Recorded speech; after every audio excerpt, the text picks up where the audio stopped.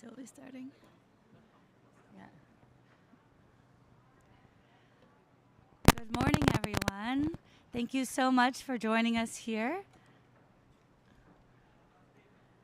Testing the mic just to make sure we're working. Okay, we're good to go. All right, good morning, everyone, and welcome to the SDG Pavilion. This is our event today with Peace Boat US, together with Global Kids, Care About Climate, and many of our partners, including Eco Vibes here from the Caribbean. We're so excited to welcome you all to join us. Just checking the mic with the tech team. I'm not sure if it's reading to the... You can hear okay? Yeah?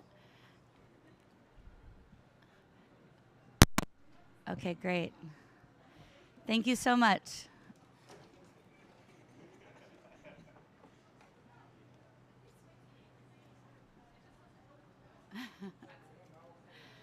Okay, there we go. All right, everybody can hear us all right in the pavilion today. Wonderful. My name is Emily McGlone, and I work as a director of Peace Boat US, based in the United Nations Plaza in New York. And it's an honor to be here with all of you today for our event on youth leadership for the SDGs, Talk Story for Climate Action.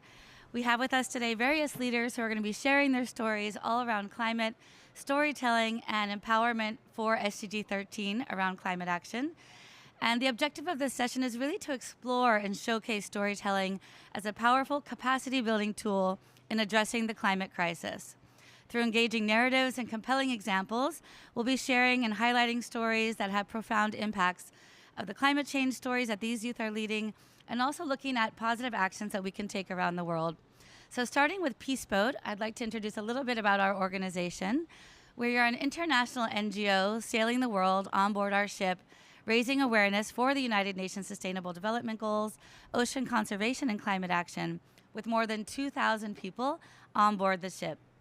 We are sailing to 20 countries every 3 months, sailing through the Northern Hemisphere, visiting countries all the way up into the Baltic region and the Arctic, and once a year sailing down to Patagonia. And this year, we're very excited to also be going to Antarctica, so I'll be also announcing our Youth for the SDG Scholarship Program that will be taking place in January.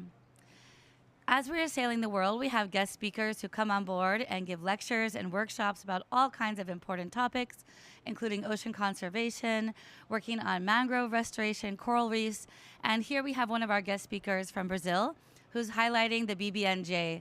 As Peace Boat is sailing on the high seas, it's very important for us to think about protecting the seas beyond national jurisdiction.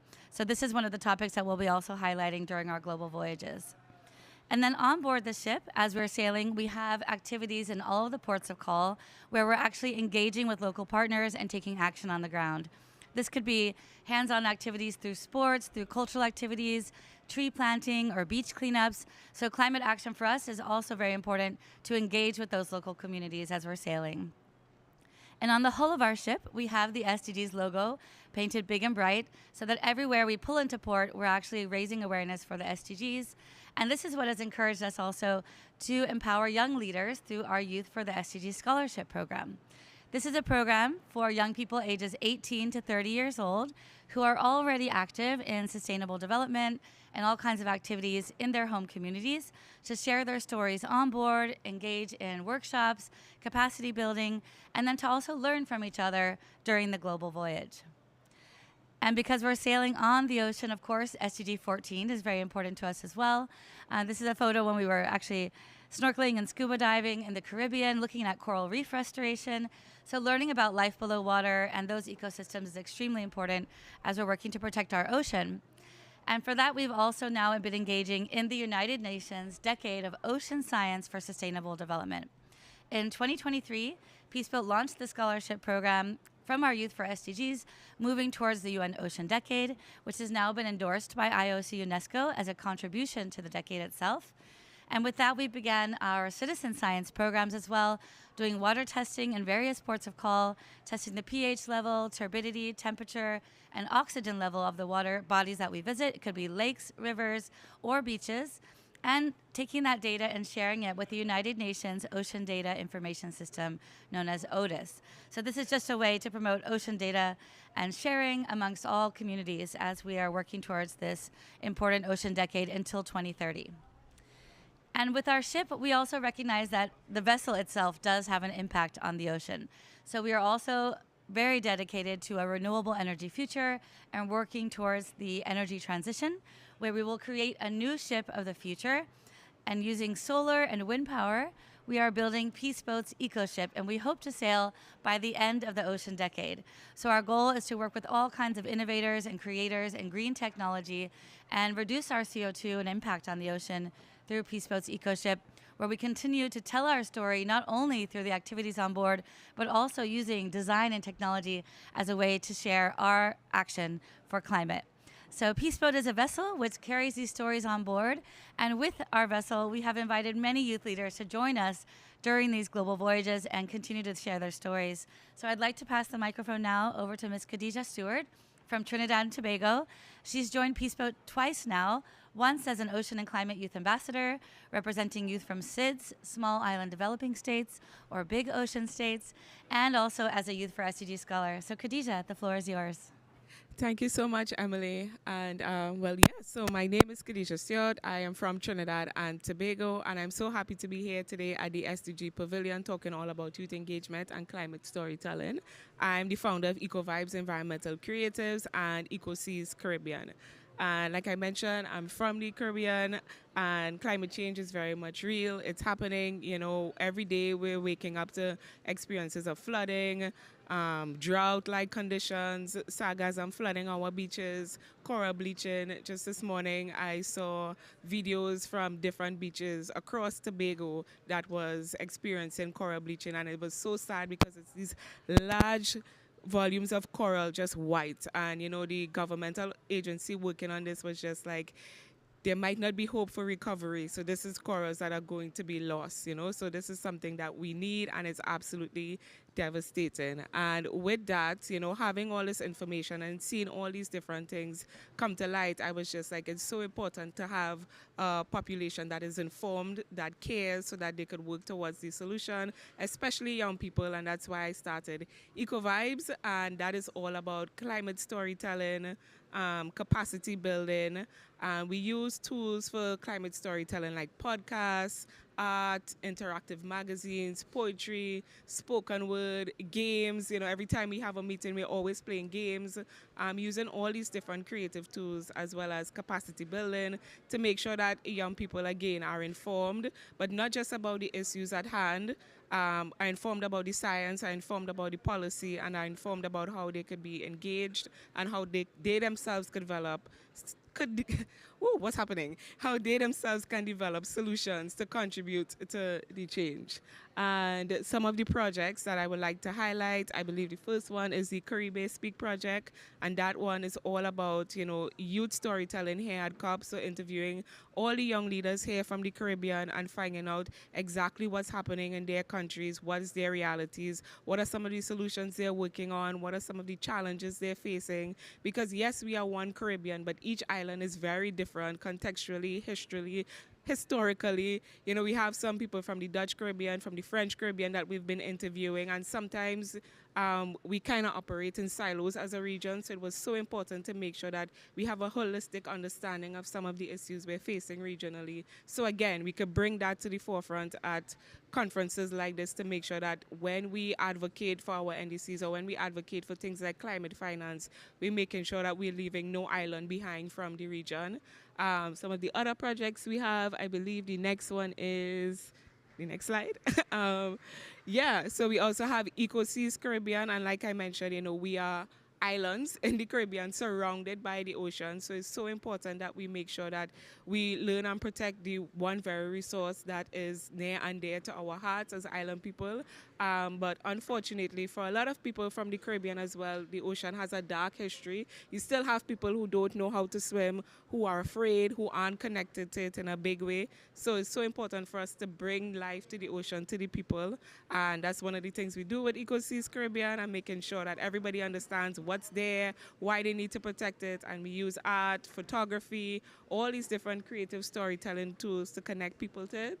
And yeah, it's all about building a community of young ocean leaders that are very much passionate, that we're all understanding what we're going through in this fight for climate hope, climate resilience, but making sure that we could feed off of each other, we could learn from each other, because some people have projects on different islands that might be successful or that might have had failures, that we could learn from and figure out how we could replicate those projects and initiatives so that we could all, again, be part of the solution. And then I think this is not the last one, but one of the key things we've also been working on is the protection of the deep sea.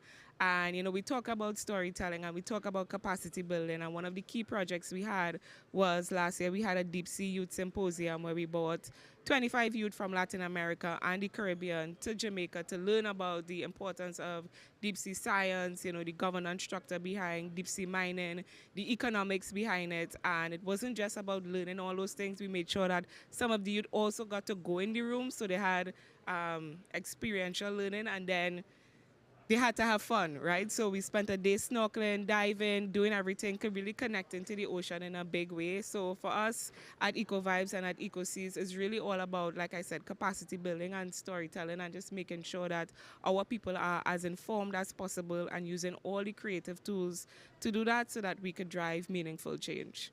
And I think I would end there because I don't want to keep going, and we have so many other amazing speakers. And Brushstrokes for a Blue Planet, again, that was just about using art as an incredible creative tool. So we had exhibitions throughout the Caribbean and Latin America, as well as some sip and paint activities, but just all fun and engaging activities. So yeah, I will stop there and I will pass it on to the next speaker. Thank you, Khadija. And it's so incredible to see all the creative solutions we have for climate storytelling. There's so many more ways that we can share our stories, right? Through art, through creativity. The podcast, I think, is incredible. So if you're listening also online, you can check out Khadija's podcast on Spotify at Eco Vibes. And Kieran has also been very involved in supporting Eco Vibes, which is really great. So Kieran is joining us for the first time at COP this year, and we're so excited to hear your climate story. Hi everyone, I'm Kieran Congo from Trinidad and Tobago as well. I'm a renewable energy advocate, a consultant for renewable energy and energy efficiency, as well as a project manager. I'm helping Khadija with Eco Vibes as well. So, a bit more about Trinidad and Tobago. So Khadija talked about the climate side. Trinidad and Tobago is primarily a fossil fuel-based economy. So we are the leading generators of oil and gas in the Caribbean. So we have very high emissions, carbon emissions. So we need to work on actually reducing this. We have been undertaking several solar projects in Trinidad, but not to a large scale that would directly impact the carbon emission right now. So, move on.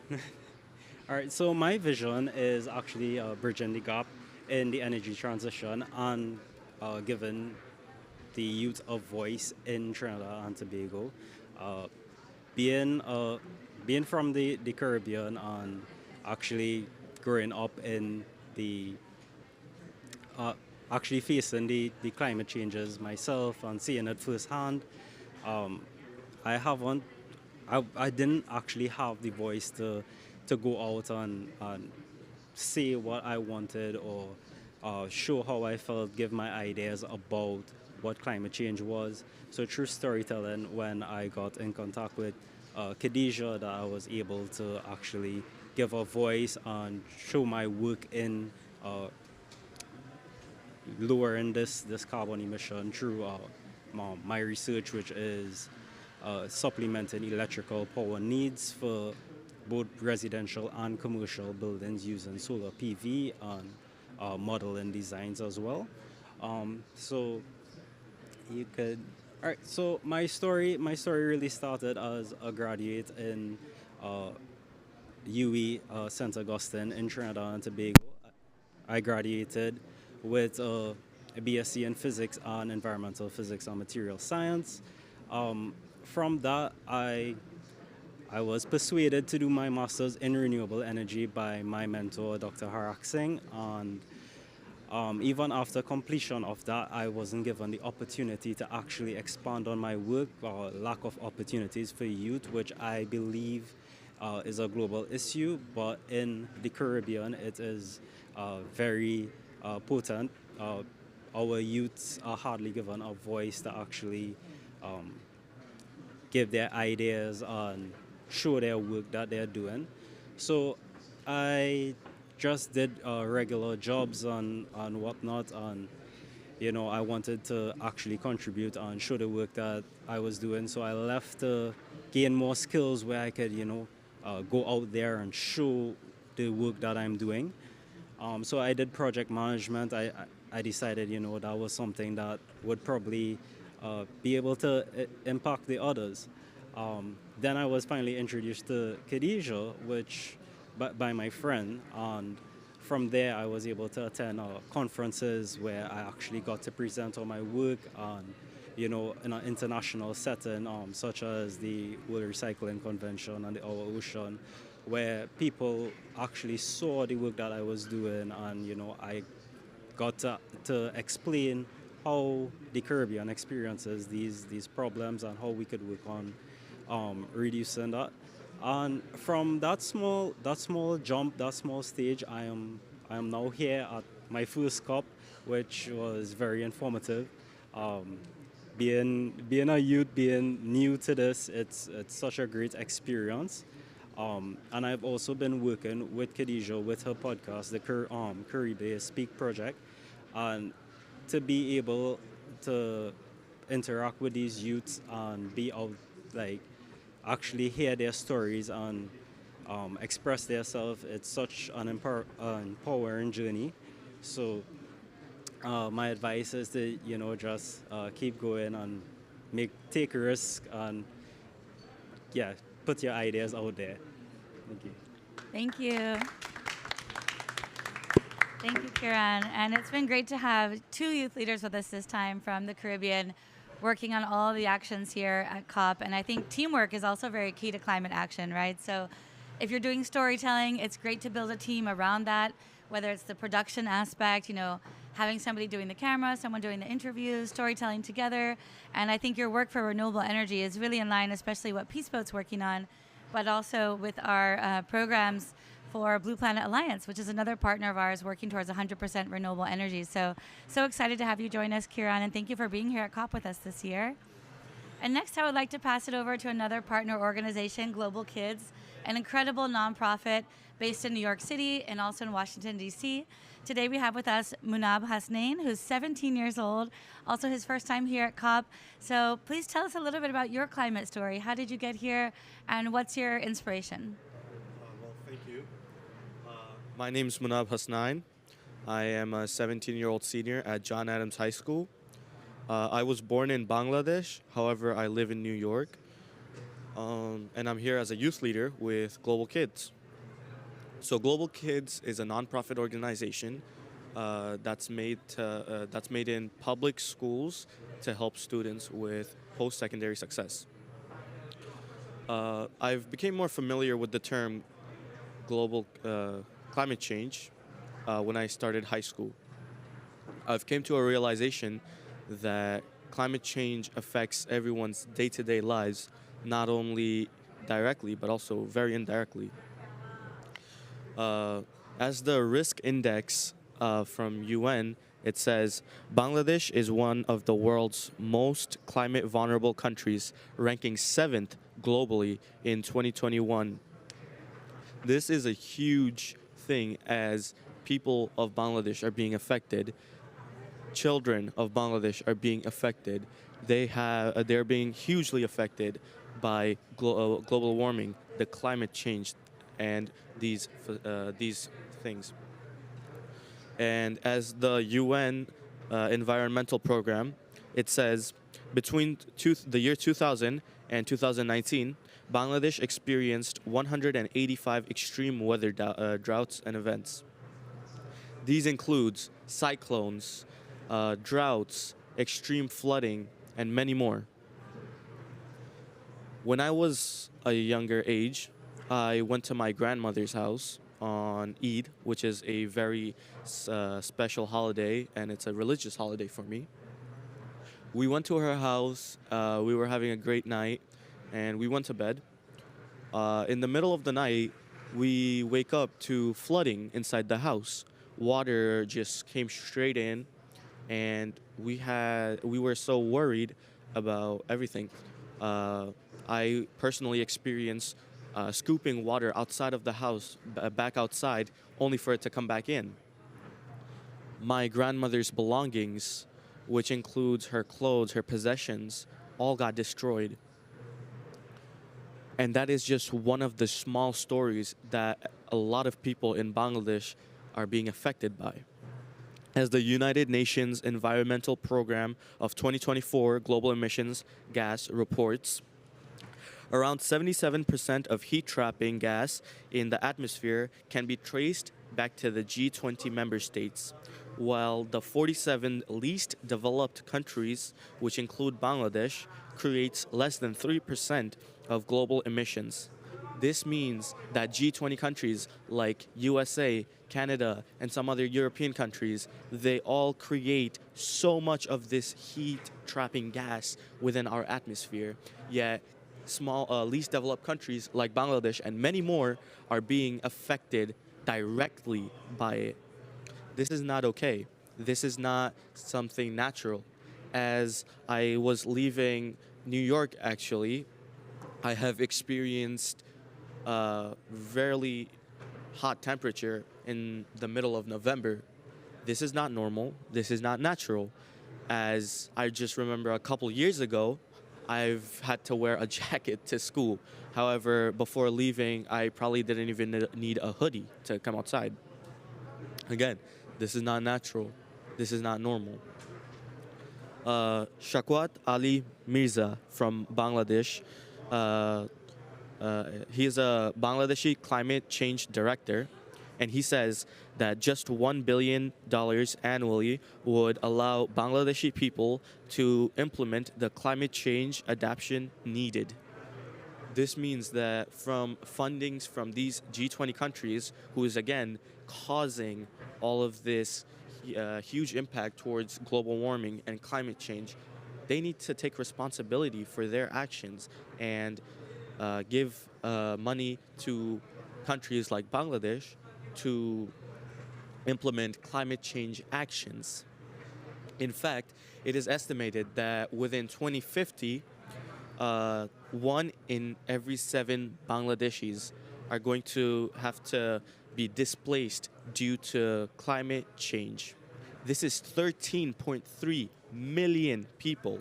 This is huge. This means children, families are all going to have to leave their home to migrate somewhere else, all because of climate change. This means the land that they own, all gone. This means the cattle, the livestock that they have, all gone, all because of huge flooding, droughts, and many more. Droughts also mean that the amount of food that is being served to the people, again, having a huge scarcity. So the luxury living of these G20 countries are causing lives of innocent lives of people in less developed countries. SDG, Sustainable Development Goals. The first goal of SDG is no poverty, the second being zero hunger, and the third being healthcare and well-being. None of these three, which are the top three, are being met when people are having to migrate from their own homes out of their places. This means when they move to another place, they have to move. When they move, they have to find jobs because they can't just live off of the land. They have to find jobs. It means that people in other places that they're moving to are going to have tough time settling with them. This will create problems within their own society. As of now, I'm not even sure if I could visit my family in the future, as I don't know, maybe they'll have to face floods. Maybe they'll have to face serious droughts where it's so hot that they cannot come outside. As I actually remember, when I was younger, I used to be able to go outside, go out and play with people, with my family, with my friends. I used to be able to go outside very often. However, last year when I went back, it was very tough for me as it was super hot. It was really tough for anyone to be outside for long enough. I had to be indoors inside the AC, and it was just really tough. And that's just my experience. Countries who are responsible for major pollution needs to step up to their plate and pay their debt, as they are responsible for huge amounts of pollution being in the air, amount of heat trapping gas put it in the air. And I'm here as a youth climate activist, and I wouldn't stop until these countries do. Thank you, everyone.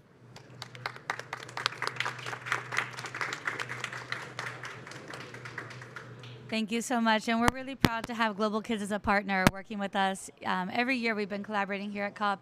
And I think working with high school students, not only at COP, but also bringing young leaders, to foreign relations councils, to the United Nations headquarters in New York City, and all kinds of other international engagements is very important to start at that age. So thank you guys so much for being here with us from Global Kids. And we look forward to having you with us next year at COP30. And with that, I'd like to pass it over now to the Care About Climate team. We have with us first Paula Rincon Munoz. Munoz is a communications volunteer at Care About Climate and a Spanish youth delegate here at COP29. So Paula, share with us a little bit about your story and also why you're here at COP this year. Okay, hi everyone. I'm really happy to be here speaking at the SDG Pavilion, so thank you so much. As you said, I'm a student at Sciences Po. I'm doing a bachelor's degree in political science, and I'm from Spain, and I am working in the volunteering in the communications team at Care About Climate. So I would like to start with my climate story by explaining a bit of the situation of the youth in my country. I think that one of the things that we hear the most lately is that we are la generación de cristal, which means the crystal generation, meaning that we only complain and everything that happens to us just makes us break. And I would like to just give some examples of why that is not true, and we are proving the power that youth have in my country. So in Spain, as you have probably seen in the news recently, there were devastating floods in the eastern part and southern parts of the country. Right now, the reports say that more than 200 people have died and there are still thousands of people missing. I would just like to highlight that the most important thing about why people in my country are angry is because the government did not give any type of early warning. There were no clarifications as to what was happening. There was no action being taken in the first few days, and by facing that, what people in my country decided to do was to go from every single part of Spain, travel maybe even 5-7 hours to the most affected areas by the floods, which were usually rural areas where people didn't have access to electricity anymore, didn't have access to running water, and go there and help, go there and do whatever they could. They didn't have any professional machinery or any type of equipment to help, but people were literally dragging out furniture from houses, helping the elder who were stuck in their apartments for days alone. And I just think that this is a very big example of how youth can come together to fight the climate crisis, and of how when we face adversity, we are there and we know how to unite. So on the pictures on the left, you can see how most of the people that are there helping are actually young people from all over my country. And yeah, I just think that we should really try to highlight these types of stories, because we are often seen as people who are careless, who don't have hope anymore. And I know that we can really create communities when we are facing these types of natural disasters. Moreover, I think that it is really important to highlight that in terms of fighting climate change, youth in my country have a very, very high level of disinformation. I don't think that we have the knowledge to understand what happens at places like this, like COP. And I do believe that this plays a big role in terms of the climate action that we see, because I think that a lot of people feel very hopeless. So yeah, I think that it would be super important to bring this knowledge, to try to implement capacity building approaches in order to build communities and to help these people empower themselves and make a change in these type of international spaces. And yeah, that's what I would like to share about my climate storytelling. And yeah, thank you so much.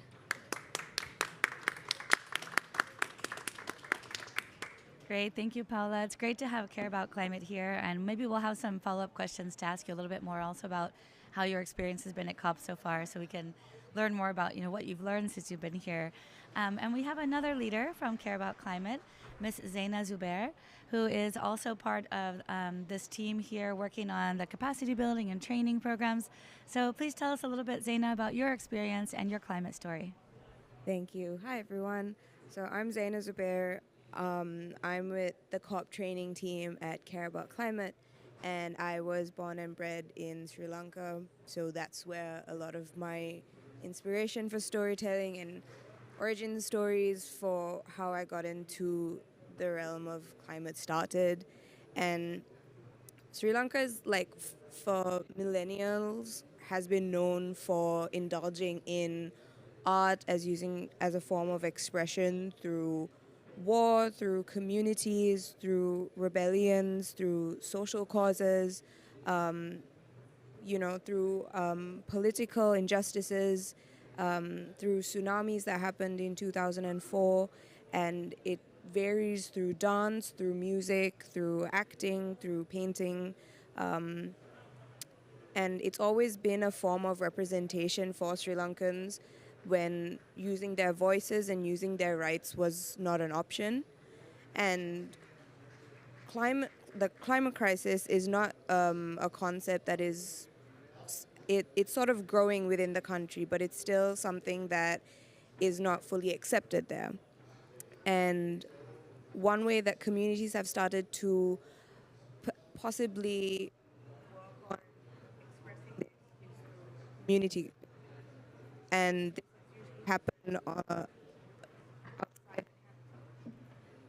If you can switch the mic out, it sounds like it's cutting out just a bit. Thank you. Thank you.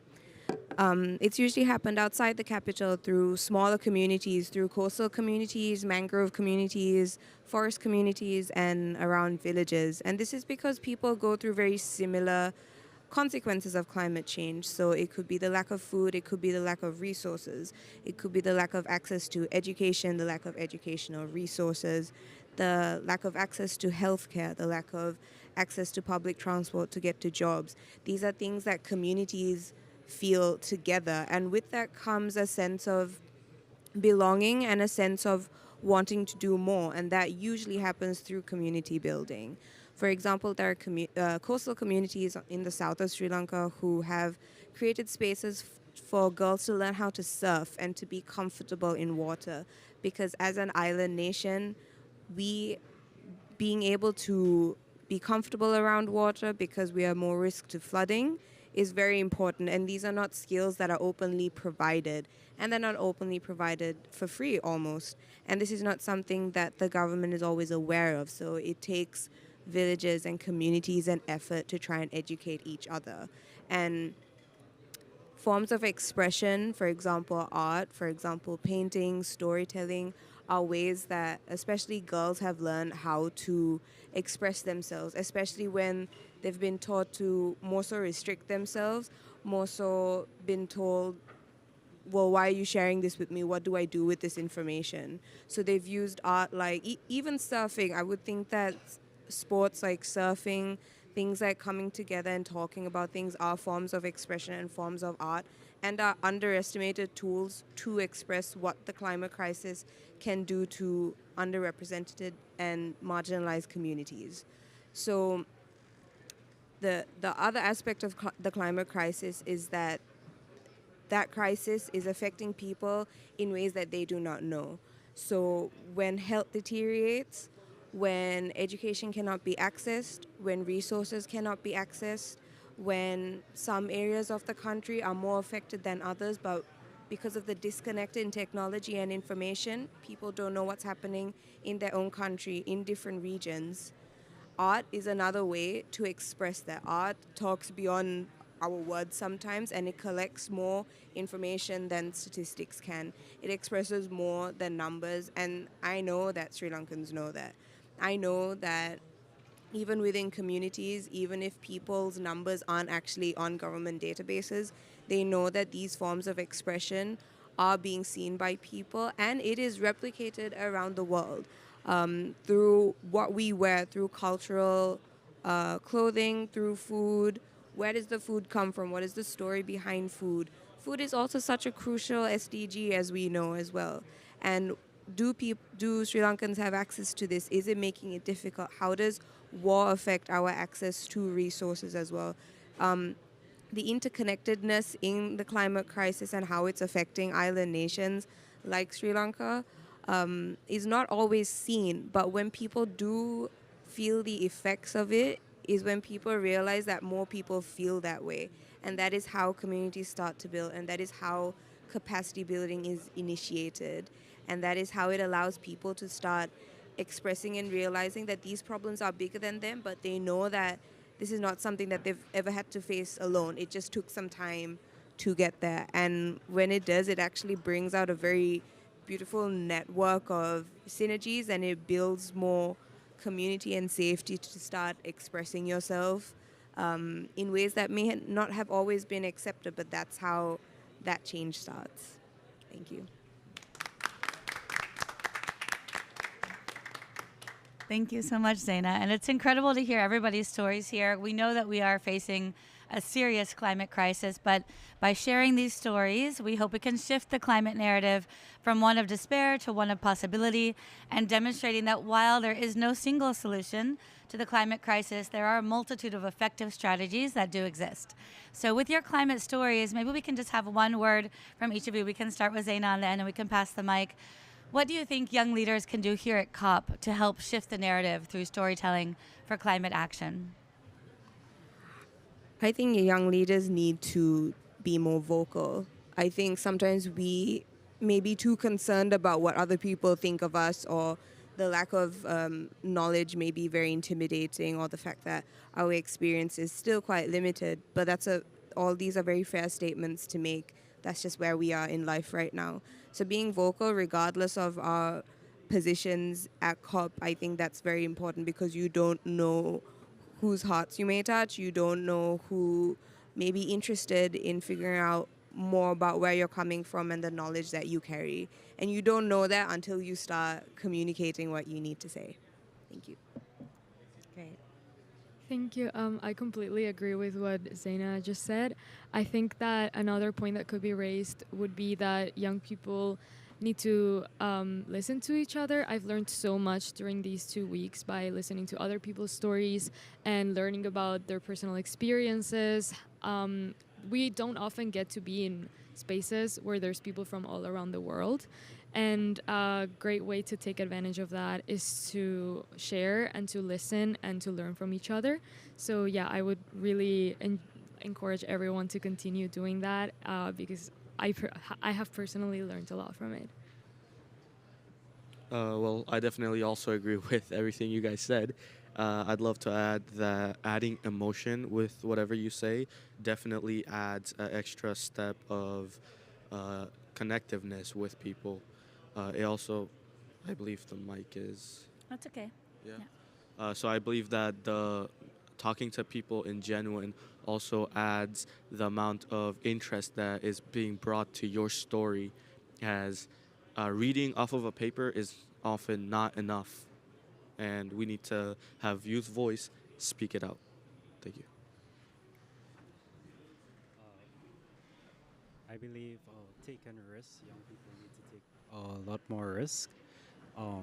sometimes we're so caught up with what the experienced people have to say, and we just kind of just go under the radar. So I encourage young people to take more risks and go out and let your voice be heard, and try to make the change that you want to see. So yeah.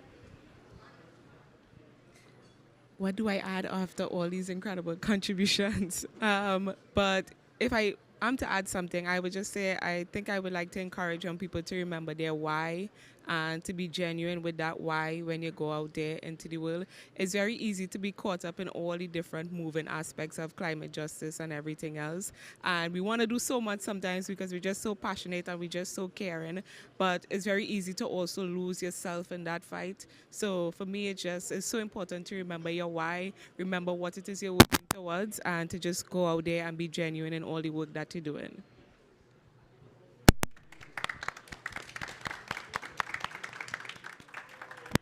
Well, thank you so much, everyone. We really appreciate all of your storytelling and for being here at COP29. And thank you so much to the SDG Pavilion and all of the organizers here today. And we hope that we'll continue to be taking positive action for our climate. We know that the only way is, as Christiana Figueres always says, who is one of the leaders of the Paris Agreement, stubborn optimism for climate action. So continue to work together.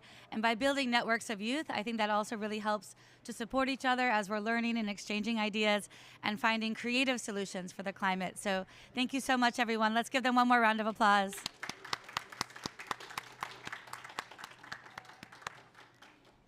You guys, let's take a group photo.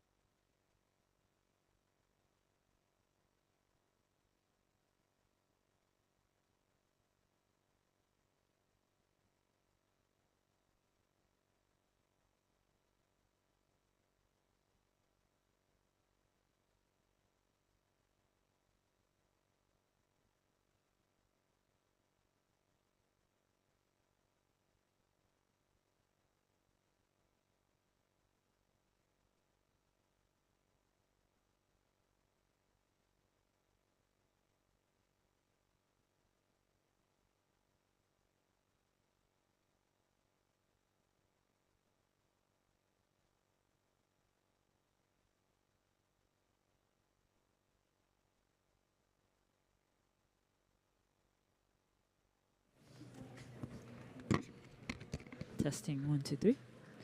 Everything is working okay? Yeah. Great.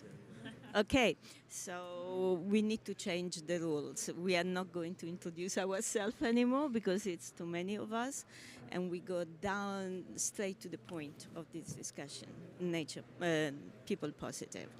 So let me have a short introduction on why we want to talk about it. Talking with the headphones is funny because I hear myself and I don't like my voice. But okay, so the point is that my name is Antonella Battaglini. I'm the CEO of Renewables Grid Initiative. And from the very beginning, in 2009, it seems, I feel like a dinosaur, ancient. But from the very beginning, we have always looked at what is the energy infrastructure that we need for the energy transition, but also how do we build that without impacting nature and taking people along. Because the energy transition is, first and most of all, not a technological transition, it is a societal transition. And so how do we make sure that people understand and support this? And in the course of the years, it has become more and more clear that actually, if we do not create local benefits, while we build this massive amount of infrastructure, we will never be able to build all we need. So the key question is, today that a lot of companies are increasingly committing to nature positive, what is the role of people positive in this? And I tend to believe that if we don't understand and deliver people positive, whatever it is, we will never be able to be nature positive and not even do the energy transition. So we wanted to have this round to discuss what does it mean to be people positive in today's world, in a very local context and in a very global context. Here everyone is talking about what I call bullshit bingo, very big statements, but how does it boil down to reality? How does it boil down for you and me and you? What does it mean? And so the idea of making people positive a template for the world, I don't believe in it. And I would like really to harvest your ideas on what this is all about. So who is the first one that wants to take the microphone? Just. Yes. Okay, so starting off, can you hear me? Yes. Oh, great. So starting off, I think people positive for me is about creating environments and systems that prioritize dignity, prosperity for human beings first and foremost as they show up in the world. You have value as a human being before you do anything for the world. And that means then your value is not from an extractive point of view. It's not, what can I get out of you? That means, what you give is what bases your value to the world. You start off with a value of a human life first. And then in that context, you then look at equity and empowerment. Equity from the perspective of realizing that if you are based in the global south, you might have systematic issues that prevent you from delivering the same outcome someone in potentially the global north can deliver because of your circumstances. So what you give should be also looked at in the context of where you are. So equity becomes important in reflecting what you're giving to the world. Sorry, can I challenge you? Because there is a lot of discussion in this COP about global north, global south. But when we talk about people positive, should we not look at village A, village B, and not aggregate under an umbrella of globality that makes it difficult to, it's an aggregation, it's... Okay. So well noted, I think, and in terms of, closely tied to that, then empowering people so that they can deliver as best as they can irrespective of where they're from. And so if I were to think about the 4 things that I would look at when it comes to people positive, I think the first thing is to empower these communities, being very clear that you're empowering them in the context of where they are, and then including their voices in conversations, in platforms, so that these platforms reflect also their experiences. And then thirdly, when we talk about sustainability, I find, at least with the built environment in the past, we look at assets, but we don't look at what are these cities being built for? Who are they being built for? I think connecting sustainability to be a tool to serve, right? It's not just about accessing green finance. It's about creating these opportunities that work for the people so that this finance can empower them. And then lastly, resilience. People positive means building in a way that puts people in a better place to respond and not react to adverse effects, of changes in the market. Thank you. Thanks a lot, Rachel. Thank you so much. So, Rachel Asantirusu, IUCN, working on the energy transition, and we've really been challenged around this term nature positive, I think, because one of the things that is nature people positive, because one of the things that one of the issues that we have is that we need to be able to measure and monitor and assess what people positive means in different contexts. And it's a little bit like nature positive, only more complicated. So with, you come from climate where you're just measuring carbon to nature where you've got all these different aspects you've got to measure, and then people, which to my mind is even more complicated because you have different villages, different regions, but I think what we need to start doing is to try and find some general principles around the energy transition and nature positive, so that you see which are important to you, and you can assess yourselves against them. Because I do think that if we can't assess and monitor, then we won't really tackle it. I think I add something and then maybe pass the word to you, and we go around. The fact is that I think we are all familiar with the concept of basic needs. And I've been reflecting a lot on what are basic needs today in different environments, in different realities. And should we not come up maybe with an extended understanding of what a basic need is in today's world? Because if we want to refer to people positive, the first thing would be to meet these basic needs. So. It is horrible I'm going to do it without the headset. My reflection was on your point about how do we measure it. I guess coming from a health charity and a science-based health charity, our first thing would be actually human health is a great measure of lots of different policies. Like is the impact making people's lives better? And I think by making human health better, that's normally a good metric. And then just reflecting on a few conversations I've had over the last week is someone talked about reversing the telescope of COP. So it's obviously very top-down, like we'll make the change and then it'll filter down to people on the ground. But actually I think to get climate action that's actually tangible and will deliver, it's actually about making people's lives better, and I think making them healthier, as you were mentioning, better homes, better access to energy.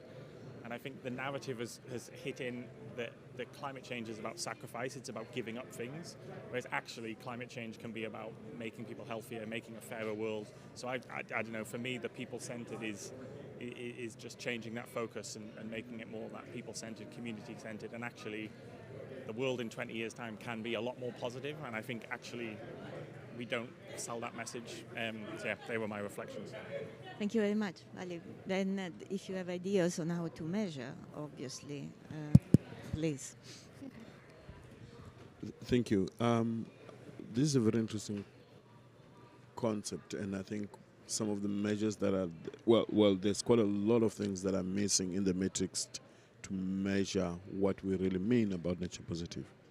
And I think maybe So that's what nature people. nature people, which is exactly where we need to start, because the baseline will be where are the natural resources to support these livelihoods. And when you bring the two worlds together, which is talking about climate change and also biodiversity and also people, you gotta really think hard about the natural resources and its availability, the biodiversity loss, the ecosystem services that are getting lost, people getting displaced because of this extreme climate change events. And obviously, energy as one of the key services for people becomes very critical. There are communities whose dependency on energy is huge, and there are those who, when we are doing all the transitions, it does have got a huge impact in terms of the work that we are doing. And yes, I agree, health is one of the very critical component of that. And it's central, because the moment you start looking at the loss of or insecurity of, be it in terms of habitable environment, be it in terms of water or energy, those are very critical, and loss of ecosystems as well does. However, the question is, what are the basic needs of these communities? Do they need a sustainable, reliable source of natural resources, or also source of supply in terms of energy? What is that? What are the basic needs to meet their human requirements every single day? The next step becomes, how best do we really meet those priorities? Because we could be saying we are using top-down, bottom-up approach, and then the communities are looking at a transition a different way. And for them, what is transition? What is that they're transitioning to? What does it mean? And I think the metrics, the monitoring and assessment, and being able to engage with them in terms of those basic needs will be very critical. Lastly, the opportunities that comes with nature people. What are they? What does it look like? What enterprises are we setting up for better livelihoods that will then encompass some of these basic needs that are required? Because everybody sitting in a village now or anywhere in the world, they're thinking, well, where are we going to get jobs in the next 5 years? With all these things that are changing, things that are happening, where are we going to get our natural resources? So I think those are some of the issues that communities will be actually reflecting on a daily basis. I actually wanted to share with you a small story. While I was young, we used to buy batteries, the PP10s or the PM10s, that after, watching TV in the evening, tomorrow, the following day, you put it out in the sun, it gets recharged, and then the same following evening, you're actually using it. I keep on thinking, where is that technology? That was like old technology. I mean, the solar panels have been there for ages. And the efficiency is what we need to be working with, which is to meet the basic needs. But we are struggling because we are losing our natural resources at a faster rate, and that's the biggest challenge. Thank you. Okay, so summarizing a bit is people positive measuring a sense of security, which obviously takes different forms depending where you live. Probably is one important parameter, a sense of security. Security for the future, security for watching TV at night, but also security not to be displaced, security for having food for the kids and yourself and so on. We pin it down. Now, how do we measure that? I think it's a different question, but at least we have one lighthouse that we can look at. Ladies, you want a microphone? Okay. Well, I'm an entrepreneur, and I'm working with women and young farmers in rural areas.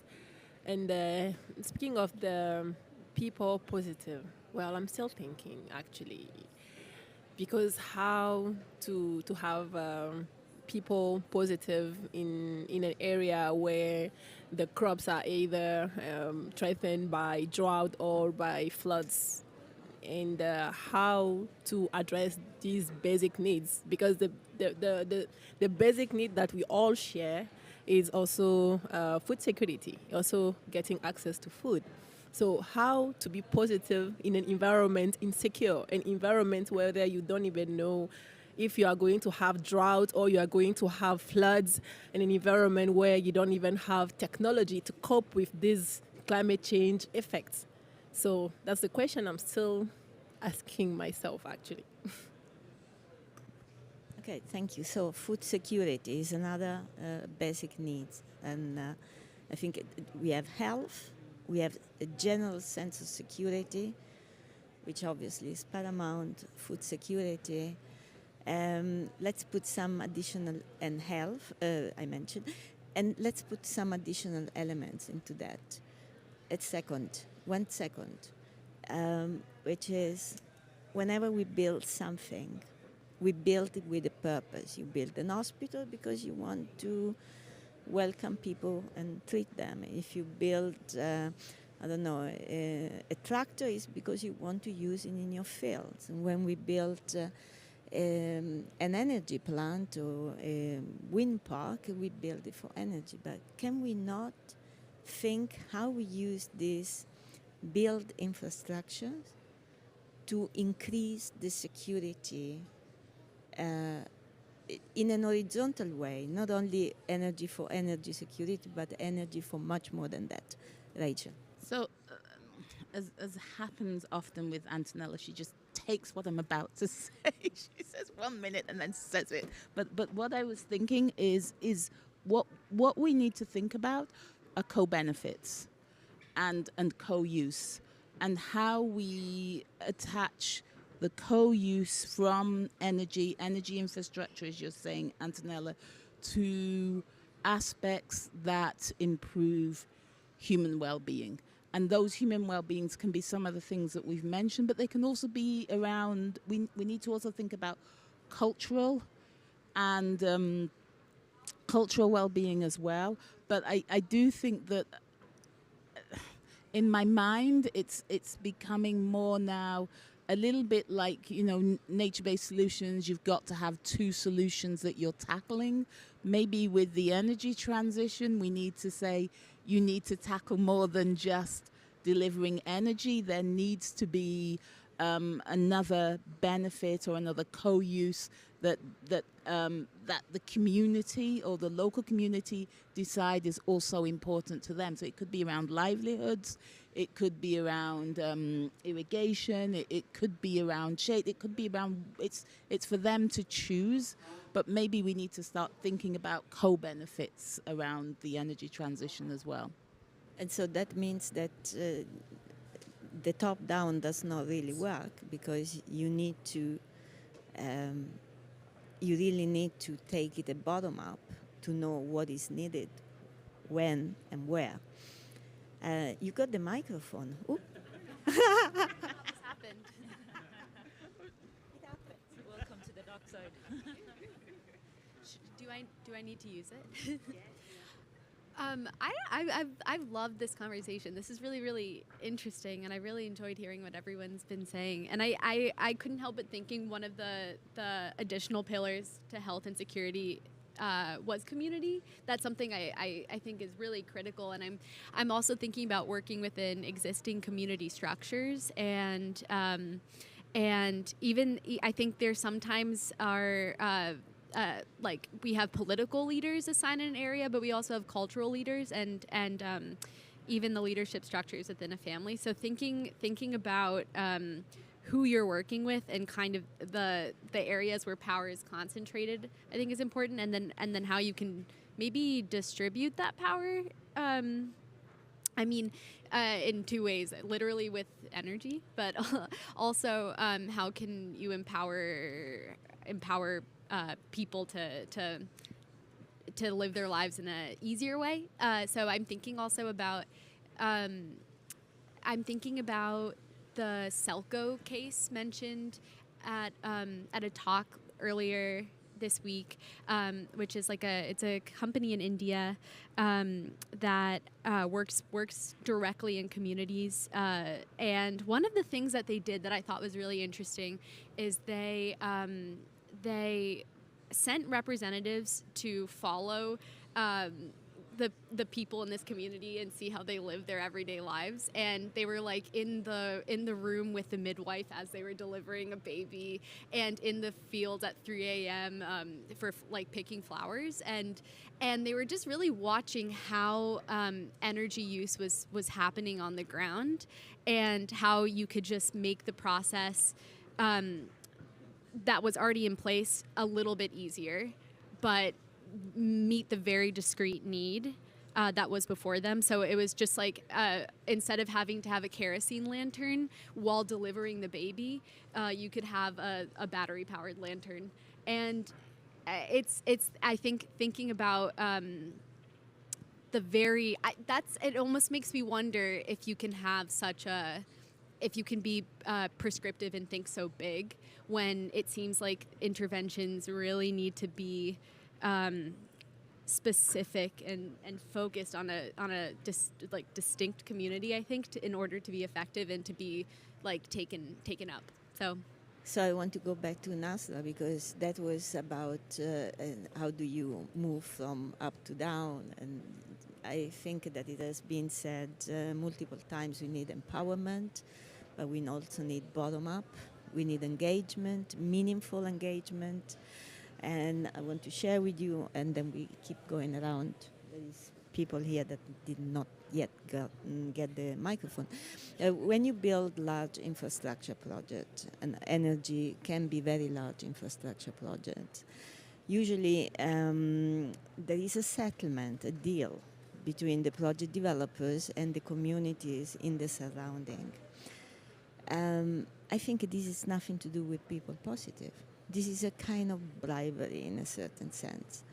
And it is, it's not sufficient, and it creates polarization, because let's say we build something here, we all get compensated, but the people that is just 1 meter away doesn't get anything. And so we create this polarization on the ground, and this imbalance or asymmetry between those who get benefit and those who only get impacts. So we need to look at a just transition in a more horizontal way, and not just vertical, but also horizontal. Nasra, how do you deal with that in your role? So I think from a human perspective, I think it's important to realize that when it comes to dignity and respect, that's a universal need when you engage with human beings. So in my regional capacity, the objective is to ensure that as I engage with fellow Africans, one of the things that I'm trying to do is, how do you see the world, and how are we ensuring that at no point in time your dignity and respect is not compromised as we engage in conversations? Like you pointed out correctly, it could be a transaction where this big corporate is coming into a village, but that might not necessarily be an opportunity for that village, because it's livelihoods that are altered and sometimes never recovered. So for the government, they're thinking investment equals money coming into the country, but not necessarily for that community. So having the emotional intelligence to articulate that to communities, and vice versa, communities to government, to say that opportunities might not be opportunities for everyone, and that's okay. So that's the first realization, that we are different, and so as we communicate whatever we feel is an opportunity, we need to understand that what I think is an opportunity might not be for the person receiving that information. And I think that's why that participatory design and decision making becomes super important. Before you've committed to these corporates what you're trying to do, it's important to have a sit down with the community and explain that this is what we feel as a government from a legacy perspective could be a benefit to the government. In this process, whilst we understand that there might be an inconvenience, we would like for you to understand and walk this journey with us. This is what this potential project could do. What do you feel about it? That, I think, could be the difference between people feeling shortchanged and actually having a platform to say, we are also willing to be part of this journey. I think that's often overlooked. And I see it in a regional capacity, but also at a sub-national capacity in a very, very big way. In Kenya, we had a port in Lamu. And one of the things that was close to the port was also a coal plant. And because the government was super excited about it, they got into it before talking to the fishing community. And they said, but if we give them money, they'll be fine. Oh, man. So what happened was, Lamu happens to also be a tourism destination. So things connect. So one of the fishermen actually talked to a tourist who happened to be based in London, who happened to be a journalist. And before you know it, this tiny village became front page London news because they didn't talk to people who are affected. So that step, like looking at the emotional, managing the livelihoods as something that's inherently their right. It's not you kind of ticking a box. No, it's a process that has to be approached as such. And then I think the other thing is affordability and accessibility to leaders from community going this way and also to businesses. I think often government talk to businesses and then government talks to communities. No, I think it needs to be a three-way conversation. All of you in one room, as you're pitching whatever it is that you're pitching, it should be to all the people involved, not after the fact, and they're brought in as a formality.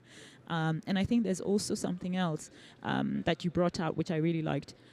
Respect for local context and culture, but also in the context of intergenerational equity. Something that has been done for generations. So if it's a fishing village for hundreds of years, you can't just wake up and completely cut it out. That's what that community has known for decades.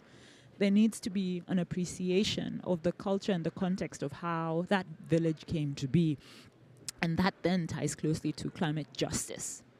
Okay, so if I summarize in a very short way, is emotional intelligence, which is absolutely necessary when talking to people. And then also keep in mind, on top of what we have already discussed, this sense of belonging for a sector, a community, an environmental site, you name it, but there is a sense of belonging. And if you remove that, you reduce this sense of security because you are propelled in a world that you don't know, you don't understand, and you may not even want. Rachel, and then we see. Before we go on, I think it's really important that we separate benefit from compensation. And we need to be very, very clear about that. There are communities that will need compensation, but will also need benefits, and some communities may only get benefits. But we need to separate the two, because what often happens is when companies have done compensation, they say, well, there you go, I'm done, I'm out of here. So I think whenever we talk about people positive, we also need to say that there are two aspects to this. That there's a compensation aspect and then there's a benefit aspect as well. So in my understanding of the terminology, compensation is a down payment, you do it and you run away. A benefit is something that stays over generations, so that creates an opportunities or a benefit is something that is for the community for the long term. A compensation can be long-term, medium-term, but a compensation recognizes that in this circle there are 4 people that are directly affected and are more affected than us. So they get the compensation, although we may all get benefits. Thank you. I appreciate the conversation. I jumped in it. I'm architect and I will have another perspective. I would like to draw attention to something which could be strange, is technology. In fact, technology and smart cities.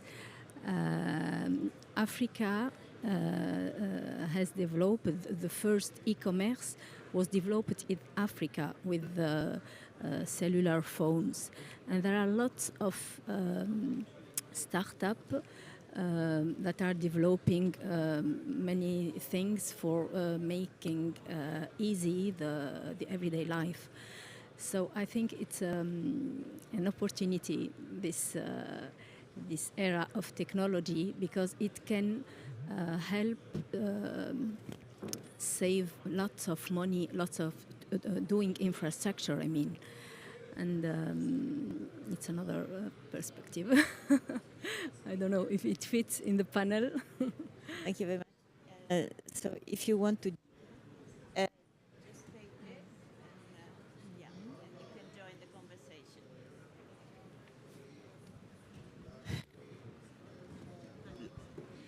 You want to talk? Can they go first? That's fine with me. You want to go first?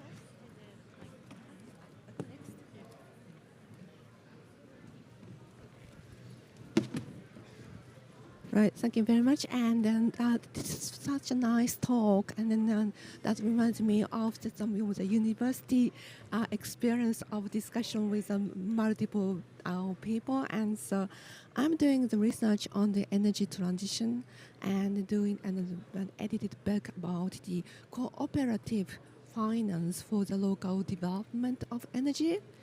So basically looking at the Japanese case, because I'm from Japan, but the Japan seems to be known as a technology-driven country.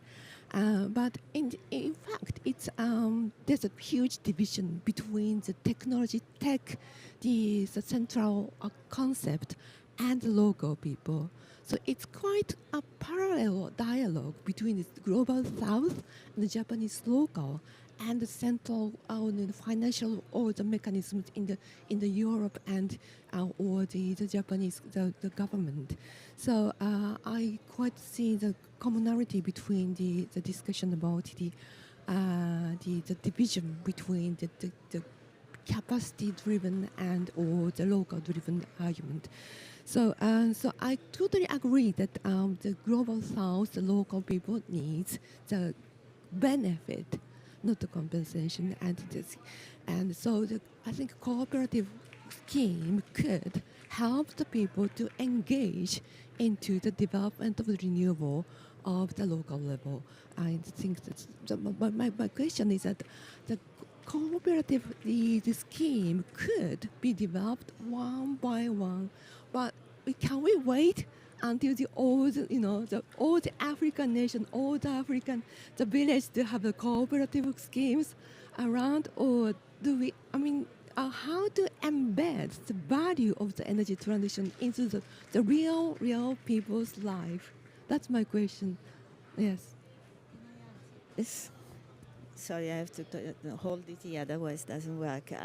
So I want to answer this because I don't want to give the impression that we are talking about people positive in the global south. We are talking about people positive, full stop, everywhere. And we need it in the global north, probably much more than in the global south, because there are structures in the global south that we have lost in the north.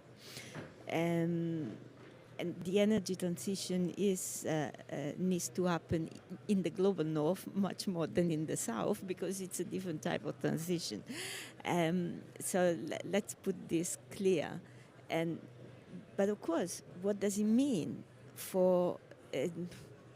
I live in Berlin, I'm Italian.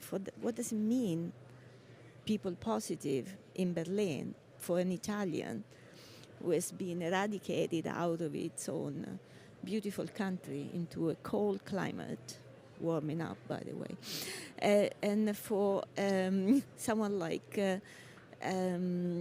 Rachel, who's grown up in the UK, but she has origin from Africa, and she keeps traveling the world like a mad. So it's different concept, and but we need to understand that there are similarities, and I think what we have mentioned here, this sense of belonging, security, health, food security, nature security, I think these are true for everybody of us, independently of where we are. But they translate in different actions. Because food security, when I go to the supermarket, it's very different than food security when you have to dig out your own potatoes in a field which is affected by drought. But the concept is the same. The reality is a bit different. Vale. Things. My last contribution to this is that the local context here matters the most. The local communities, the indigenous knowledge, the indigenous people, that context matters the most. And I agree with you, Altonella. For the longest time, we've always thought that the global north have got everything covered, and they don't. We have got systems in Africa that for you to start a project, you got to go through the municipality, the headmans, the traditional office, and in those engagements, they get then to contribute and say, well, please don't put that infrastructure there, put it on the other side of the road or in that particular village, because when it rains, we actually get flooding in this particular area, because that's citizen science. That's very important.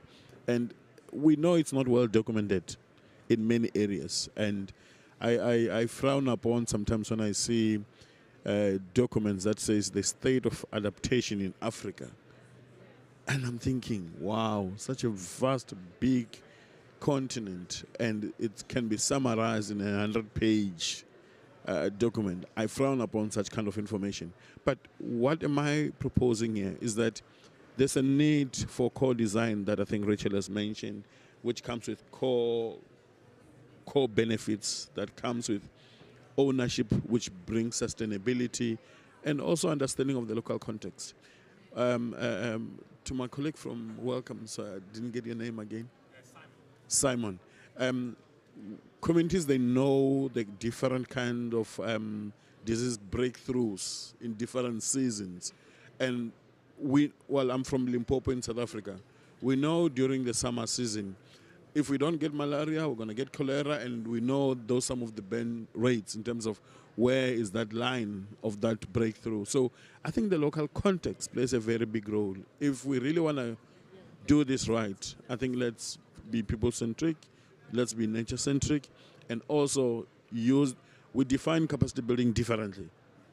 It's another word that over the years it has lost meaning, because I don't know what that means any longer. We have people who do not value citizen science, but they think theoretical science is all that matters. Whereas citizen science could actually take us from point A to point B. Most of these communities, as much as they may not be as adaptive as we think they are not, because they don't have the science, the IPC science that they need, they've been there for ages. They've adapted to the climate change conditions. What they need at this time in point is that how do we then deal with the over-changing the rates in terms of frequency and intensity of some of these impacts. So I think let's put consultation at the center of this conversation.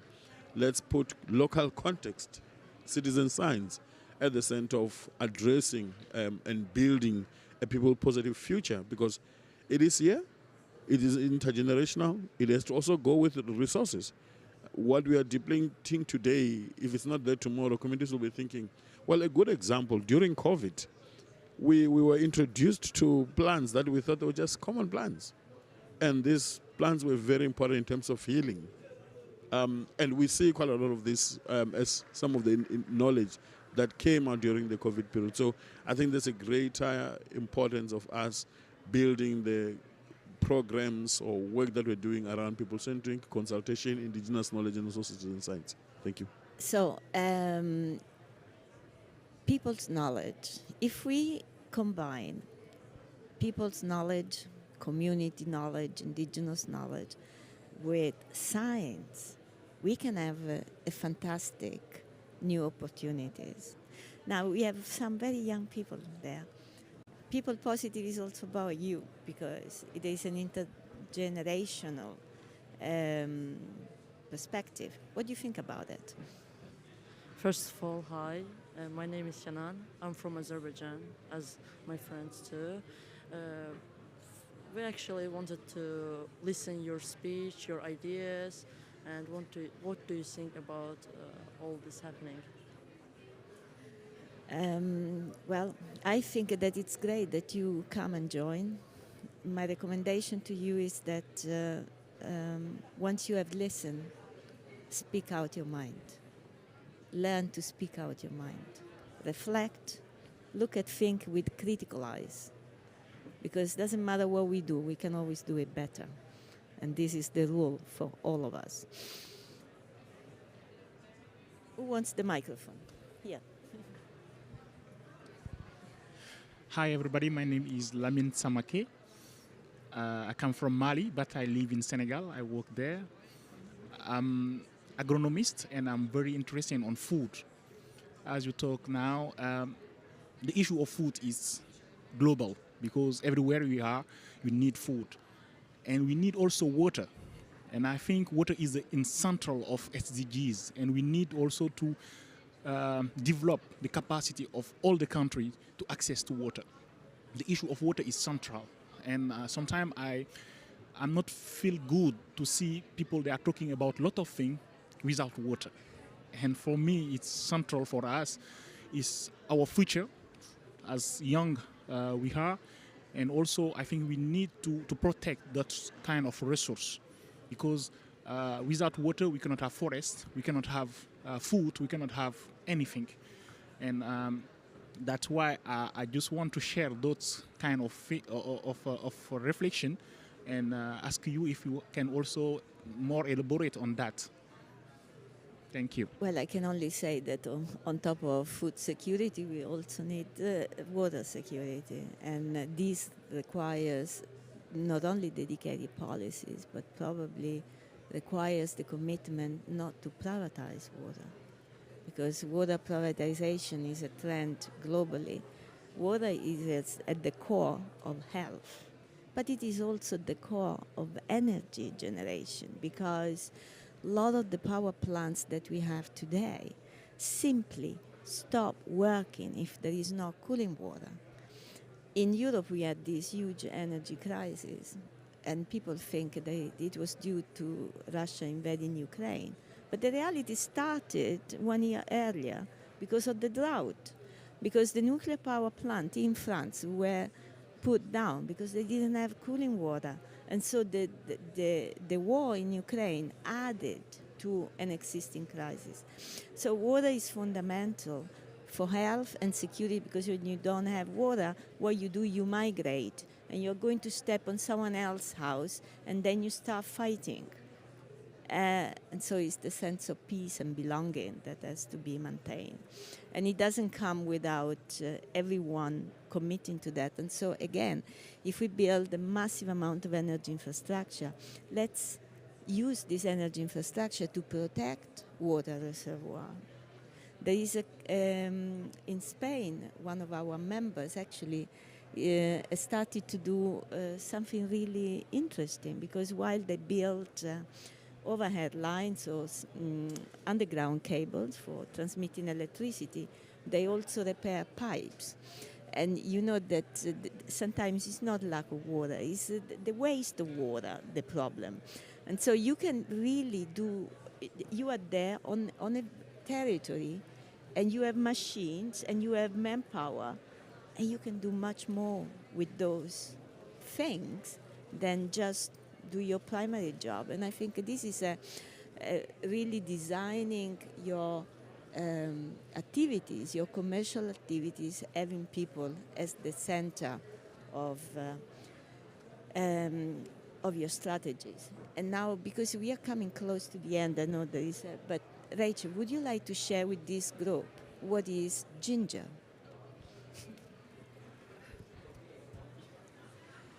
Thank you so much. So last year at COP, Antonella and myself, we launched a global initiative, which is the Global Initiative for Nature, Grids and Renewables. And if I can put ginger in one sentence, it's around ensuring that the rapid increase or rapid transition to renewable energy, which we all want, is done in a way that is nature and people positive, and is done in a way in which we can monitor, assess and report the contributions towards nature and people positive actions. Because If you don't measure it, it doesn't get done. And so that, in a nutshell, is what Ginger is. We come from different spheres. One is electrification, transmission lines. The other one is conservation.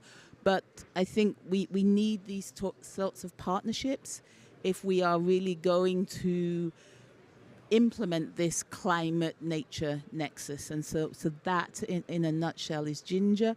We have a website, and I would really invite you all to come to myself, come to Antonella, to get more information, and to join and to participate as well, because the aim is to be open. We want to learn from everybody. We don't come here thinking we have the answers. We do not. I've learned so much in this 1 hour conversation, and I have ideas to write down about people positive to share, to get comments on, and that's how we need to work if we're going to improve things. Thank you. So from my side, I want to thank all of you. This round has been a bit like life, you know. You started small and then people started to come. It's very nice to see. For you young people from Azerbaijan, I would like to leave you with a recommendation, because you're going still around here. Doesn't matter what the answers are.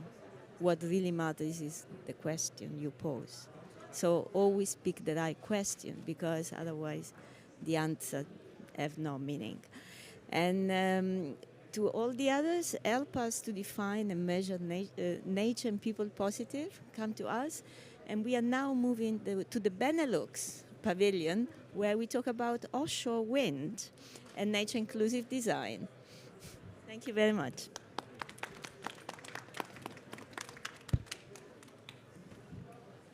Okay, we take a photo.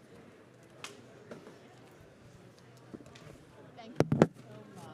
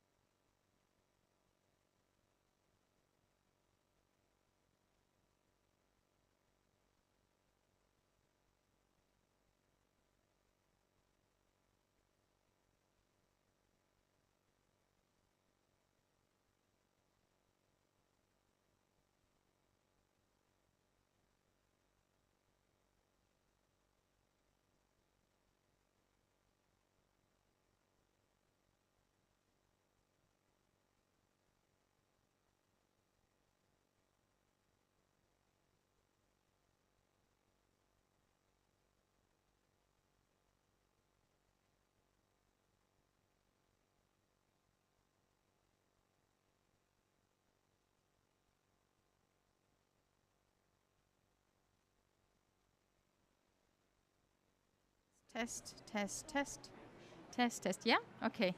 So you have to put your headphones on. And I should do the same. Hello, hello, test, test, test. Okay, good.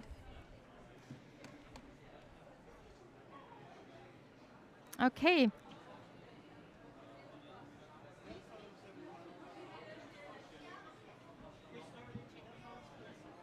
We are starting. Please put your headphones on. Thank you. So I assume we are live. I don't know yet. Yes? Okay, great. So welcome very much to our SDG Pavilion event here at the COP29 in Baku. Our topic is igniting the power of transformative partnerships for inner and outer transformation.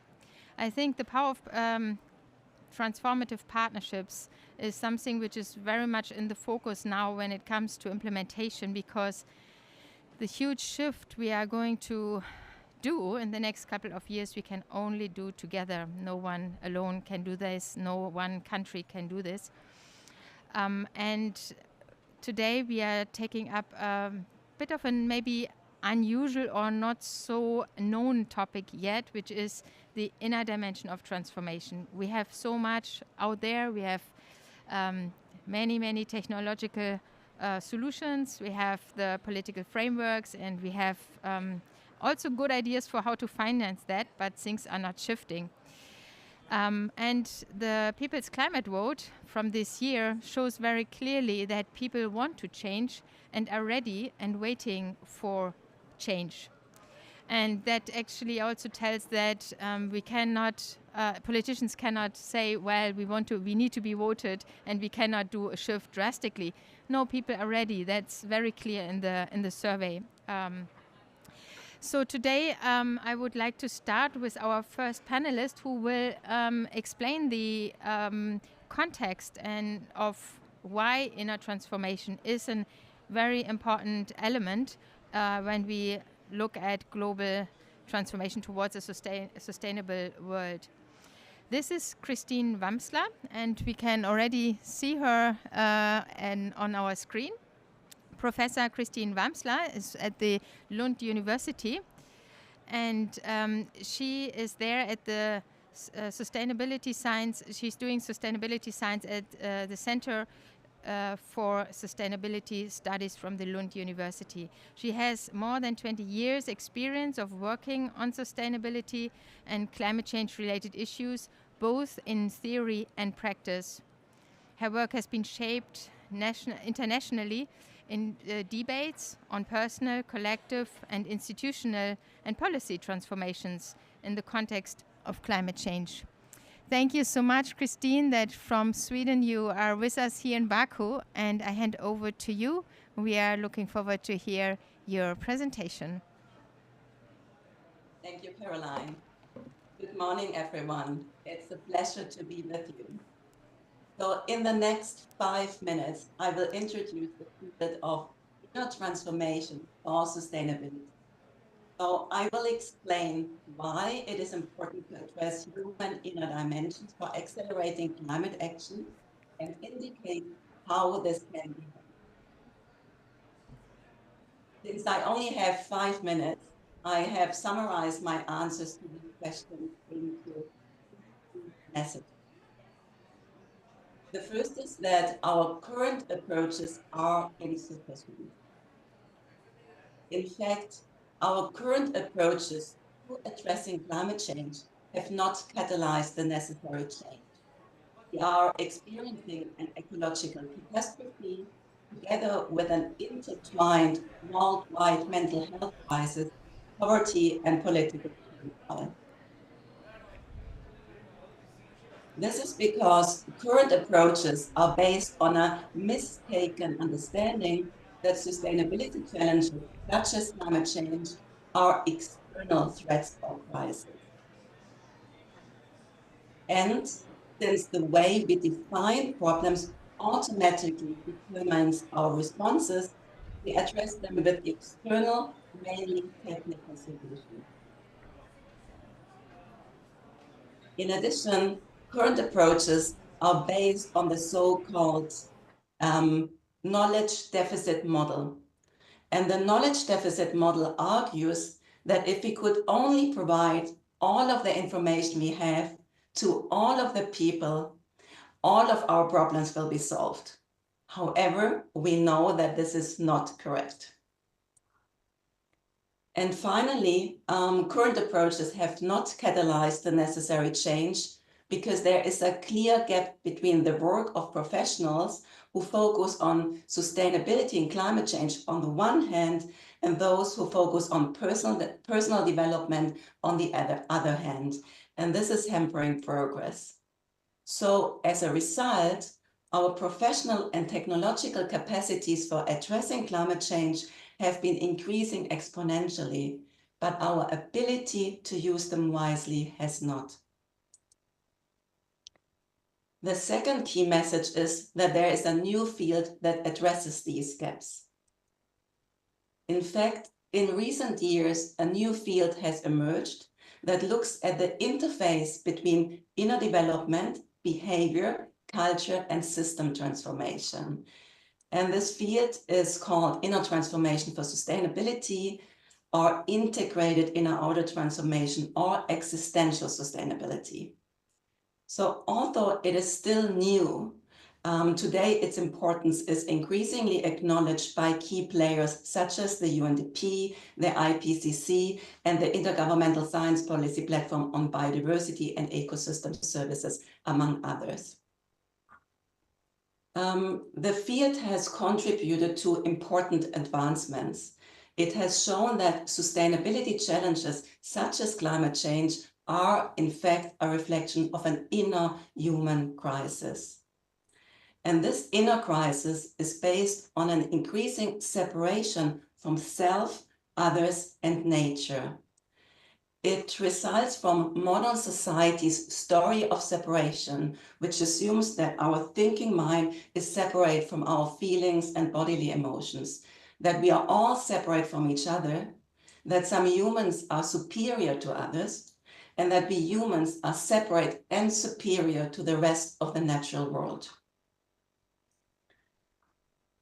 Accordingly, research has also shown that human inner dimensions, which include our individual and collective beliefs, values, worldviews, and associated inner capacities, are deep leverage points for change. And finally, studies in the field have identified how to address inner dimensions across individual, collective, and system levels in an integrated way.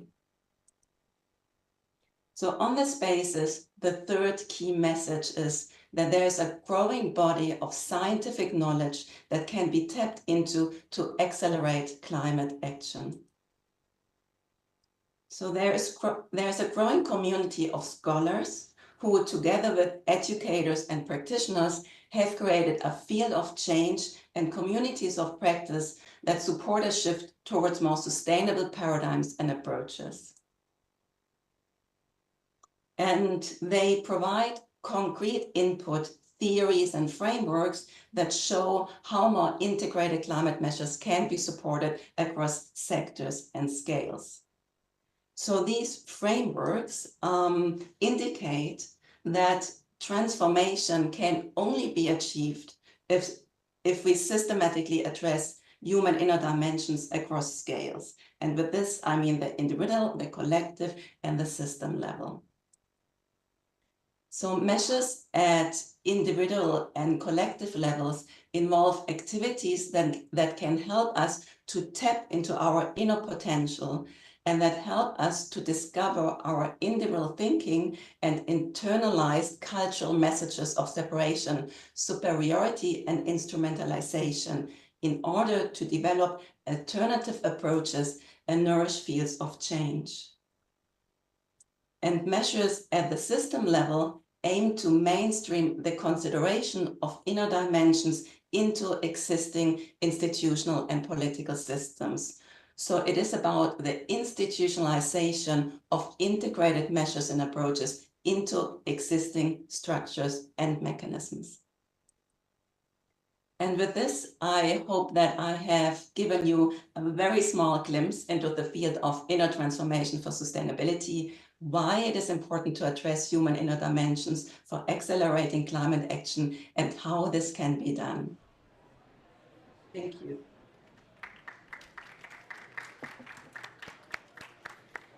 Thank you very much, Christine, for this very clear and pointed and relevant presentation, and also beautiful presentation. Are there questions from the audience to Christine directly? This will be the only chance or opportunity for you to ask questions, because Christine needs to leave after her, test.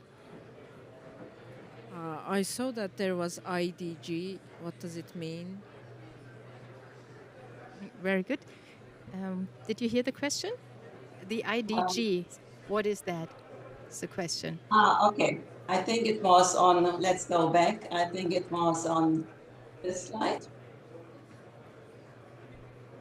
I'm not sure which is what, but I don't know where it was. The IDG, the Inner Development Goals, what this is. So I wasn't sure where it occurred on the slides, because I think I didn't mention the IDGs. I mentioned the UN. They're here on the slide on the right corner. Okay. Okay, there it is. So yeah, development goals. It's a Swedish-based initiative that is now a worldwide movement, which looks into development goals that are needed to accelerate the achievement of the Sustainable Development Goals.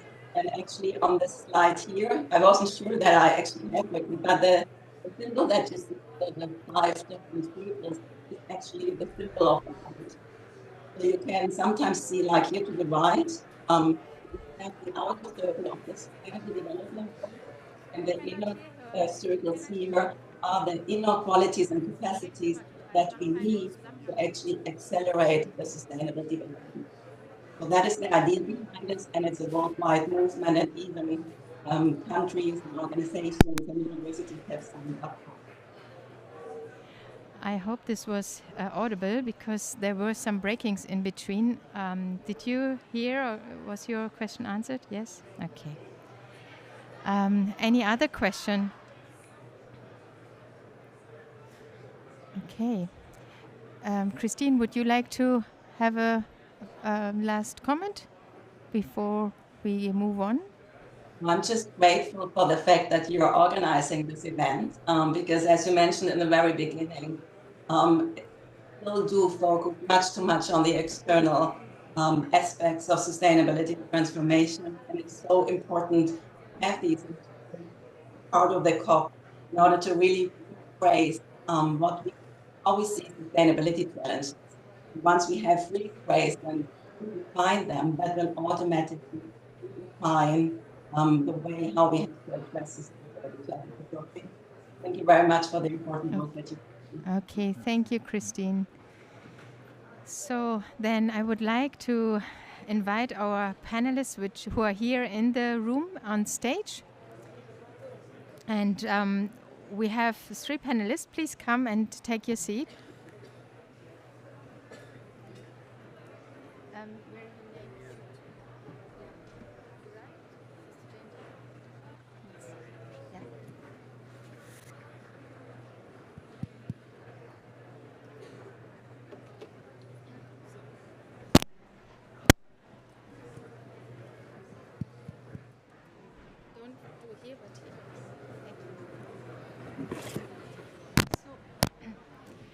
So following from Christine Wamsler's presentation on the inner dimension of transformation and how we really need to include changes on that level, it's a perfect switch, I think, to now come to Sister Genti, who's the head of the Brahma Kumaris, the additional administrative head of the Brahma Kumaris. And the Brahma Kumaris are the largest spiritual organization worldwide led by women. And Sister Genti is a spiritual teacher and a very someone who travels the world all the time and here at the Climate Change Conference since 2009. So she's the head of the delegation of the Brahma Kumaris and very familiar in bridging the inner and outer dimension of transformation. Sister Jenti, would you like to share? Thank you. Om Shanti, a greeting of peace. It means Om, I am, and Shanti means peace. And I'm very grateful that Christine laid out so clearly the need for a different perspective. And that is, rather than looking outside, which actually hasn't served us very well, to look inside. So the inner sustainable development goals are the things that are within us. And so it follows on perfectly from your question also. Within the spiritual journey, one always discovers how you're able to find an inner experience of peace, which is at the core of your being. And once you discover that, it helps you enormously in everything that you're doing out there. Just remember how when you felt fearful, what are the reactions you have? Or when you felt calm and stable and steady, what are your responses at that moment? Or even when you felt isolated and divorced from communities, what were your reactions and responses at that time?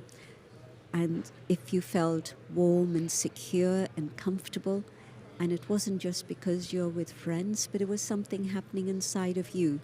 And so that gave you a very different perspective on life. And this is what the IDGs are all about, to be able to develop that inner ability to come to a state of calm, peace, awareness in which I feel part of the unified whole, one in which I feel secure within myself. I have a state of inner self-respect. And you can see that I've just mentioned a few of the developments that happen very quickly on the inner journey. And in different parts of the world, it goes by different names. But basically, it's a chance to give yourself time. One of the words that has come up in recent years is me time. But we can look at that in many different ways also. But when I'm thinking about my own inner being and the way in which I see myself, either as a physical being or a spiritual being, that truly determines my awareness, my attitude, my vision, and my behavior towards others. And so say, for example, why is there so much materialism and consumerism? And why is it that we're consuming more than 1.5 times the amount of resources that the planet has? And at what point are they going to run out? And at what point are there going to be wars about war? Squabbles between neighboring countries is already on the scenario, but it's going to get worse as we see the resource of precious water declining, but also all the other resources that everything comes from in terms of nature. So when I see myself as part of the whole, then there's a willingness to share, a willingness to collaborate. It's not a question of me and mine alone. And if I translate this into the negotiations that are happening, you don't have to answer me, but maybe there's one or two negotiators here, and if you would have heard what's going on there anyway. But really, it's just the question of me and mine. It definitely isn't a vision with which we can collaborate and do something about the crises that we're facing. And unless we're able to rise above the me and my, we're never going to be able to resolve anything. And having attended all these conferences through all these years, I'm beginning to see a glimmer of hope in that I'm seeing that more and more people are recognizing the inner transformation that's needed. And so if we can accelerate that, firstly through our own personal spiritual practices, and of course time for silence, time for meditation, prayer, contemplation, even positive thinking, which doesn't include any idea of a higher being or anything like that, but just me time, time in which I'm able to reflect. What is the purpose of my life? What is the significance, and how do I relate to other people around me? All of these are questions that need a little bit of time to answer for myself, or to lead me further into my inquiry for information that can perhaps guide me towards knowledge and truth ultimately. And so I think that this transformation, firstly just of my own identity, in which I'm not restricted by my title, my profession, or even my gender or my age or the color of my skin. When we are able to come deep within ourselves, then we realize that human beings are one family and we share the same values. That's also a factor. We share the same universal values, whether it's love and truth and joy and happiness and so on. And so the inner journey also leads you to the experience of happiness, fulfillment, and meaning, in which truly I feel that my life is worthwhile. And so I would definitely recommend that you may already be on that journey, but if not, you find a path that you're comfortable with, any path that helps you go inside. But secondly, also, if you can connect with like-minded people, because when you're part of a community, you don't have to live in the same house, you don't have to live in the same village anymore, but you can connect together. And so being part of a community means that there's greater capacity of resilience and a greater support for your own development in this way, and a possibility for these ideas to filter out. A message that reaches one individual can actually reach 100 others. And so that's the premise that I'm working with. Thank you. Thank you, Sister Genti.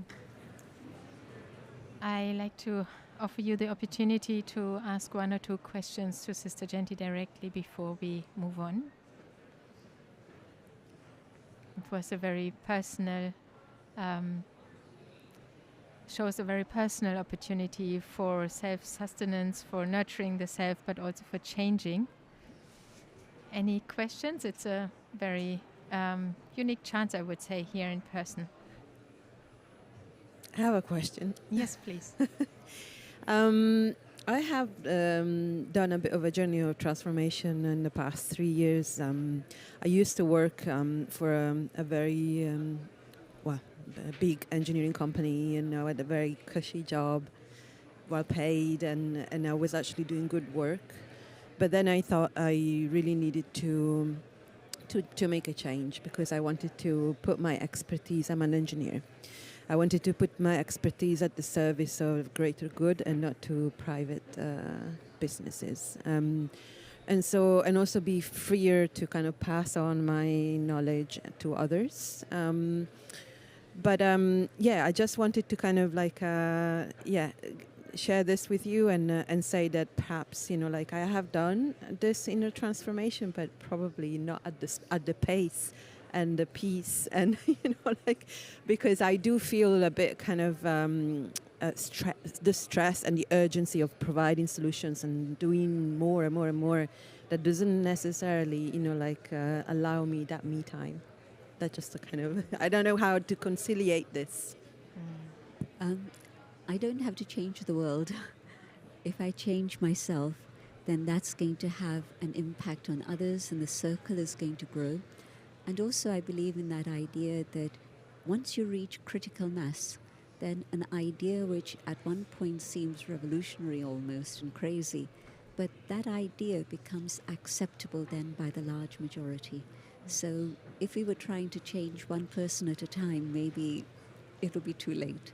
But I know that once we reach a critical mass of people who think in this way and practice ideas in this way, then that's going to reach out to the majority, and the majority are going to start moving there also. Thank you. Thank you. We have one question from the audience more. Thank you.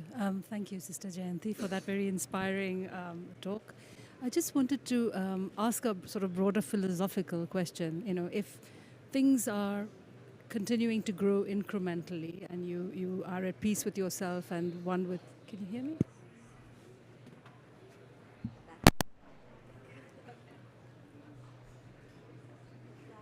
Yeah, can you hear me now? Yeah, okay. So if we're growing, growing with ourselves and within the universe and the systems that we live in, that suggests incremental growth, and you're continuing along a path of different sort of transformation. What would you say to people who think about, disruption or disruptive innovation to change the way in which we do things? Because if you continue along the same path, you might just get the same results by doing the same thing, but at a larger scale. Versus, some thoughts, some levels of thought might be change everything, bring in disruption so that you can get bigger change. What would you say to people who are in that line of thinking? What I've seen is that when it's disruptive, then the energy that generates is an aggressive energy. And that's not the energy that's needed at this moment. You need a pure, positive, determined focus, and that's going to bring change. A simple example, say for example, if somebody in my family decides to become plant-based diet and follow that, it's going to create a little bit of disruption anyway within my family circle, because not everybody thinks like that. But if we were to say, okay, let everybody become vegetarian, that would be not the right way to do it. But to do it myself, and hopefully through my own transformation, influence others around me. And this happens in families. Thank you, Sister Genti. We have now a very practical approach connected to agriculture and biology. We will watch a short video from John Liu, who is... one second. John Liu, who is sitting right here, is an ecosystem ambassador. He works for the Common Land Foundation, but from his main profession, he's a journalist and a filmmaker and an ecologist whose work documenting the restoration of China's losses of China loses plateau, and has helped to show that it is possible to restore natural ecological systems. He has done many various forms of field work, and that you will all see in the film. I think you can stay seated here. Maybe John, you move a little bit to your left, right, and if you of course see better, you can take a seat there, but otherwise we can start the video now. Thank you.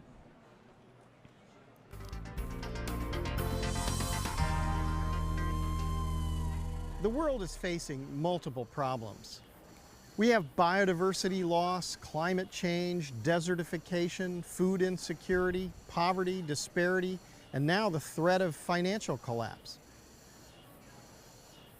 It seems like there are two conversations going on. One in the developed world, which is talking about economics and technical solutions, and another one in the developing world, which is talking about survival and sustainability. I've begun to see this differently. When it comes to survival and sustainability, there's only one story for the human species, and we're all in this together. All our problems are interrelated. Far from being mysterious, they're actually the logical outcomes of the type of economic system that we've created. And this also seems to point toward the solution. We know when we see a forest, a lake, the ocean, a natural river system, the atmosphere, that it's more valuable than computers, cars, or airplanes, which are valuable for a short time, but then become trash and pollution. Natural systems are renewable. They've evolved over billions of years, and they are infinitely valuable. Now, the global economy values production and consumption. And although few understand it, speculation. This has suggested the finite derivatives shaped from the Earth's natural systems are somehow more valuable than the infinitely renewable systems themselves. This is simply wrong. We need to admit that we made this mistake. If we were to truly value natural systems, then nature would become the basis of our money and our economy. To protect nature then would not be a luxury, but a necessity. This brings us much closer to the truth because we must have water, air, and fertile soils. But we just want computers, cars, and airplanes. We can change. It will not be easy, but we can and we must do it. I think there are two possibilities. If we are thoughtful and do the right thing, then we can consciously transition to a new paradigm in which human actions and the natural environment are in harmony. The other possibility is that the current system implodes from its own corruption and mistakes, and we are forced to try to salvage whatever we can of human civilization. For the sake of the children and future generations of life, we need to consciously decide to do the right thing. When we do that, we'll understand that wealth is coming from natural ecosystem function. And this will be the basis of our money. And all human actions will go to conserving and protecting and restoring ecological function on Earth. We need to shift societal intent away from the production and consumption and waste of the economic system as we see it now, and realize that wealth is coming from natural ecosystem function. If we run out of water, if we run out of fertile soils, if we run out of air, if we alter the climate, our money is worthless. We have to understand that the true wealth on the earth is coming from natural ecological function. And if we do this, if we choose this, then our money and our economy will reflect that. And all human activity will go toward conservation and, wherever the land is degraded, restoration. Because that's the way to protect wealth, and that's the way to increase wealth.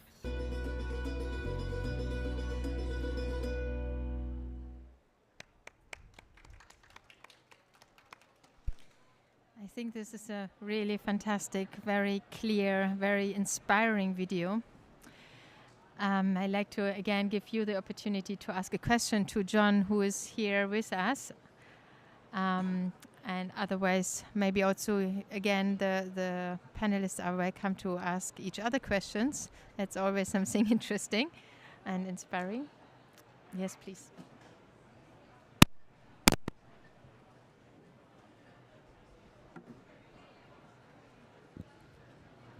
So thank you for the video. It is really informative, but I also wanted to ask you a question because, as you said, our wealth comes from nature, but it's true for communities.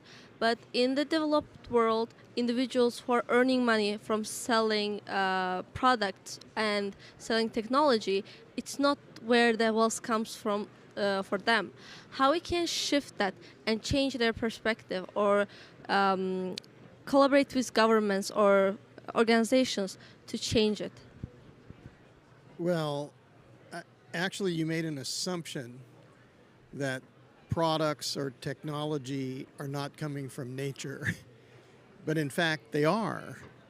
We're extracting things from nature, and we're transforming them into products. And then we're buying and selling the products. But it's fundamentally impossible to infinitely grow an economy based on finite resources. So if you just continuously imagine that we can go on doing that, make more cars, more airplanes, more phones, more, that is fundamentally impossible. So look at Johann Rockström's work on planetary boundaries, or even go all the way back to the 70s and look at the Club of Rome's limits of growth, and then consider it. And if you can find that that's illogical, then you'll be the only one on the planet who doesn't understand that that's not possible. So when we look at it, everything comes from nature. And what I've noticed is we have long waves and we have short waves. So we're looking at different frequencies. We're looking at very rapid change, but actually, ultimately, it's going to disappear. Our products are ephemeral. They exist in time. So if they're a year or 5 years or even 100 years or 500 years or 1,000 years, in consideration of cosmic time or evolutionary time, it's nothing. And if we're thinking of ourselves as individuals and not thinking of ourselves as part of humanity and connected to our ancestors and connected to our descendants, then we're really not understanding who we are and what we're doing here. So, selfishness and greed are being expressed on a daily basis. And we can see what are the results of selfishness and of ignorance. We don't know yet what is happening if we are generous and conscious and aware. You said frequency. What if we find the same frequency with nature? For example, in the nature, one thing transformed to another. Nothing like energy doesn't go to waste. One thing just transforms another thing, another form of energy. So if we make products that can transform over time, for example, let's take a car. After being used for some time, we can make another thing from the material. How it can change our way of production? Yeah, well, that's a good idea, but I think that we have to realize that there is the material world and that there is life. And actually, we as individuals are going to die. I hope that's not news to you. But the reality is we are part of a long history or a long evolution. And we have to develop, we're choosing what the future will be. Thank you so much. And thanks for the questions as well. I'd like to introduce our fourth and last speaker, Savina Carluccio. Savina is the Executive Director of the International Coalition for Sustainability Infrastructure, and she has 20 years worked as an infrastructure practitioner, also from the UK. And I'm very much forward to hear now a very different perspective again as an engineer. Thank you, Caroline. So I'm on the solutions and I'm kind of trying to kind of apply ideas that can help us change, transform, inner transformation, but also outer transformation, and try and reconnect with nature in a way that I think we seem to have lost. So I'm an engineer. My work is to try and influence the global community of engineers wherever they work, private sector, civil society, academia, government. It's just, the profession traditionally has seen nature almost as an obstacle, something that needs to be controlled and conquered. We've made so many changes to natural processes. We change the course of rivers. We are, that's kind of what we do to do the development, which I'm not saying we should stop development, but we should be rethinking the type of solutions that we implement. And so I am a big advocate within the profession of this idea of really rethinking the hierarchy of solutions to include nature as one of the options, and to actually realize that can be part of the solution itself, and value it. And then, the value of ecosystem functions and all of that. That is going to be, I agree with you, John, that is going to be what will move. If you're able to account the natural capital accounting, if you're able to account for the value that nature provides to us, that will be the way to convince people that there is also some economic return, although it's it's not as fast as a return as other, I suppose, solutions. So as I do this, and I try to work with engineers in I suppose in many different ways to really try and show them that this is not something new. I mean, some engineers, water engineers, have applied natural water management for a long time. So this is not something that is completely new to engineers. It's just not something that traditionally, as I'm a traditionally trained engineer, this is not something I've been taught at university. And that takes me to also what are the skills and the capabilities that will be needed by future engineers so that they're ready when they come to market. They're ready to implement that kind of solution. So, and also, I think, like we also as engineers, and then I'll stop, I know like I don't have a lot of time, but as engineers, we do have, I think, a quite a special status in the sense that we're credible professionals. If we go and talk about, we need to implement this because we know this works, because we know it's based on evidence, because we apply the science, it's kind of that sort of credibility that we have as professionals that I think we can use to actually then advocate for this kind of solutions a lot more. Thank you very much. Anyone has a question to the practical part, the implementation part from the audience? I see someone smiling. Okay. Yes, please. I think there's something to be said. So you said that it might not be as fast, or you said that nature-based solutions would be different. I think we need to rethink money. The question really is, what is money? So if money is based on materialism and buying and selling things, then what are we doing? We have plastic chairs which are being shipped around the world in containers with really dirty diesel fuel, and sometimes they just put toxic waste in there to get rid of it and put it in the air. This is bizarre. To say that that's increasing the GDP, that's actual economically valuable, is ridiculous. And if the money were based on ecological function, then you couldn't do that. It would be impossible to pollute. And all human efforts would go toward restoration. And so engineers or agriculturalists or anybody, everybody.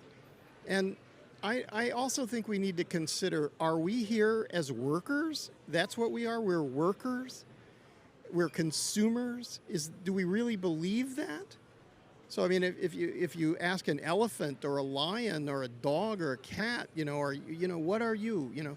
Do they walk around and say, oh, I'm a consumer? No, it's ridiculous for us. We consume things, but that should not be our identity. And when we turn into this thing, which is a conceptual, we're not telling the truth. We're breathing oxygen on the only planet that has oxygen that we know of. We can look, all of our devices, all of our spaceships are looking around, telescopes and everything. We don't find any other heavenly bodies. Yes. And so how can we not notice that? Thank you for that passionate and very real and comment. It's a circle which I see from the first presentation over all three of you here. That the whole question is like, as you said, who are we, and where are we, and why are we here? And how do we want to live? And I'm just thinking, just in this moment, can we emerge this awareness of what life is about? Why am I alive? For what am I alive? What is really, really important to me? And in that awareness, can we connect with each other and see each other as these beings on this wonderful, beautiful planet? And I strongly believe, and it's my experience, that this changes the way we also think of solutions and collaborate with each other. On that note, I would like to close with a short meditation, a reflection, because I think when we all connect really powerfully and determinedly in these inner experiences, I would say, we do shift something here. And I'd like to invite Sister Jendi to guide 2 minutes of meditation. Thank you very much. Thank you. Just sitting comfortably, I take this precious time to reflect on the things I've been hearing about. Am I moving forward, internally developing? Am I truly peaceful? Am I happy? Am I seeking love? Or am I ready to share love? What is truth? What is reality? My mind becomes engaged in all these questions. And I ask myself the question of what is the mind? I'm a thinking being. I'm a feeling being. I have a unique personality. And none of these things are connected for the external. They're all connected with the being that I am inside. I go deeper and deeper inside myself, and I realize that there's a space of stillness and peace that belongs to me. And in this inner awareness, when I look around, I see not strangers. I see the human family. I look further and see all forms of life in the amazing myriad forms that life takes. I'm connected. I look further and see all the elements of nature. But now I see the chaos that I have been part of, the journey that has disrupted everything. And now if I stay in that inner space and work from the inside out, I can contribute to a renewal, to a regeneration, and a better world.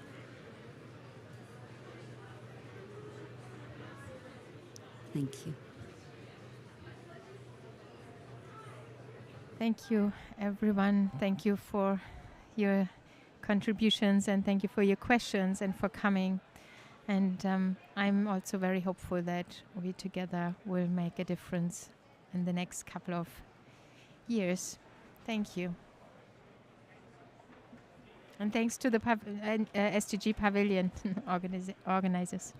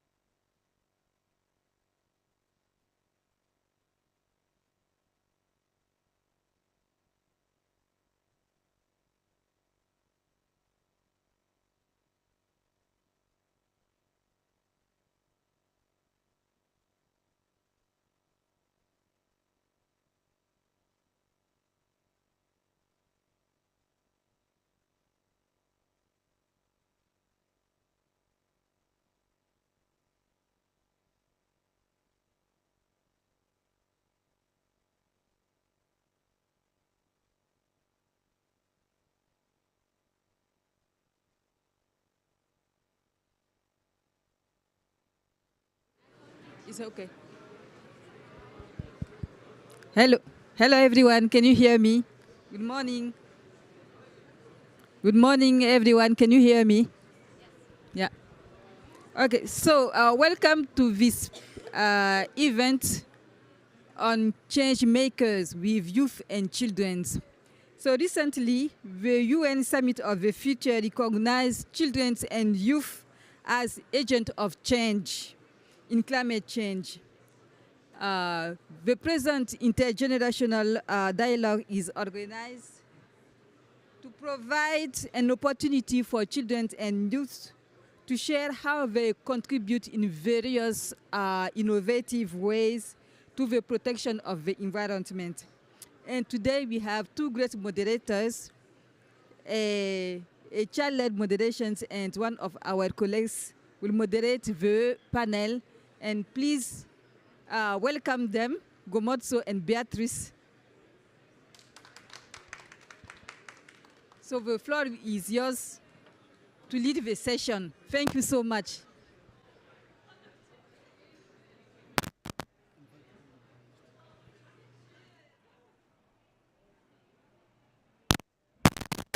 Good morning, colleagues. Can we take this opportunity to invite all the panelists to come at the fore? All the panelists, can you come and sit at the front? Let's give them a round of applause as they come.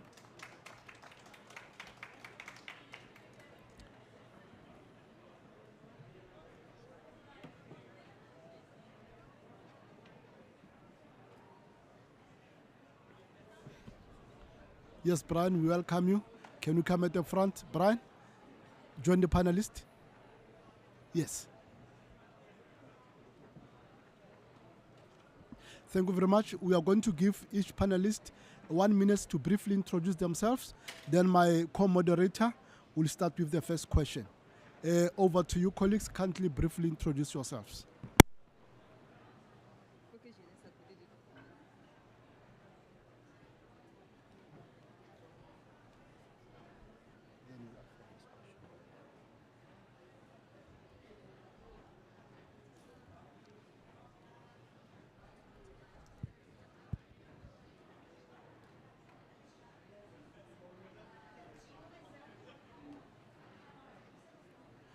Panelists, we only have 45 minutes. Can you start by introducing yourselves? Please.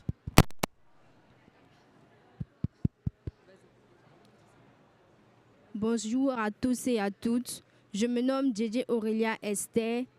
J'ai 17 ans, je suis en classe de terminale et je suis présidente d'une fédération des conseils communaux d'enfants de Côte d'Ivoire qui œuvre pour le respect des droits des enfants. Et je suis également jeune championne UNICEF et représentant des enfants au niveau du forum des ONG et également membre d'une plateforme qu'on appelle la plateforme nationale des organisations et associations d'enfants de Côte d'Ivoire. Merci. Hello, good morning, everyone. My name is Esther. I'm a child champion from Côte d'Ivoire. I work with many organizations, including UNICEF, Save the Children, and some local-based organizations championing for climate change in Côte d'Ivoire. Good morning, everyone. My name is Lungu Shadrack from Zambia. I'm a shifter working with Save the Children International Zambia. Hi everyone, my name is Maina Brian. I work as the Regional Director for Africa at Qatar 2030, but I also work as a Senior Advisor to the Special Envoy of Kenya, the Executive Office of the President, advising on innovation, youth engagement, and also climate positive growth. Happy to be here. Good afternoon, everyone. My name is Sharon Gamal. I'm 14 years old. I'm a Trade and Tourism Ambassador for the East African Community and Global Climate Activist. Good morning, everyone. I am Charles Nyukuri. I am the Regional Policy Research Advisor working with Plan International, covering Eastern, Central, and Southern Africa. Thank you. All right. Thank you, everyone. I'm going to give this question to the first two children. What inspired you to get involved in climate action and sustainable development at such a young age? This question goes to both the children.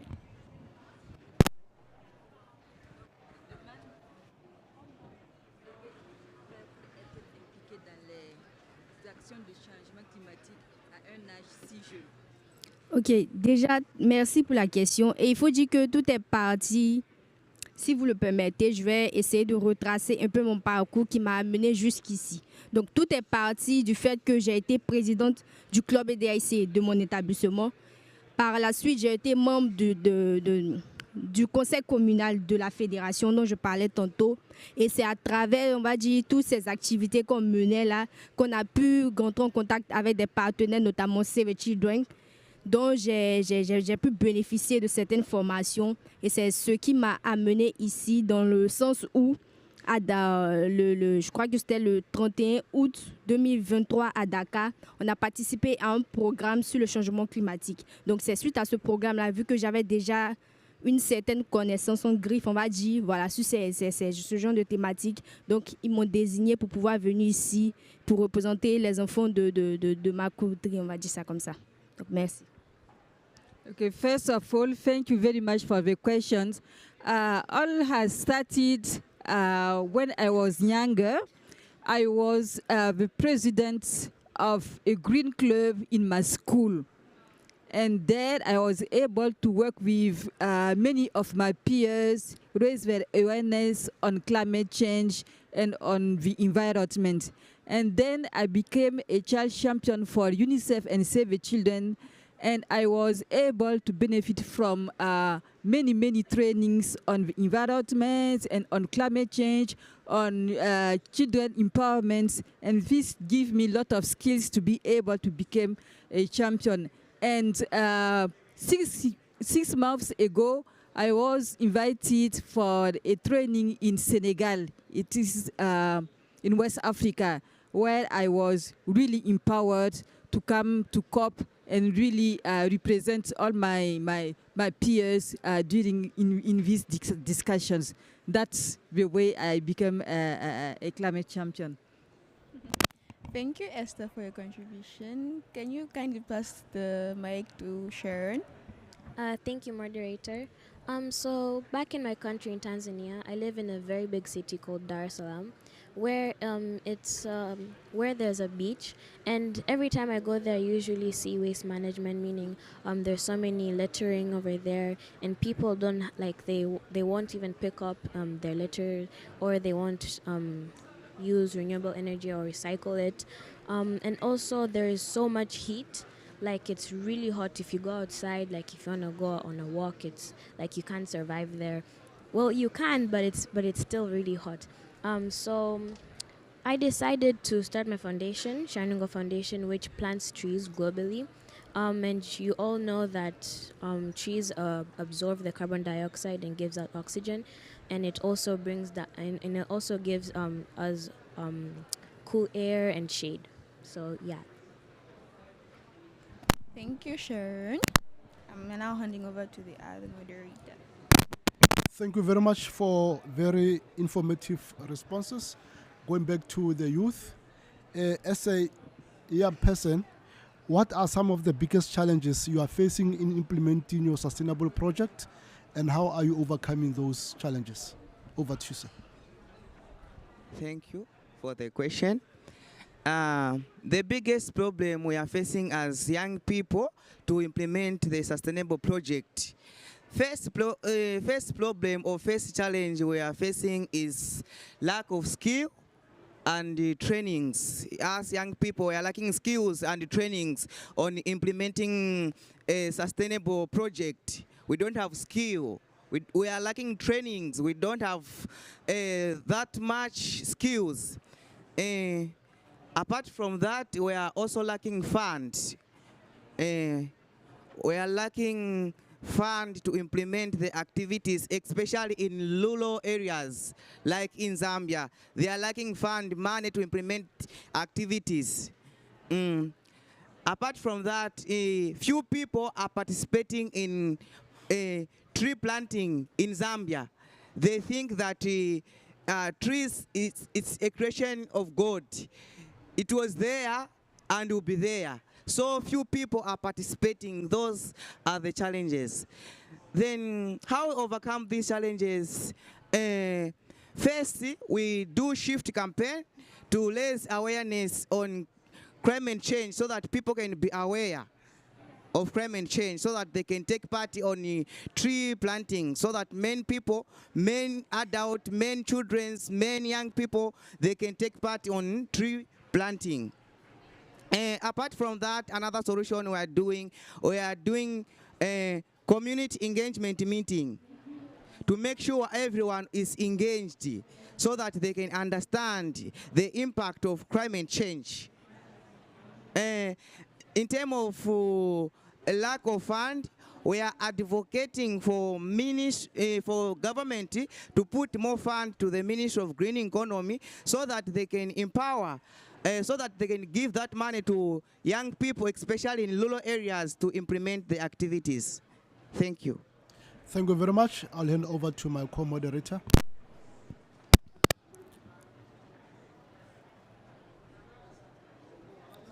And this question goes for the government climate negotiator. What role do you see for children and youth in shaping national and international climate policies, and how can governments better support their innovations? Yes. Thank you so much for that question. I truly believe that we need to have more spaces where we have intergenerational dialogues. And I love the fact that I was fortunate enough to sit down with some of these young children just the other day. And I could realize that we are all living in a different world, because some of the challenges they face are not the same challenges other children face. And so as we address climate issues, there's a need for us to also look at it from a different point. More young people engaged. True, you've heard of people speaking about tree planting. And so there's an ideal situation where we start thinking of how do we bring these young people to start participating in government projects. One key goal would be for us to find an avenue. I come from Kenya, where young people believe that you just have to plant indigenous trees. But then we need to also find a way to also think of what about the other fruit trees that can add value to and nutrition to our children. So trying to find a way to educate them on all these different aspects would be really good. Two, in terms of innovation, I have sat down with so many young people who come up with crazy, innovative ideas. And I always say that if there's one person with an idea of ideas, it's a young person. And so we are happy to sit down with you. We're happy to support your initiatives. We're happy to find avenues to connect you to different partners and funders so that we can have as many young people coming up with innovative ideas. And I would want to encourage you, as you go back home, you've seen a lot happening in Azerbaijan. I want you to have a focus on demography, which focuses on people and why we exist in this space. Have an intersection with climate issues to understand what's going on in the climate space, and also use a bit of technology. We are now hooked to our phones, and your phone can give you so much information that we couldn't have 10 years ago. So if you connect the three, demography, climate, and technology, you will be able to come up with solutions that are going to solve some of the challenges we face today. And as a government person, I like to call myself a private sector person. I'm just an advisor to government. But I'm happy because I also lead the innovation space. I'm happy to co-create and work with you from all different avenues to make sure that we are all able to catalyze the achievement of SDGs and to make sure that we work together to achieve a safe environment for the future generations to come. Thank you. Thank you for your encouragement, sir. Now I'm handing over. Thank you very much, Brian, and for taking a lead. We really appreciate that. Charles, as one of the child-focused agencies, how do you support and empower children to become leaders in sustainable development and climate action? Thank you for the question. And just first of all, I would really like to appreciate the stories we've heard from the child panelists here. And you can hear the different initiatives that they're taking at a very early age.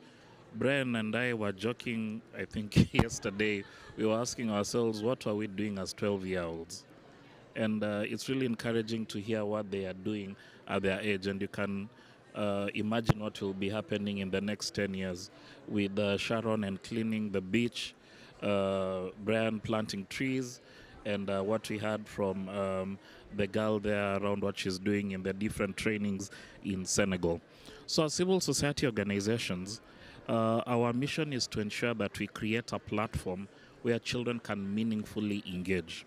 And the past few days, we've seen the children meeting the African chair of negotiators, where they are able to present their issues to decision makers, and they are able to have a conversation with them and even provide some recommendations on what is happening in Baku. And also we've seen the children meeting the chair of the least developing countries, and they're also able to engage at that level. So it's coming up with initiatives where children are not spectators in climate conversations, but they're actually taking the lead. And yesterday, early morning, between 8 and 10, some of these children were in the negotiators' debrief meeting, where they see what's going on in such conversations, and they're able to see that in such forums, there's more that goes on to it. But as Plan International, we have various programs that accommodate children leadership. We have a program such as She Leads that gives the power of children to engage in climate policy development processes, where they are able to articulate their issues in a very local and very friendly manner. And also we have initiatives where we go down to the curriculum. What is being taught in schools? What are we saying about climate at the school level? And what are we basically encouraging children to do in their different initiatives? Definitely being very sensitive to age-responsive matters in the educational context. So we are coming up with different initiatives to ensure that children look at climate as a to-go-to conversation, and trying to play around with the adage where people feel like climate is that. So basically, definitely changing the narrative when it comes to that. But also as civil society organizations, when you look at this specific occasion, it's not a plan-led event. It's a group of organizations that have come together. Save the Children being one of them, CRINSA from South Africa, we have TDH, and we have so many local organizations that have come together to prioritize children in conversations.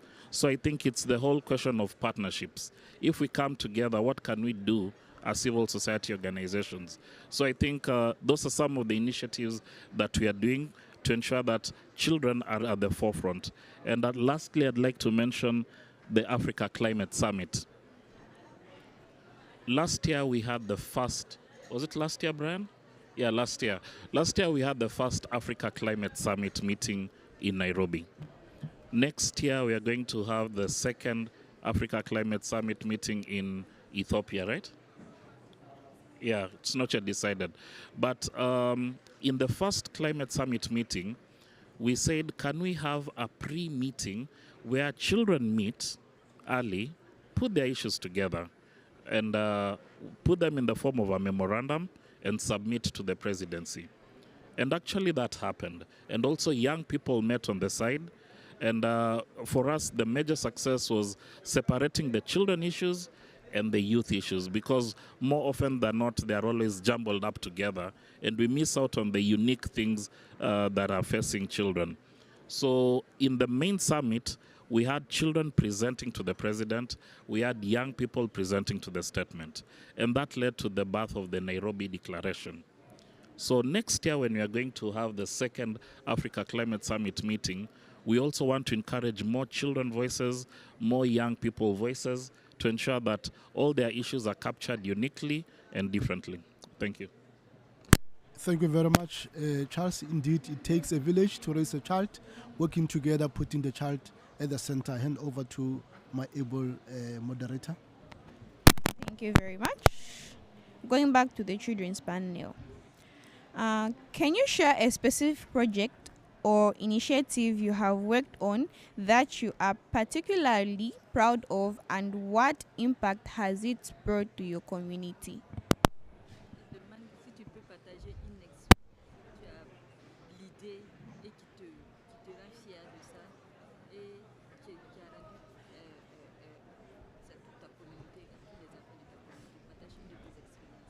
Ok, donc très belle question et merci pour la question.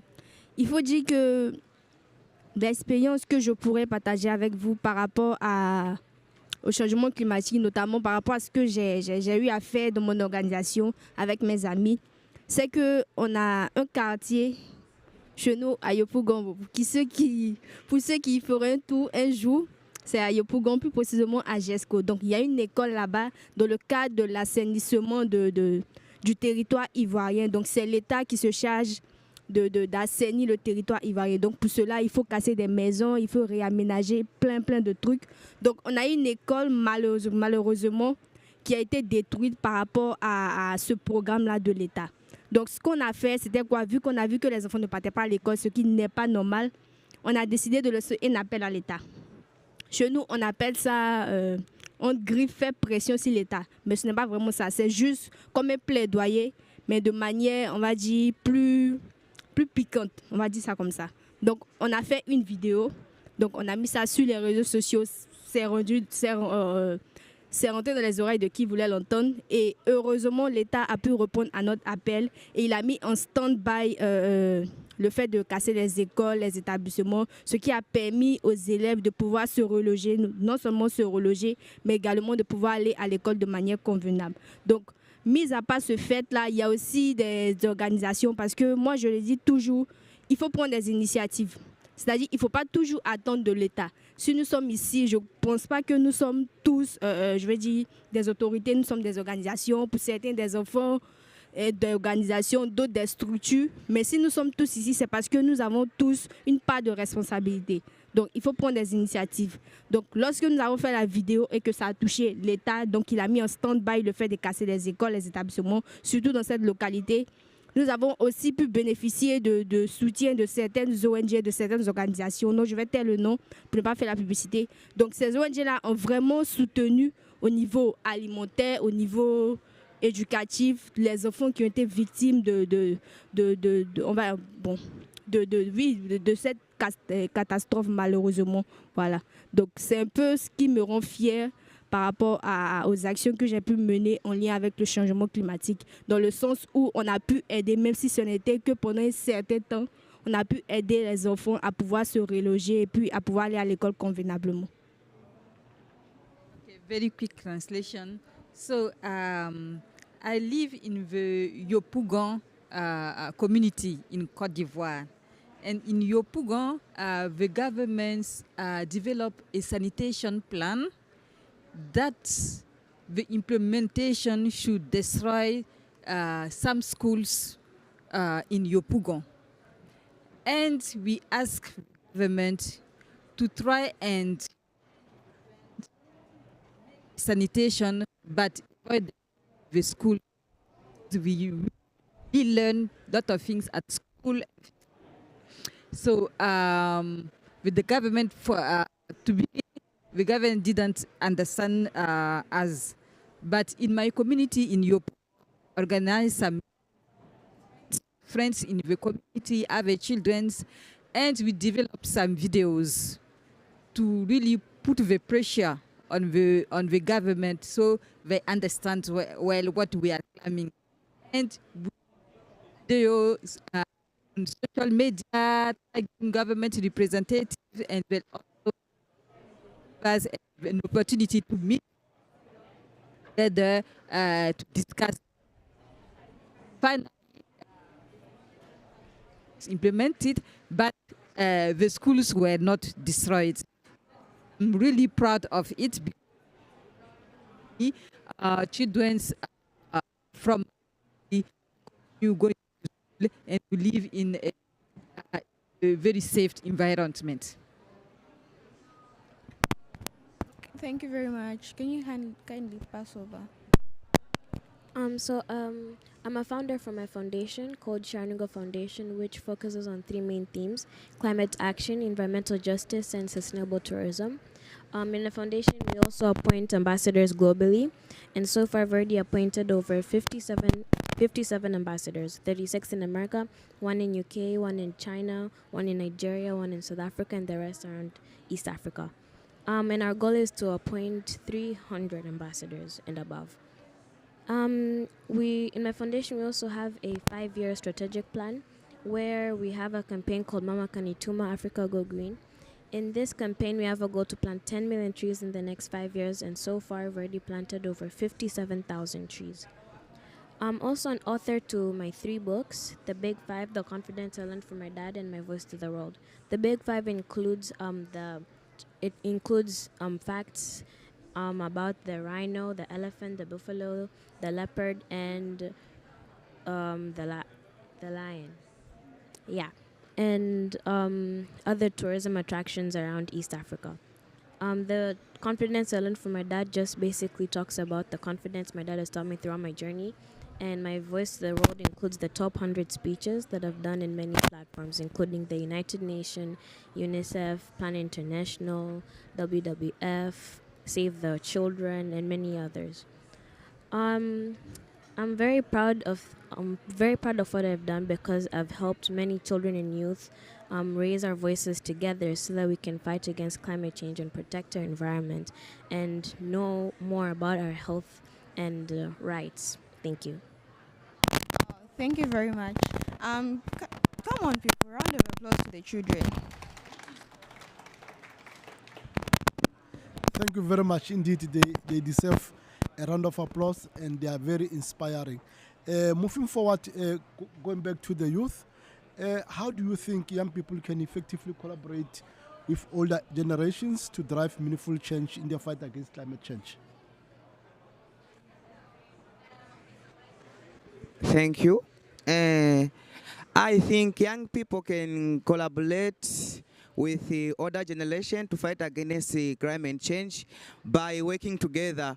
Young people and older generation, they have to work together on fighting against climate change.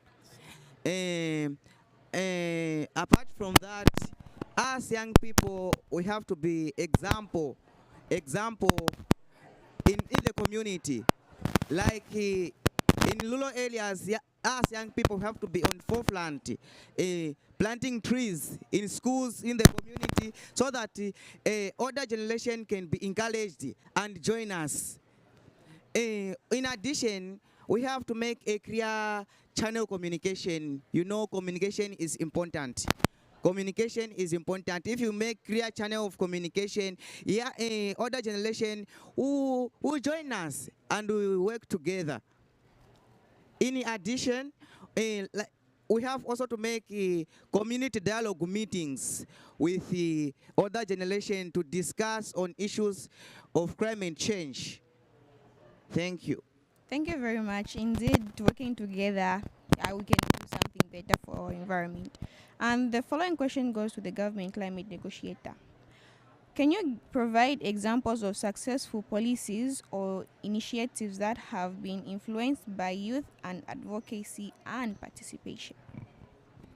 Wow, that's a good question.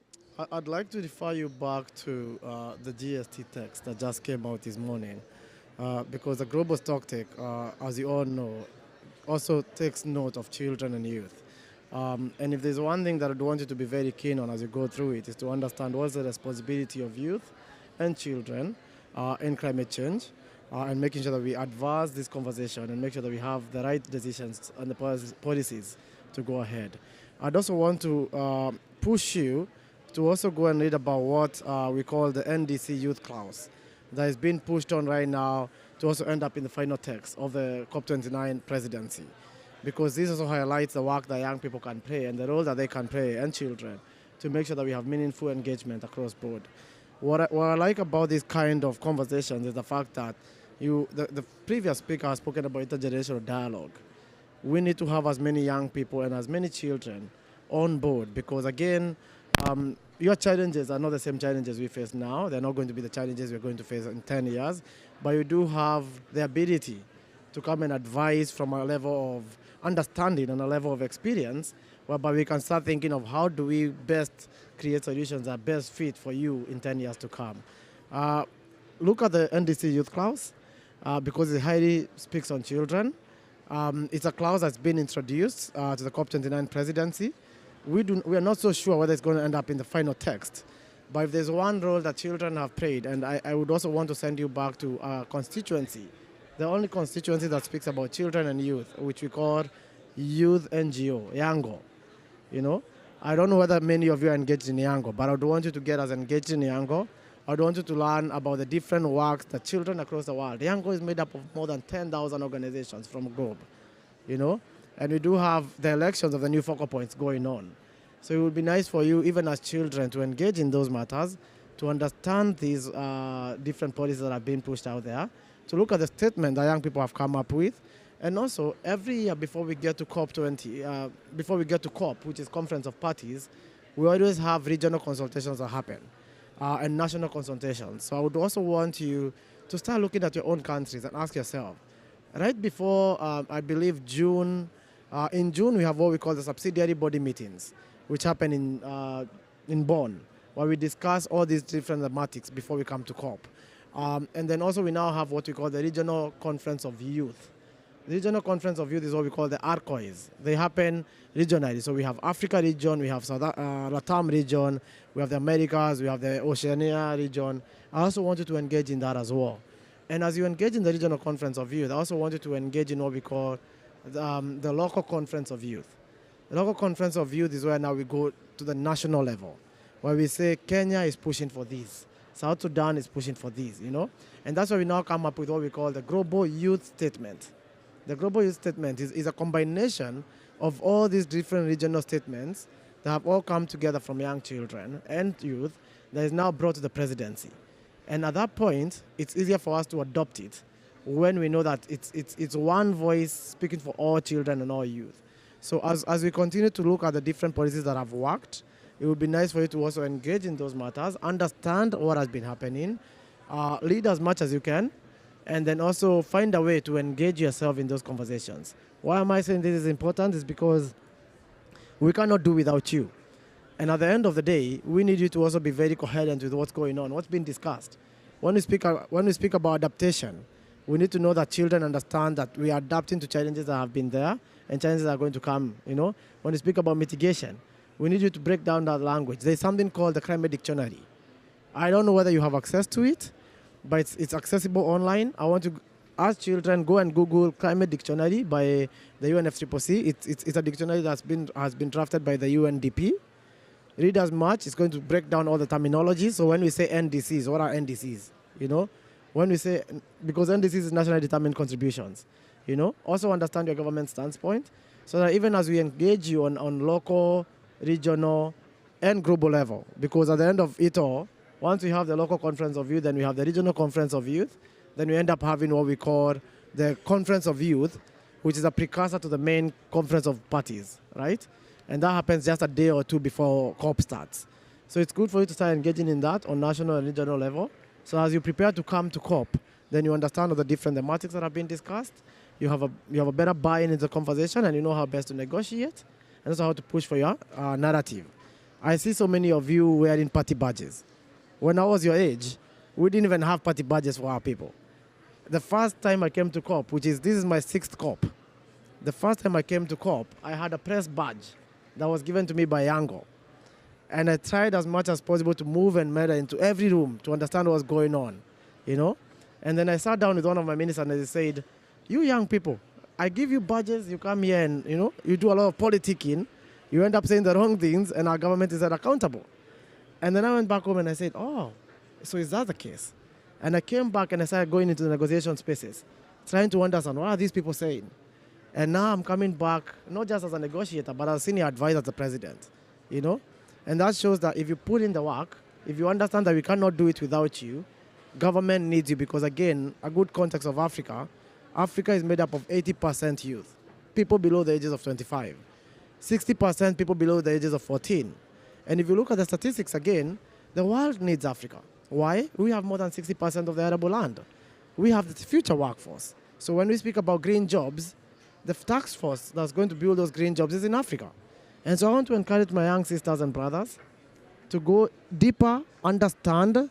If you need support, I believe Charles and the team can break down all these different terminologies, and we are happy to support them with climate education to make sure that we now have a clear focus on children and youth, so that as we go forward, as we come and organize the next Africa Climate Summit and the African Youth Climate Assembly, then we can have as many young people engaged in the conversation.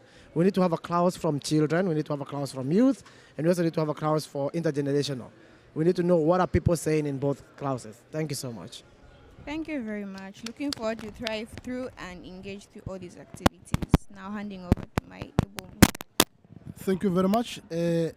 Charles, we've been talking about intergenerational dialogue and so forth. Could you please share with us what strategies has proven to be effective in promoting intergenerational dialogues and collaboration within the work that you do in children's space? Thank you so much for that. And just to also recognize the offer that has been extended by Brian to the rest of the team, where they're coming up with different models of capacity building sessions for young people, specifically towards COP. So I think it's a conversation that him and his office have introduced, which I think we'll have to take up, because that's one of the models that really helps young people come to such platforms and engage meaningfully. Basically, it's like a capacity building session that the Office of the African Group of Negotiators have extended. So that's one model that we feel like will really help young people as they come towards such forums. The other model, which I think we have seen prove to be successful, is what we call the takeovers, where we have young people taking over the office of different strategic leaders for a day. So what does it mean to be the, say for example, the president for a day? So I think in last year, we had a young girl taking over the president's office in Zambia. Is it Zambia? Yeah, Zambia. Sorry, Malawi. So basically, the girl becomes the president for the day. She goes to the office, the president receives her, and conducts all the day-to-day business of the president. And in another country, a girl took over the office of the Chief Justice. So it's a conversation that we've had within different countries within Eastern and Southern Africa, where we make young girls feel like, what does it really mean to be in this position of leadership? But also it acts as a reflection moment for the leaders, where they're like, what does it really mean for me to give my power for the day? So these girl takeovers are things that you may maybe Google and read up on, which are one of the signature activities that we do as an organization for our whole year. Another model that has proved to be successful is what we call youth advisory panels.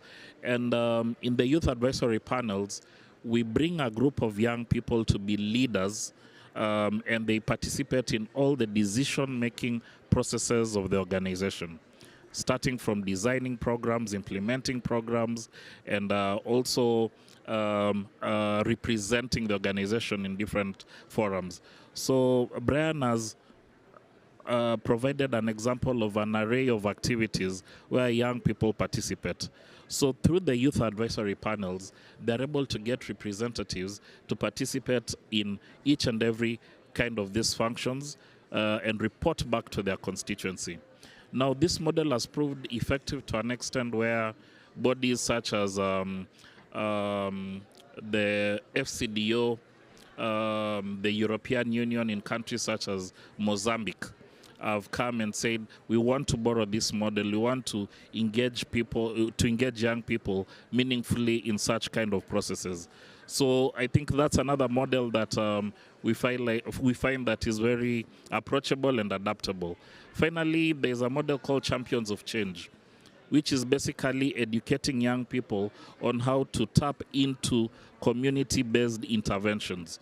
How are they working with their parents? How are they working with their local leaders to ensure that their issues are really articulated, so that when we come to conversations such as climate, when Brian is speaking about the climate dictionary, they're able to also have such conversations with their parents.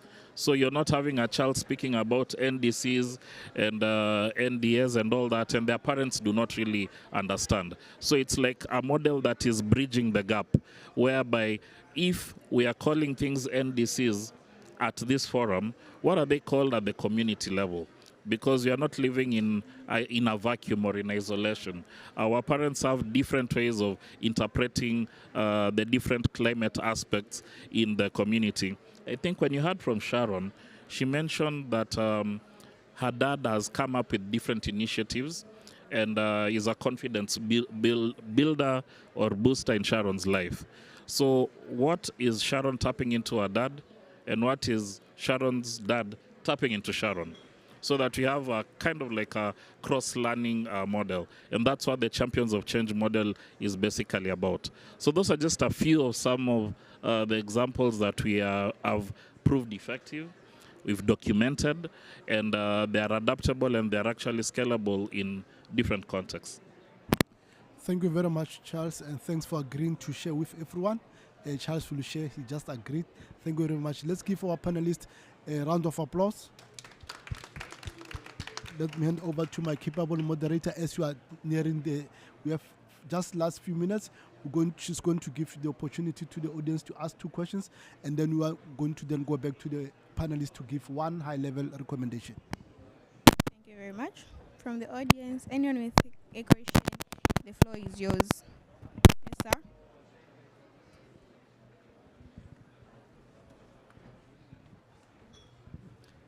Thank you so much. My name is Farah Osman. I work with the Plan International and from Somalia.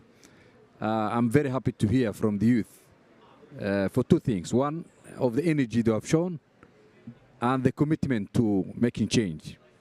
And I think this COP is different from, it is my first time to attend, but when I read about the other COPs, this COP is more engaging and more relevant to the needs of the people that have felt the brunt of the climate change. What I would like to see more is how you engage regionally. I'm from Somalia, a country that has faced internal conflicts for the last 30 years. And the representation in this kind of forums is almost zero.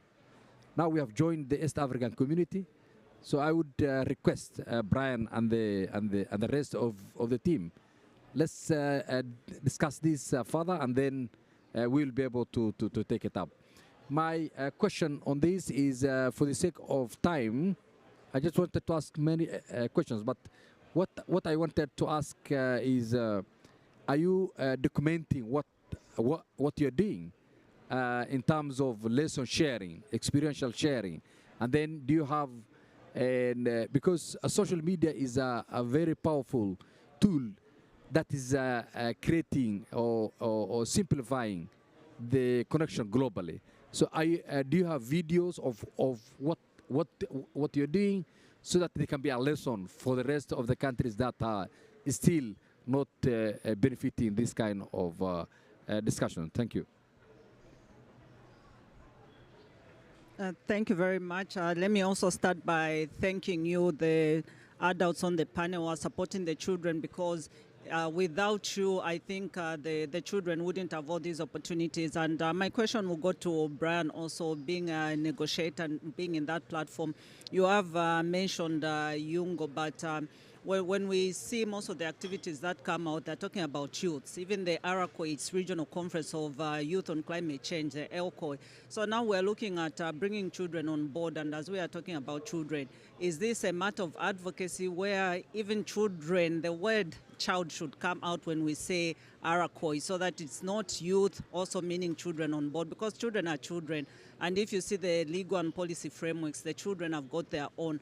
But we feel like they're still being left behind, because you talk about ARACOI, and in that ARACOI, the children will fall in. So I just wanted to see, even with Yungo, I know it's the official platform and it also includes children, but how do we ensure that even the word child comes out so that it's inclusive? Thank you.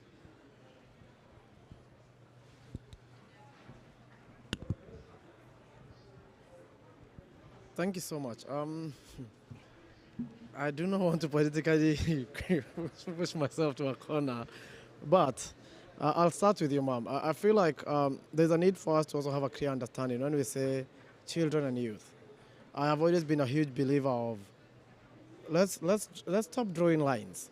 When we say youth, let's also classify that children are also youth. You know, I always try to look at it from this angle, because when you look at the UN policy side, yeah, for me to engage a child, even in meetings, there's a lot of critical things that have to be addressed. We have to have chaperones, and that's what creates so much of these barriers. The mere fact that I have to start thinking of how many chaperones do I have to bring with these children? How safe is the space, you know?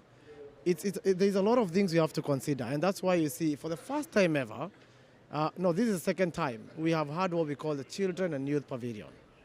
Why? It's something that we've lobbied for so many years. I am no longer even part of Yango because I'm always out of the youth space, but I still fight for children in a way that I believe that we have the right spaces to make sure that these children are engaged in meaningful ways, and whatever they believe in and whatever they bring to the table is adopted. I do not want to politically position myself in a way that I can fight things that are already drafted, but I can tell you this. In our office, we have a huge belief in that children and youth ought to be engaged at all levels. And we did this last year when we did the Africa Climate Summit. We had the children engaged on the First Lady's level, because again, it was a huge challenge to bring children and youth at the same space. And we made sure that the First Lady of the country was able to create an entire event for children so that we can engage and understand what was going on at that moment in time. Then we had the youth engagement, and all those statements were curated to one statement that was given to the president. I would say, in reference to your question, when it comes to how we can engage even with Somalia, there's so many avenues. I work very closely with your minister, Minister Khadija, the Minister of Environment. And also we do have some of the negotiators, the lead negotiators for the Africa Group of Negotiators are from Somali. One thing that I'm really proud of, even with the Africa Group of Negotiators, is that majority of the people who negotiate on behalf of Africa, and again now this is where gender comes in, are women. You know, people thought that when we come here as Africa, we speak as men. No, 98% of our negotiators are women. The number of men in our negotiator group is, I think, 3 or 4 people. And so at times we also ought to give these spaces to as many people as we can. But what I would say in terms of going back to the question that was asked is that, again, I encourage the children to learn as much as they can. As parents, let's find a way to break down this language, because when we say we want to achieve the SDGs, I was reading a report that said that we can only achieve the SDGs in 2092, and we have to put $1 trillion and something every year. What does that mean? It means that the language is not palatable enough. It needs to be in a way that my grandmother understands the effects of climate change, that she can speak to her grandchildren, and her grandchildren can pass the message to other people, right? And so we have to also break down this language so our children will also understand. And I fully support to have a conference on children in climate issues. And in fact, for that reason, since Charles is working very closely with us in Kenya, I will make sure that when we are having our conference of youth next year, we are going to also have an element of children. We will also make sure that we have children engaged at the Africa Climate Summit, just to make sure that we have the right mechanisms and the right policies for children. But also, as you hear where I'm coming from, I really wouldn't want to get into those political policy angles whereby I have to ask myself 1,000 questions before I engage children. I really want to make sure that we have the right mechanisms, we have the right people on board, and that the space that we're going to engage these children in is as safe and a space that we don't want to have challenges going forward. And so let's work together, Charles, on this. Let's find avenues with the chaperones and the parents. Let's find a way to guide the conversation with a clear interest, knowing that we want the children in front and not us. And we want them to guide us in how best they see the challenges that we face and how best we can bring solutions to them. Thank you. Thank you very much for that, and we'll really come back to you and make a follow-up to ensure that as part of the AU Climate Summit, there is space for children. We are running out of time. I'm not sure if there's any other session. If not, I can ask you just for 1 minute, no, half a minute, just what a key thing that you'd like to see coming out of this COP in the best interest of children and youth from Africa. One thing. What's one thing quickly? We can start from that side and then we conclude. And then from there, can I ask all the panelists to stand up so that we have a group photo? Just one big thing.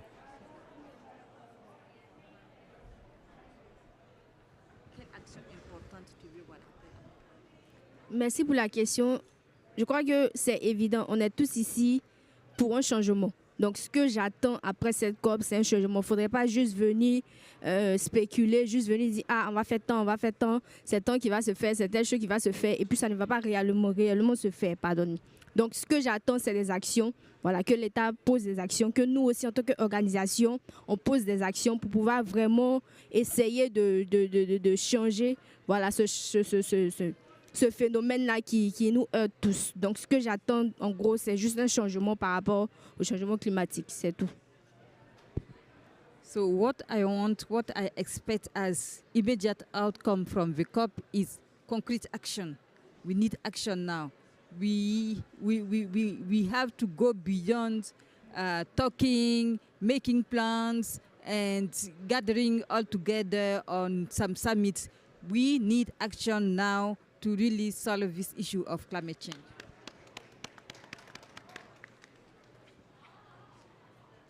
Thank you. What I may like to see or to see or to go in our communities, our countries after this COP, we may like to see young people, older generation and children to work together, because us young people, we are being motivated by older generation. Children are being motivated by us young people. So if we work together, we can make a big change on climate change. We can fight against climate change if we work together, because we are motivating one another. Thank you. Thank you. I think the two speakers have highlighted what I would want to say, but I would add meaningful children engagement is something that I'm very keen on. And also in terms of education, we are happy to support in seeing how best you can be educated. And when it comes to even innovation and funding, we find more avenues to make sure that you're brought on board. But it's good for you guys to also engage yourself so that you can also become the future decision makers. And you're actually the new decision makers, not the future. So I look forward to seeing you get into the space and work with us. Thank you. I want to see more children and youth to be included in these actions, because as you all know, we're the future generation, and we need to fight for our future if we want to live a better life. And for us to keep planting trees, using renewable energy, and raising our voices to leaders around the world. Thank you. For me, I would like to see some of these successes documented. I feel like that the young people are doing quite a lot, and it's going under the radar. When you listen to the three stories from the three panelists, they're quite amazing. You know, I want governments to really be proud of such actions that are already being taken, not actions that we are planning to take, but these are things that are currently happening. So just to also echo what Farah said in his contribution, more documentation of success stories from children.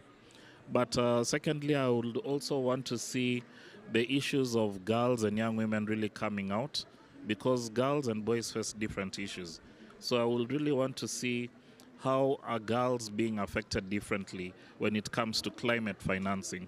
How are girls' needs being prioritized when we come to climate financing policies and conversations. But most importantly, I would want to see the growth of partnerships amongst all of us exchanging numbers, taking advantage of people like Brian. It's easy to touch Brian right now, but when you go back to country, he becomes really committed. So we need to take advantage of people like Brian, because you realize that his breadth is beyond Kenya. He's basically next to the chair of the African group of negotiators. So are we taking advantage of such kind of contacts and others? So I think those are my three takeaways. Thank you. Thank you very much, panelists. Can we have a group photo? Then we are done. Give them a round of applause. Thank you very much for your time, colleagues.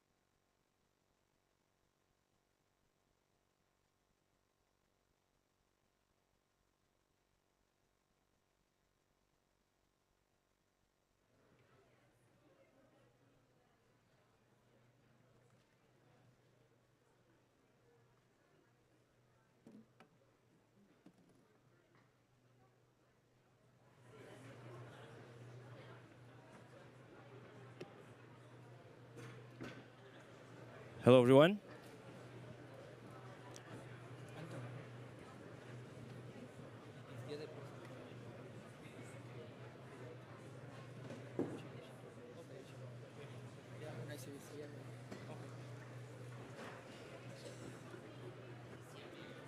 Hello, everyone. Hope you can hear me in the headphones. If not, please just push the white button and hold it for a little bit, and then let go, and it should start working. Hopefully, yeah. Good. I see some thumbs up, so hopefully we are live. Welcome to this panel, and thank you very much for taking your time to come to talk to us about this very important topic. We're here today to talk about advancing sustainable development and nature-positive outcomes by means of the voluntary carbon market. My name is Anton Tsvetov. I am the Associate Director for Policy at the Integrity Council for the Voluntary Carbon Market. And we are co-hosting this panel with the UN Environmental Program here at the SDG Pavilion. So it's a very exciting collaboration for us. And just by way of brief introduction, is an independent governance body for the voluntary carbon market. We aim to bring integrity to this sphere. Hopefully now it's even better through a set of core carbon principles and the assessment framework. I'm joined today by a truly stellar panel. We have with us today Onel Masardule, who is the co-chair of the Indigenous Peoples and Local Communities VCM Engagement Forum, which is a self-led organization. We have online with us Akiko Inoguchi from the FAO. We will be hopefully joined later by Madam Berioska Quispe, the Director of Climate Change, Ministry of Environment of Peru. I know there is a plenary meeting happening right now where she might be engaged, so I really hope she can have the opportunity to join us, but if not, we will try to manage. And last but not least, we have Gabriel Labate, who is the co-chair of the ICVCM expert panel and is the head of the climate change unit in UNEP. We have a short session in front of us, and we are going to have simultaneous interpretation from Spanish or to Spanish for you in the headphones. So I ask our panelists to speak crisply, intently, and with keeping the interpretation in mind. I'm going to pose a question for the same question for all of our panelists and ask them to reflect on what are the best ways, what are the most efficient and impactful ways that high-integrity voluntary carbon markets can deliver not only their mitigation impact, but also positive impact for nature, biodiversity, and sustainable development. We all know that the voluntary carbon market needs a rebuilding of trust, rebuilding of confidence in it as an instrument of channeling private finance into the developing countries. There have been challenges in this market previously, and various governments and regulators and independent initiatives are aiming to overcome those challenges and bring integrity to the market. So what I would like to ask our panelists is, what are some of the key ways that we can make sure that the voluntary carbon market, the VCM, works for these spheres, that it delivers not only on the mitigation impact, but also on the co-benefits, on the sustainable development benefits, and on nature-positive outcomes. And more importantly, and most important, to the local communities that are actually on the ground in charge of implementing these projects. The non-exhaustive menu here is obviously regulation, international standards, independent market initiatives, and of course stakeholder interaction and engagement. So I'd like to go first to Onel and take his views on this issue. How do we make sure that the voluntary market really delivers for these goals? Over to you, Onel.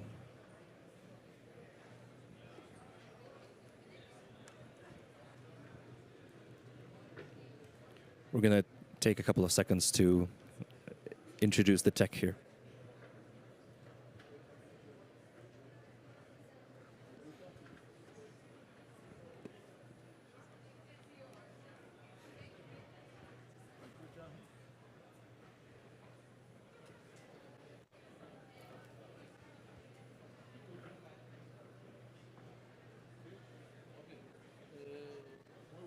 is working. Hi, everyone. Thank you very much for this invitation, for having me. I'm very happy to see all the participants here, the last day of COP. I know there are lots of things to do in the ending of this COP. So yeah, it is not easy. So thank you for coming. This topic, it is key, crucial, especially when it comes to the fact that indigenous peoples now, so we see that there are two like scenarios, right?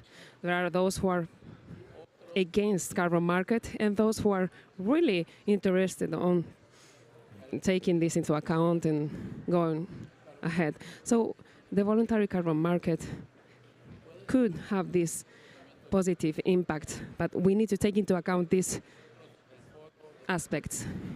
In our Indigenous Peoples Forum, we are addressing this issue.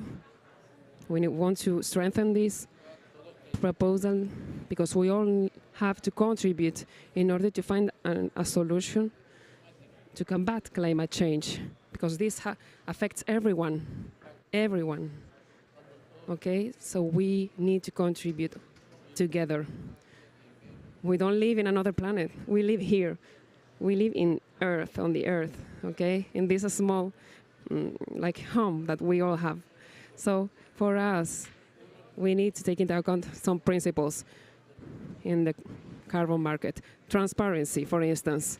This transparency means that since the beginning of an initiative, we need to take into account or involve indigenous peoples and local communities. We cannot come into the ground and then propose them to come or to enter the carbon market, and then in the middle of the process. No, this has to be in the beginning. So if we want to avoid these kind of issues, we need to make them part since the beginning.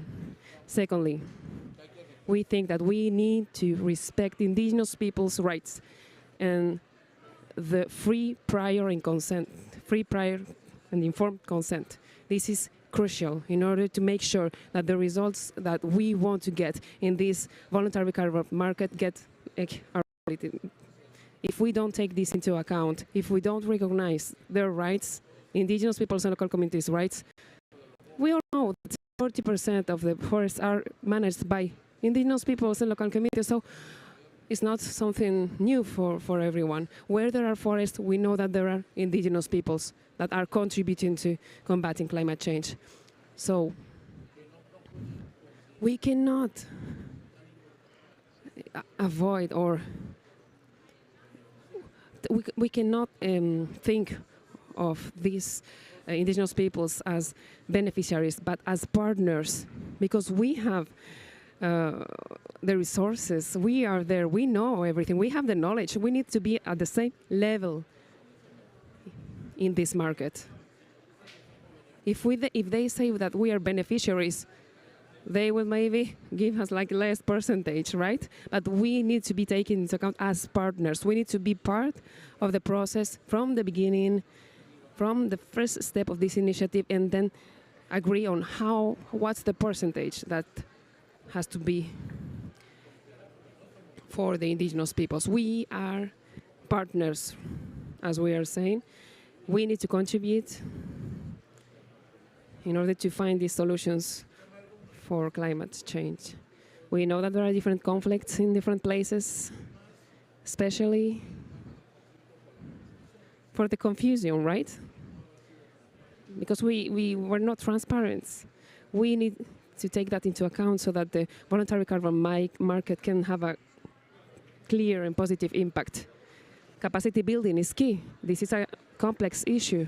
In this market, we cannot say that I'm going to buy you this amount, and then, because, market flows. So capacity building is not only about teaching indigenous peoples on mathematics or how to measure carbon in a forest or whatever. No, we need to carry out this capacity building on how the market works. What's the process in this transaction, right? because this way we can avoid confusions. We need to think on not only today, but we need to think on the long term.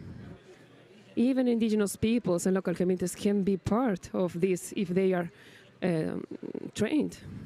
So in order to make sure that this voluntary carbon market has success, we need to take this into account. And lastly, we think as indigenous peoples, there are indigenous peoples that have already signed contracts and agreements. We need to take into account in this voluntary carbon market the HFLD, because sometimes we don't take this into account to bring it into the market because, you know, there is potential there. Indigenous peoples have potential there. So, yeah, I know that this is a short panel, so I'm gonna stop here. Thank you very much. Thank you very much, Onel. I think you've really highlighted all the key places where we have to make sure that this is mainstreamed into the VCM and that this is one of the vehicles how the VCM can regain trust and confidence in the communities. I'd like to move over to Akiko right now and ask her for her views of this issue. What are the inflection points? What are the instruments that we can use to make sure that the voluntary carbon market delivers on nature and sustainable development? Hello, can you hear me there? Yes, perfectly. Thank you. Okay, great. Hi, everybody. My name is Akiko Inaguchi, and I'm here, as you can see behind me. Is that the right direction? I am basically a rapporteur for you, coming out of a exchange that we've had in the Mekong region in Southeast Asia on social integrity of forest carbon. We've had this exchange in the last 3 days, and I'm going to feed back to you what we have basically discussed in response to Anton's question. We started off also acknowledging that ICBCM has given the green tick for 3 REDD+ related methodologies, and that we are closely working on. So very happy to hear about that and discuss with the 3 countries. What does this mean and how do we go from here? I'll first tell you that there is huge optimism for VCM in these countries. It's really important. And these 3 countries, well, Vietnam is one of them, Cambodia, Laos as well. You know, I think that there is huge optimism in general amongst forest countries. But I think it's really important to highlight that not all countries are these high governance countries. Where most deforestation does tend to happen are the low governance countries. And it is possibly one strategy on the part of buyers to consider it as a risk mitigation strategy to avoid REDD+ to start with, as well as low governance countries. However, if you think about the long-term solution, really on climate change, I think the viable solution that we need to look into is how to engage with these difficult agendas we have in front of us, including the forest deforestation and degradation that we see in the countries that I've been engaging with so far. I think that engagement is therefore a key word amongst the options that you've laid out, Anton. I think that stakeholder engagement is really, really important. And I think that's been highlighted throughout the course of the last 3 days. I think that there is an ocean of distance between the buyers and the sellers. One of the exercises that we've done is putting on the buyer's hat. So as forest countries here in this region, we often think of things in terms of how do we implement a forest carbon project. But it's really important, as this word integrity comes out, to think about what is it that the buyers need? What is it that they're looking for? And what do they want to avoid? And I think it's the same thing for the other side. I really encourage the buyer side to take on that same exercise, wearing the seller's hat. What does it mean to do FPIC in these countries? What does a grievance redress mechanism mean? the language is different in a literal sense, but also in a figurative sense. It's very different for forest countries to begin with, let alone the communities. It's a complete different reality and a common sense that we have that we are working with that we need to connect. So I think it's really important that the two sides think about each other's realities and try to bridge this gap that we have between us.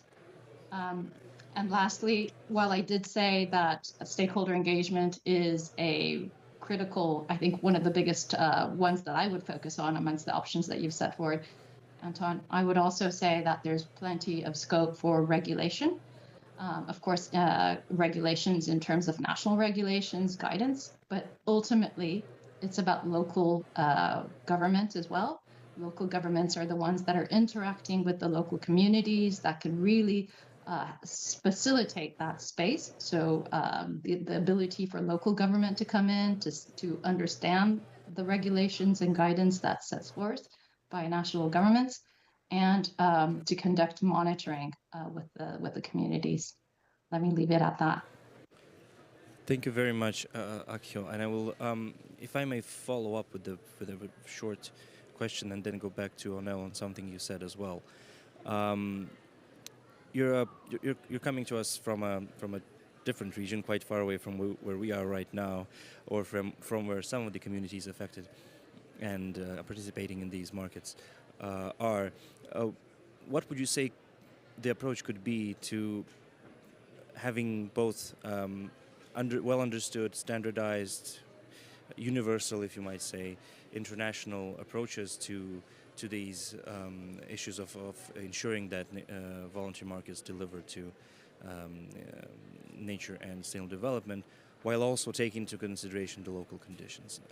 Where is that? How do we strike that balance? And do you have any sort of insights into how some of the let's say universal rulemaking or initiatives have been received in the Asia Pacific, for example?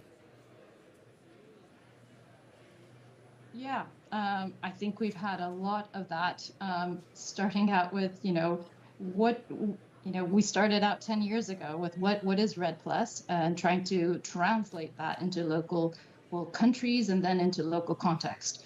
Standards are great, but they mean they need to be contextualized nationally. I think it's really important to have that scope for contextualization.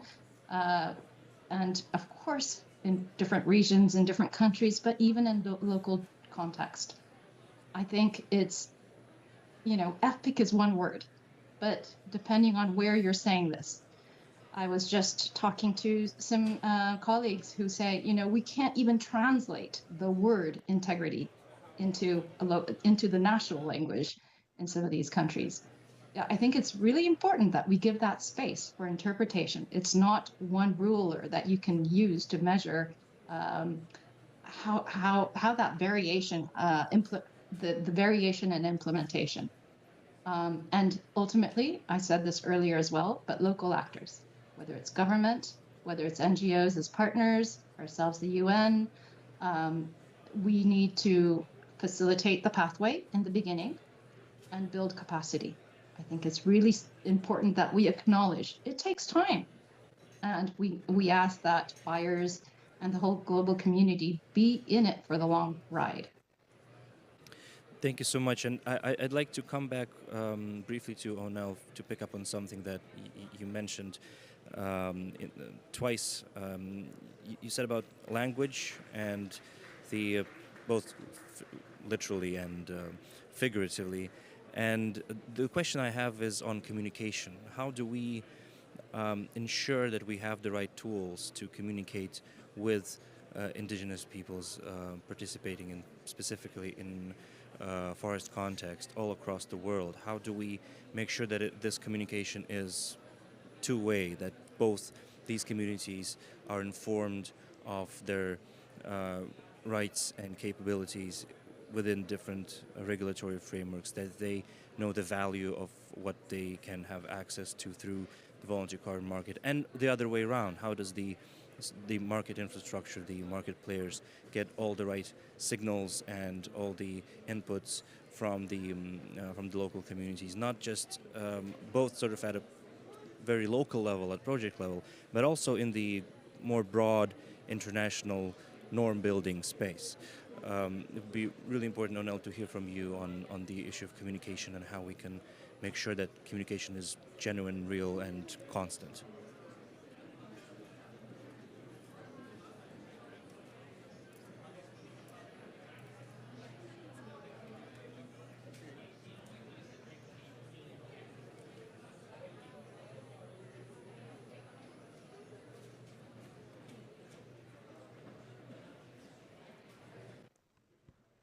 Can you hear me well? Yes. Okay. I think that the reality shows us that indigenous peoples at an international level are not in the same situation. We don't have the same situation. There are different particularities per region and per country. There are indigenous peoples that are not recognized, their rights are not recognized, their territories are not recognized. Some parts, yes, but it depends on where we are. So this is a challenge for us to know how to communicate and see how they perceive this involuntary carbon market, depending on the reality, right?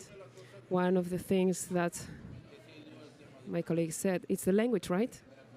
In order to involve them, we need to understand, right, each other, to know how can we get to this communication. Maybe if we use a term from the carbon market, if sometimes we don't find the translation, right? Depends on the context. So this is harder, right? We are thousands and thousands of indigenous peoples. So what we really want through the forum, the engagement forum of indigenous peoples and local communities on the voluntary carbon market, is to get to bring a representative from each region to the tables. So we are 8 representatives from different parts of the world, Africa, Asia, South America. So we want to see how we can bring these decisions or these initiatives to the communities so that in the ground they can understand and have this notion, right, and understanding to know what this initiative looks like, right? So there are different conflicts because they didn't understand. That's why they refuse, because they see, no, they want money from us. They want to take advantage. If you sign the contract, you will get this amount of money, and then what?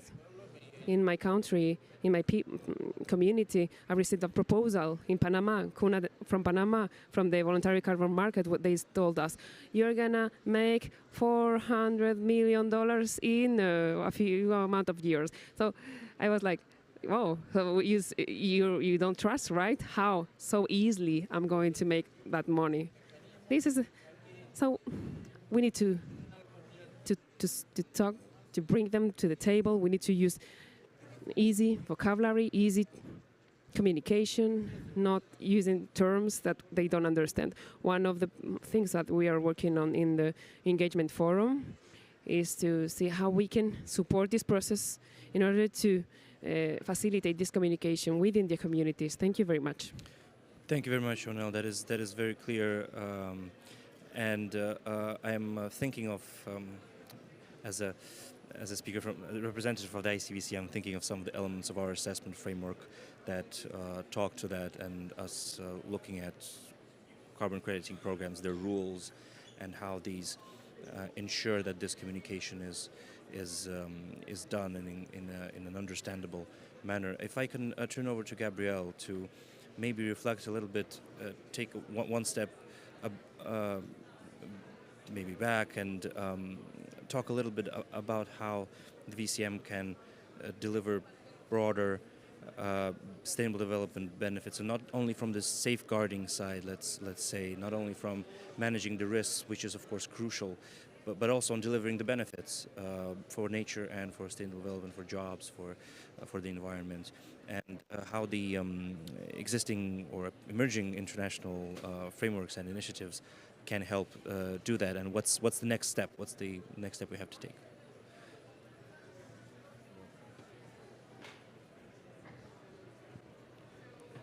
Thanks, Anton.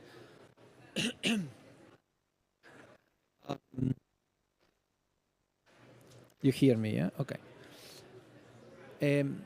As you may know, last Friday, looks like a month now, but it was only a week ago, the ICBCM gave the CCP the core carbon principles to 3 RED+ methodologies.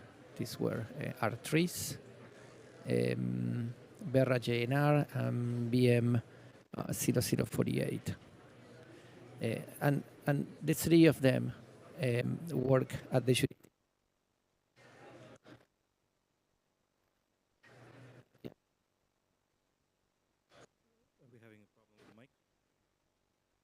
Or not? No. Please try this one. Try this one. Okay. And as part of this assessment, we took a look at these different methodologies and the different criteria, and a key criteria when it comes to RED+ is actually environmental and social safeguards. And being RED+ within the environmental and social safeguards, all of them are important, but actually participation, respect, FPIC when it comes to indigenous people, that's something that we particularly pay attention to. And while it is true that in the past, RED+ had problems, we know projects that unfortunately either over-quantify emission reductions or, as Onel was saying, went to communities with information that was not real. It is also important to consider that the market has learned and is improving. It is not static. And part of this not being static is that these new methodologies that the ICBCM assessed, in fact, are significant improvements over the old methodologies that we have seen in the past. So that's a first step. I mean, that the methodologies, what we see on paper, must in principle assure that we will have integrity in the market. And again, when it comes to safeguards compliance, that if the letter of the law is followed, then yes, we could be reassured that we shouldn't see problems as we have seen in the past. But that's one step. The other one is that when things are implemented, actually they follow the letter of the standard. And in this case, there are 2 things to pay attention to. One is the role of the validation and verification bodies. Many of the problems we have seen in the market should have never happened if the verification of what is being done in the field would have been properly done. So that is one thing. And the other is, and I see some signals of that happening, is that the crediting programs, I mean, what sometimes we call the standards, should be also an additional layer of verification. And I can also see that happening. I can see crediting programs understanding that it is not in their best interest to have any situation in which an indigenous community has been bypassed, FPIC was not applied, and the kind of problems we have seen. And it was to some extent reassuring that in the last year you may have seen a couple of projects that ended up in the news for problems on social and environmental safeguards, and the registries, the first reaction, 48 hours, was to take them out, put them on hold, until an investigation could be carried out. So that pressure is also very much welcome. To complete this response, Anton, for the future, what the ICBCM will be doing is that we will be monitoring. I mean, given the CCP, this seal of approval, it is not a one-off step in which we give it and we never get back to that. We will be monitoring that what it is in the letter of the methodologies is in fact implemented. We will be looking at the other parts of the market that are there to give us reassurances that we will not see these kind of problems. And if and when necessary, we will be working with the crediting programs to improve over time. Thank you, Gabriel. I'm going to look and maybe give a chance if anyone has a burning question to raise their hand and or signal to me, and I will give that opportunity. But if not, I have many other questions as well, and also things to say. If I may sort of, because seeing as we don't have much time left, maybe round this up by asking all of our panelists to just in 30 seconds say one thing you think you're most excited about in the next couple of years in the evolution of this space. So the nexus between the voluntary carbon market and the sustainable development and nature space, and what's the one sort of promising thing you're looking at and thinking, oh, this is really going to change things or might change things. Onel, would you like to start? Or I can pass to Akiko while we do the exchange of microphones. Sure. Well, it's difficult, to be honest. What am I looking to? I'm optimistic, but I must say, I think we need to acknowledge it's going to take time and it's going to cost money. High integrity is not something that comes quick and dirty. That's why it's high integrity, and it's going to take a lot of resources. So this finance COP is important. And as I said before, we need partners, we need buyers that are going to stick for the long run and be with us, acknowledging that you can't get to what we need to achieve in the Paris Agreement overnight or without resources. Over. Thank you so much. Onel?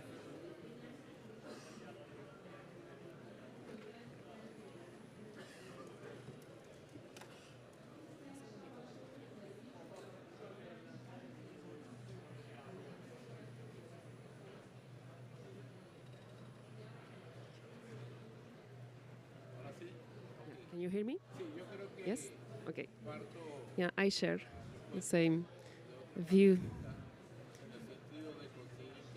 When it comes to integrity, it's very hard to reach this integrity. Resources, time, it takes time, resources. That's the reason why, as indigenous peoples, we need to get involved through the whole process. The technical team, indigenous peoples in general, we are participating in this project on this initiative with cultural benefits and so on. So from my perspective, I think that in order to get this contribution to this market, we need to involve in a positive way indigenous peoples. I think that what I really would like to see in the short term, let's say, is from the bad experience, of course, and the good experience, is that I really want to see that indigenous peoples can benefit from that and also contribute to the forest and get to this, reach to this 1.5 goal, right? We want to see different parts in this market, and why not would we like to see this responsibility from indigenous peoples too? I'm sure that we can contribute because we are all in the same planet. We all feel this crisis, climate crisis. In my community, it's a very small island. So if we see the effects, we feel the effects of climate change, I'm not going to lose only my house, right? I would lose my culture, my knowledge. So for me, it is very crucial to contribute. All of us need to contribute to these outcomes that really want to get from this voluntary carbon market. Thank you very much. Gabriel?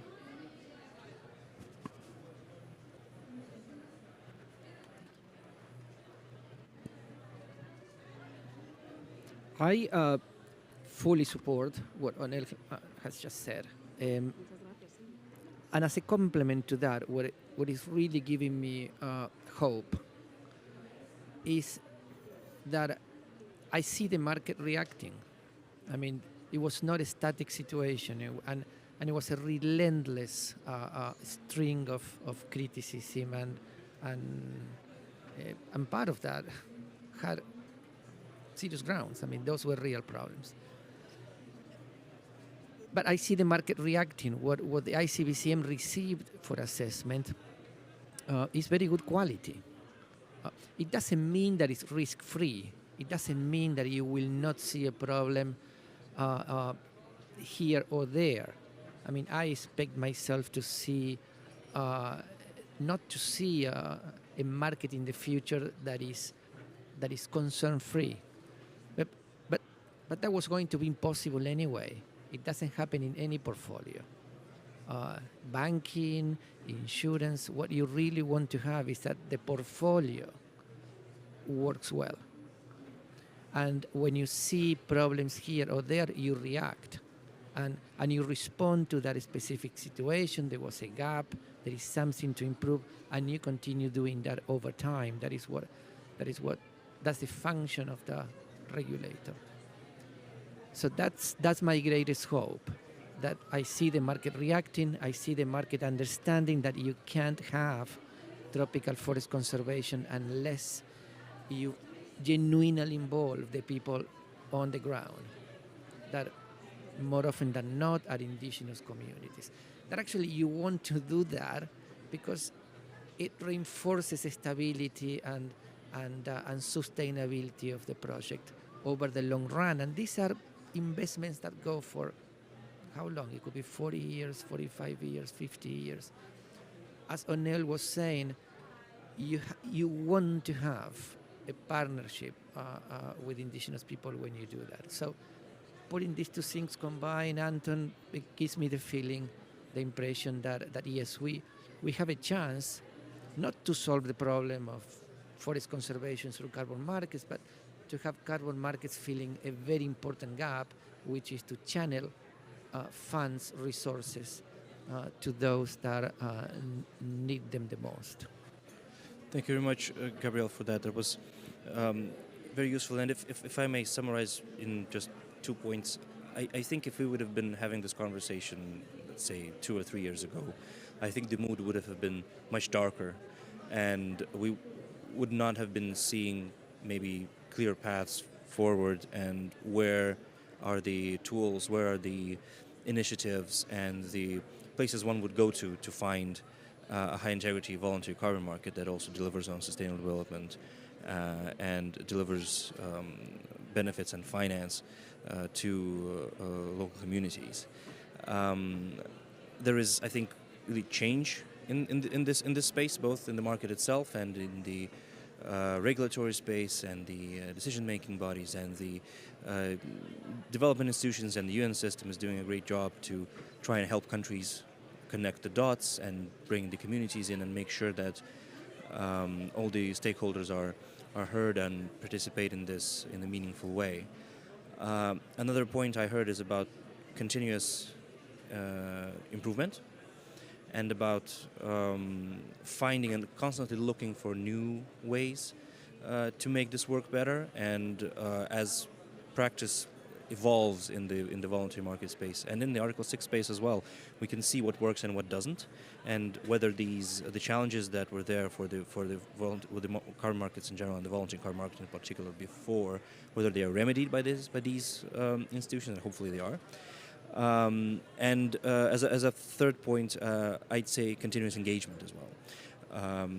There's never enough communication. There is never enough engagement. So we need to continue, and we need to continue with the scrutiny of what each of us are doing on all the sides of this conversation, and have meaningful discussions on this, and both not only speak but also listen.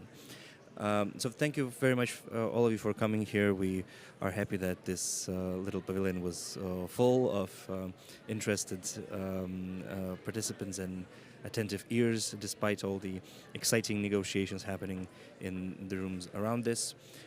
Please join me in thanking our panelists today, and also please join me in thanking our interpreter today, who did a lot of legwork and not only helped us understand each other better. Thank you very much.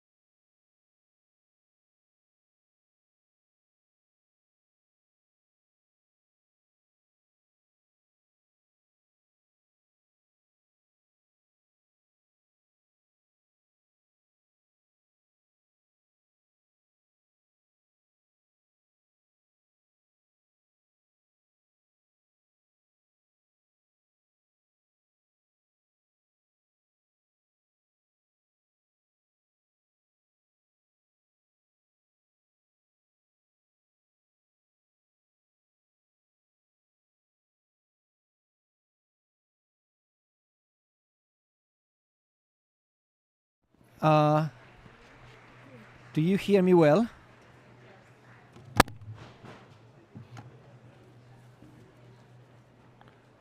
Okay. Perfect. Thanks very much for being with us. We will begin with the side event. Pitch and Connect, Sustaining an Abundance of Forest Ecosystem. This is the SAFE initiative. This is an initiative that has been that is being supported by the government of Korea. The UN Environment Program is very, very grateful to the government of Korea for this support, and actually it's a really good project, and it's bringing really material results to the places we are working on it. So we will start. Tadeusz from here he is. He will help me with the run of presentations and slides. So please, Tadeusz, next slide. And with this, we will have the remarks of Ms. Hyunsoo Lee.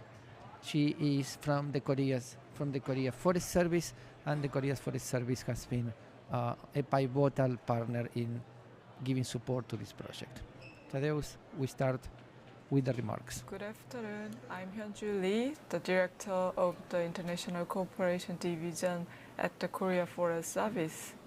I would like to express my sincere gratitude to the United Nations Environment Program's Sustaining an Abundance of Forest Ecosystem SAFE team for organizing this event with the Korea Forest Service.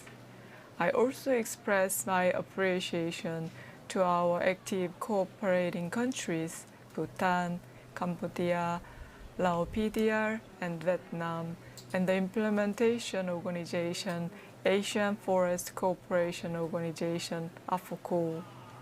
The Sustaining an Abundance of Forest Ecosystem initiative is the first collaborative project between the Korea Forest Service and the United Nations Environment Program.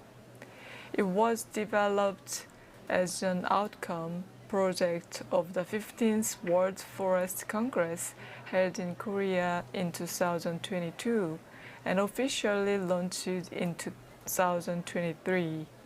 It supports the restoration of forest ecosystems in biodiversity hotspot regions, which are rich in biodiversity but threatened by human activities. In addition, since such ecosystem restoration requires cooperation with local community, the Sustaining an Abundance of Forest Ecosystem initiative supports local income enhancement through community-led forest restoration, protection, and monitoring. We now face an unprecedented environmental crisis, including climate change and biodiversity loss at the moment. And forests are being highlighted as a nature-based solution to resolve these issues. The Republic of Korea has experienced several crises caused by forest degradation in 1950s after the Korean War. At the moment, heavy rains frequently caused landslides, damaged farmland, and reduced food production during the deforested period. By restoring healthy forest ecosystems, Korea was able to achieve economic development as well. It was attributed to strong government policies and hands-on support of all citizens. Therefore, Korea has been trying to share its successful forest greening experience with the international community and contribute to solving global environmental problems through forests. Especially this year, the Korea Forest Service has launched Valuable and Healthy Forests for All strategies. as sustainable forest management in order to enhance the role of forests to better address climate change issues.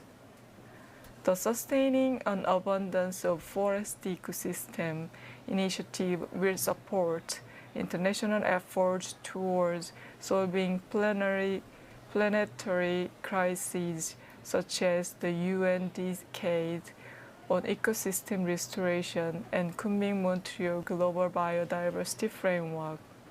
And it is contribute to achieving the UN Sustainable Development Goals. Climate change mitigation, adaptation through protecting terrestrial ecosystems. Finally, in order to achieve healthy forests and earth, we need to take our action and scale up to restoration and conserve forests in the world. Therefore, please give your solid support, all of you. I would like to thank you for joining us at the side event of Sustaining an Abundance of Forest Ecosystem Initiative. Thank you.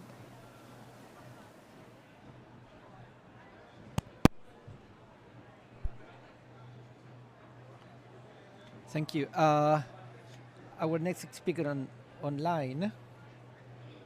No, present here. Tyrell, thanks so much for being with us. The floor is yours.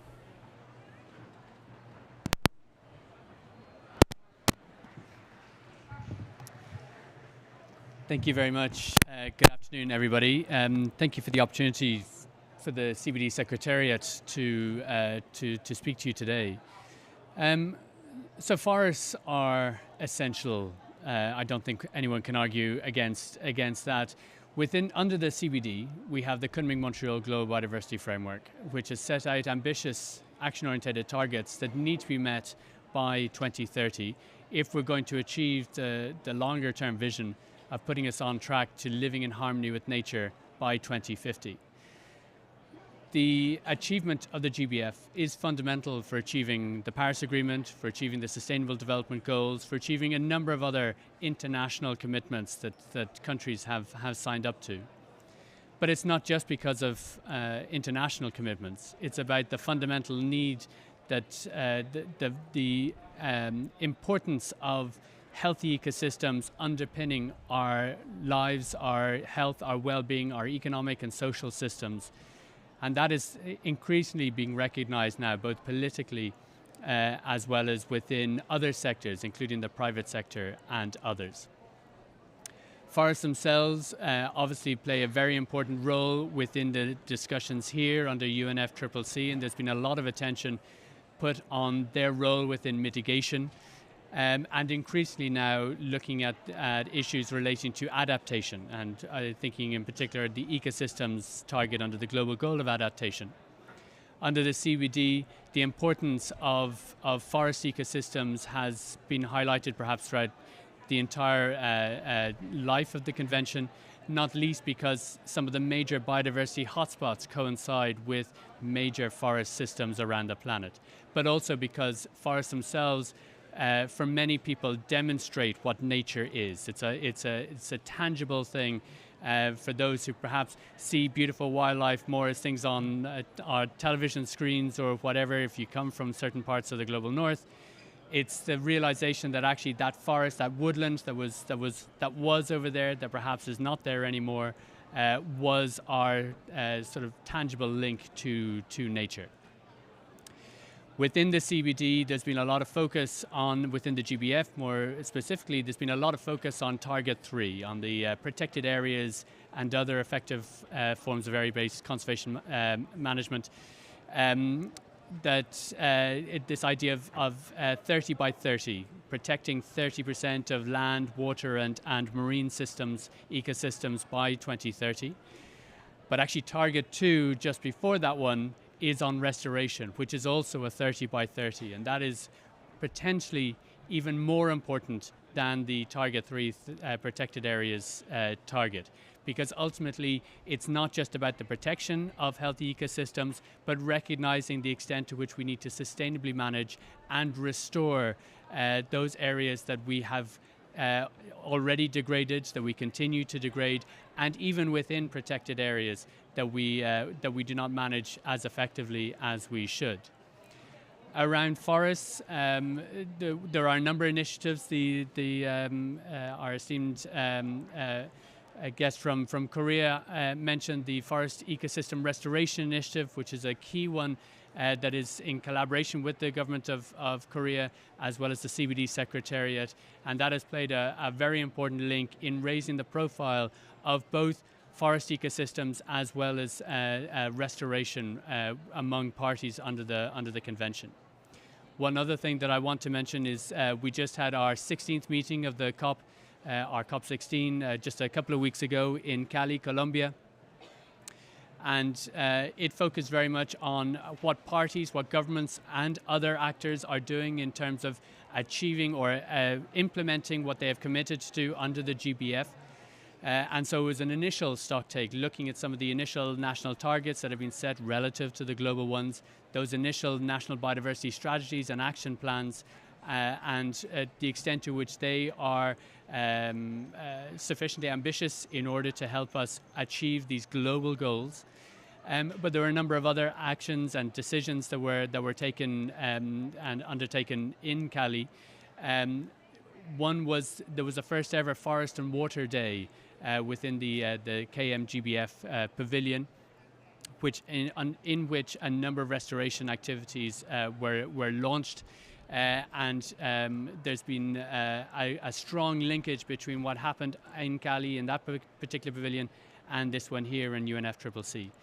Also, in terms of linking the conventions more broadly, there has been a request, a call from parties looking for asking and mandating an exchange of technical or an exchange of ideas on a technical level of how we can actually synergize across the 3 Rio conventions and the biodiversity related conventions over the course of the coming 12 months, in particular leading into COP30 in Belém, where we keep talking about synergies. I think, well, certainly from the CBD side, we've been hearing lots about this idea of synergies.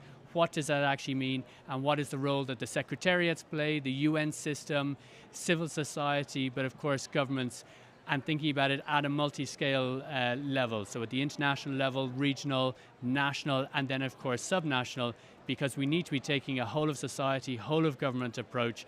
It needs to be localized because these issues aren't siloed when you get down to the local level. We need to be bringing those local level voices up into national level policy, but then also the actions, the commitments that are made both at the international and national level, bring in local level actors and engage fully and effectively at all levels. Thank you very much.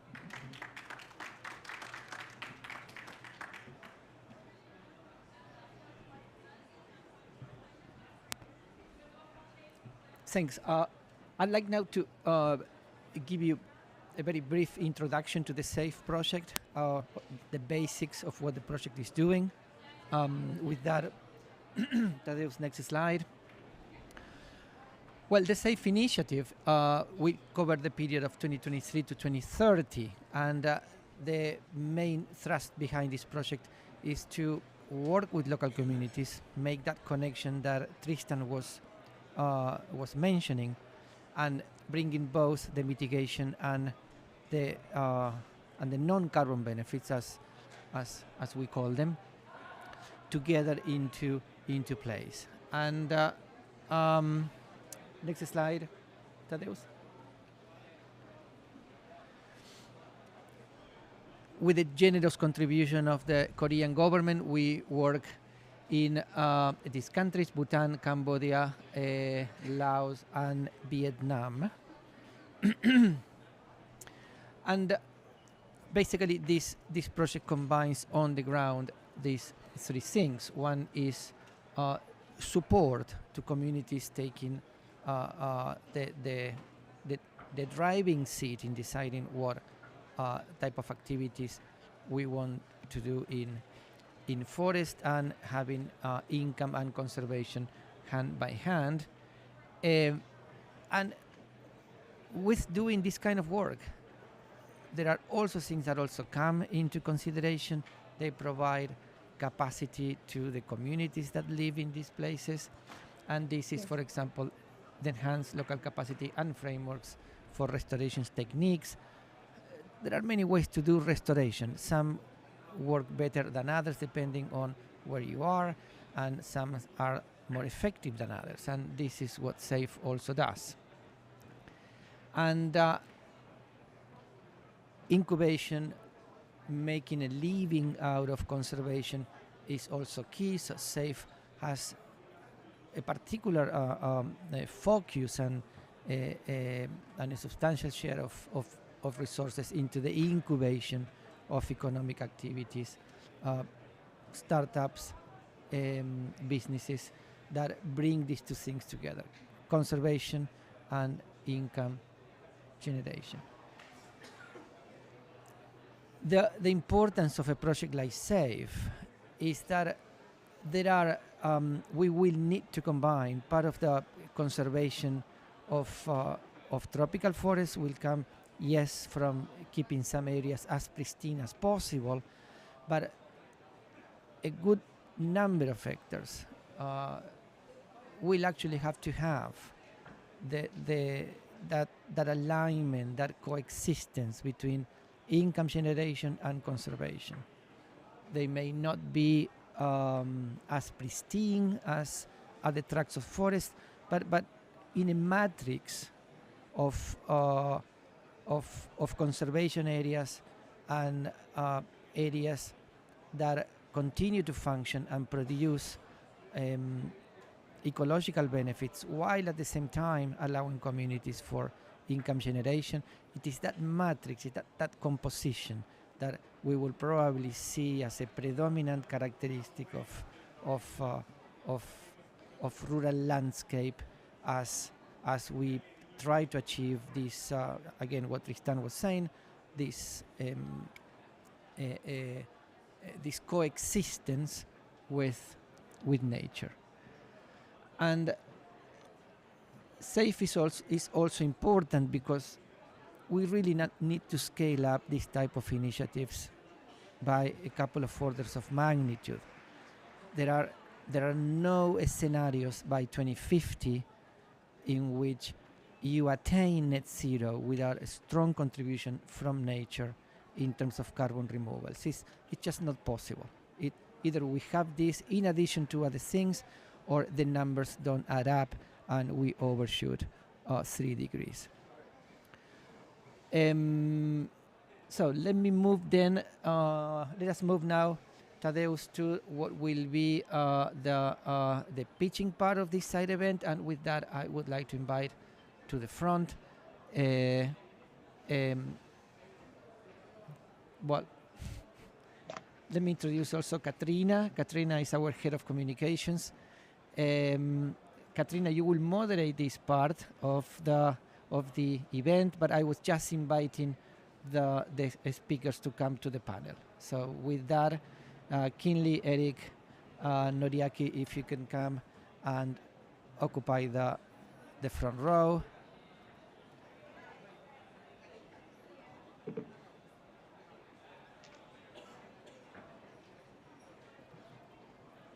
So I'll briefly introduce. We have Eric Johnson, Forest Products Association of Canada. We have Kinley Dem from Bhutan. And we also have Mr. Noriaki Sakaguchi from the Japanese Cooperation Agency. Katrina, with that, over to you. Thank you, Gabriel, and welcome to our panelists. Now we move on to the exciting part of this session, the pitching and connecting part. We've heard about the key elements of the SAFE initiative. We've heard about the big picture, the connections with biodiversity, with community, the climate benefits as well of restoration. Now we want to hear from our partners, from people who are on the ground, who are really doing this restoration work, what they think, and how do all of these elements connect with each other, and share example of how these can be visualized, not just on a small scale, but also on a bigger scale. So let's start with Ms. Kinley Dem from Bhutan. Ms. Kinley Dem, can you share with us, Bhutan is a beautiful country. We've seen you have amazing forests and mountains and all these beautiful landscape that all of us would just be dreaming of going. But restoration is as well a big part of your NDCs and your climate goals. Can you share with us how now this SAFE initiative connects with your bigger climate goals and with special focus on communities as well? Thank you.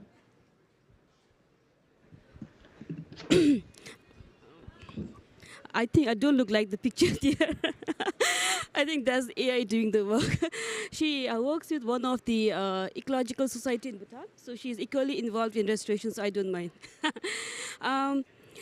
Bhutan, maybe a little context to people who have never been to or have limited knowledge in Bhutan. So we are a very small country, a cover negative country. We have 69% forest cover, 69.71.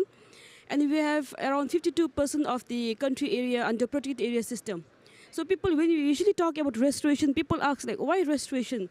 You are a carbon negative country. We remove more than 3 times we emit. Why restoration? Why landscape restoration? Why any other conservation work? Even people at home, they, as a forester, we are often made to answer these questions. So. But then the Bhutan, as a mountainous country, we are vulnerable to a lot of climate change, impacts from climate change. We have risks from glacial lake outburst floods. We have forest degradation. We have when you talk about forest degradation, we have risks from pest and disease, forest fire. A lot of forests are being degraded. We have. And like I mentioned, we have a risk of glacial lake outburst flood because we have so many glacial lakes, so many waters.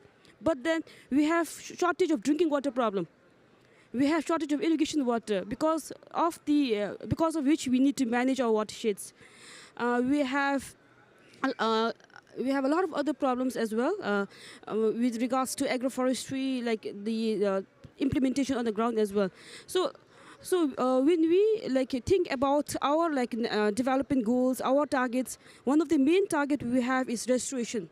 So in order to overcome our challenges, we need to do restoration, and we need to restore our the limited land we have from the forest areas and for the arable land. Another irony would be we are a community dependent on agriculture, but we have only 7% arable land. So and we need to make best use of our land in order to gain from the environment. So that's where nature-based solution comes in. That's where things like restoration comes in. And even if you see our, in Bhutan, we have these 5-year plans. Right now, we are in a 13th 5-year plan. The SAFE project, the UNEP and KFS SAFE project it was very timely at the sense that we were developing the 13th 5-year plan. And it was one of the targets that we could add up to our ongoing target for the restoration. It is part of the NDC. Our NDC says that we need to remain carbon neutral at all times. Our sequestration is increasing, but so is the emission. We are a developing country. We need to develop. But so in that way, the restoration activities help in increasing our carbon sink, carbon sink. And it's also an integrated part of the NBSAPs. So in Bhutan, everything is integrated together in the development goals. It's in the NBSAPs, NDCs. So it's really, like I mentioned, very timely. The SAFE project, SAFE KFS and UNEP SAFE project, we have in Bhutan. As part of the project, we also did the mapping of the degraded land. So we found out that there are certain areas that we need a lot of such restoration activities, but we prioritized according to the project. And we have identified 4 sites in a community forest. In Bhutan, because we have more than 80-90% are state reserve forest land. So in order to have community involved, we need to do it in a state reserve forest land. So we have community forests. We involve the communities and do restoration in that area. For now, we have developed the implementation plan, and unlike the other countries, we started a year late. So we have just developed the implementation plan, and we would be starting from next year the project as such. It is very important for us, but I think there are some things that can be improved. The project is from 2023 to 2020, but restoration projects and forest-based, nature-based projects is unlike other projects. For example, like 1 year is spent on planning and like doing everything. The trees doesn't get on the ground, and then we are only left with 5-6 years. So what we do is. I work for the Forest Monitoring and Information Division, so we have this monitoring evaluation guidelines. So we do annual monitoring, and at the 3rd year we do midterm evaluation of the restoration, like plantation, for example, and the 5th year final restoration. Based on the results from the evaluation process, then we get to do interventions. But by the time we implement the intervention, the project gets finished. So most of the time, it is upon the communities and the government to keep the project going and have the objective of the government fulfilled. The project's objective will be fulfilled. It's to restore this much land. But what next? In order to motivate the communities, in order to have them involved, I think it's really important to have a bigger goal. And maybe you could look for other, maybe you could extend the project, or maybe look for other partners in order to keep the project going. But having said that, really grateful for UNEP and KFS. We have collaborated before. KFS has also been part of the Apokut project, and we have 2 similar projects going on in Bhutan. But then I think there are certain things important for us. For example, like I mentioned, the sustainability, then integration in the plants. It's already done in Bhutan. And also advocacy and capacity building of the local communities. Right now, they are told how to plant trees, but they also, if we need to involve the communities, if we need to encourage the communities, we also need to enhance the capacity in other things rather than apart from the restoration. So I think you need to keep that involved as well. Thank you.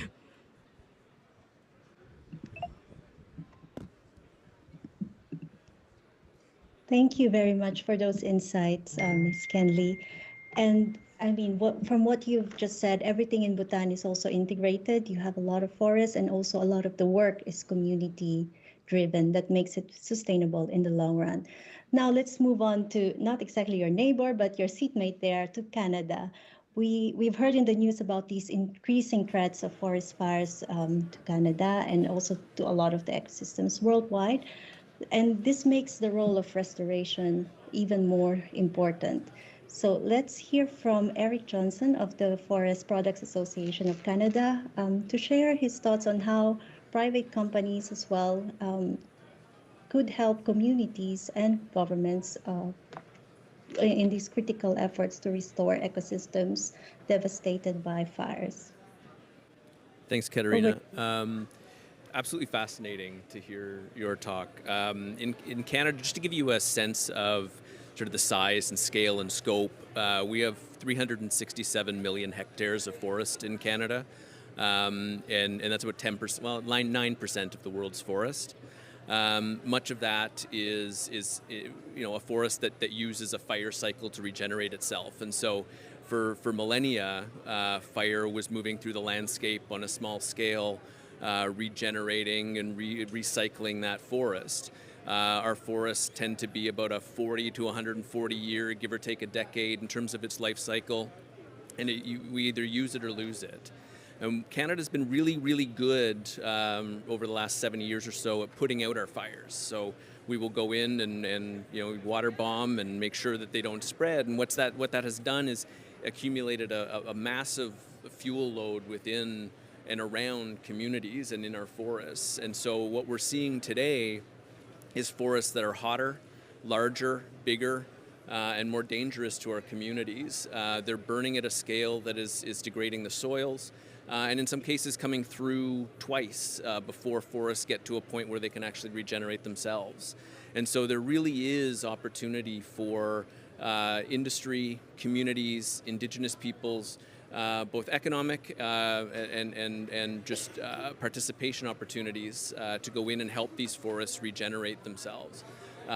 With planting, Canada does have a 2 billion tree program, so in and above what industry does, the government is looking to plant 2 billion trees across the nation over a time scale. And so, there's quite a bit of work that we can do there. And it's incredibly important for indigenous communities to be a part of that, and for their knowledge and for their culture to be a part of forest management. It's one thing to restore post-fire, it's another to mitigate these fires. And so we've learned over the course of the last few decades that, remembering those millennia before us that managed these landscapes with fire, and reintegrating cultural burnings, cultural thinnings, mechanical thinnings, and so on. One of the things that I advocate for back home is to be looking at this not only from a forest health, but also a people health perspective. So, a public safety perspective. There are ways that we can manage, our communities that live within forests or near forests through building fire breaks. So we have a public safety, ability to save some of these towns. But making that fiber economic. Providing the right incentives for industry to be able to go in and do that work at scale is really important. And so, the more we can do that, the more we can go in and manage our forests, the easier they are to restore in the long run. The healthier they are, the more we have healthy biodiversity and healthy forests forever. And so, it's really important that government, industry, communities, and indigenous peoples can work together and find solutions that can integrate and scale to keep Canadians' forests as healthy as possible. But thank you very much for your time. Thank you so much, Eric. This has also been very enriching, and thank you for sharing with us how also the focus is not just restoring forests after fire, but also mitigating future forest risks together with the indigenous communities and making sure community involvement is there along with the investments. Now we move on to our last pitch coming from Japan. We're excited to hear from Mr. Noriaki Sakaguchi from JICA. Mr. Noriaki, could you share with us, we know that you're also working across different countries on mangrove restoration. How do these connect with the forest restoration in terms of the particular benefits to biodiversity, climate mitigation, and adaptation? Okay, now, okay. Thank you for inviting me.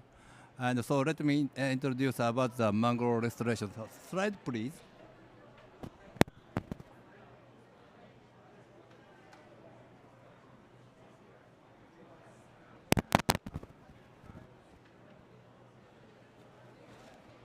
Now, okay. Sorry, not here.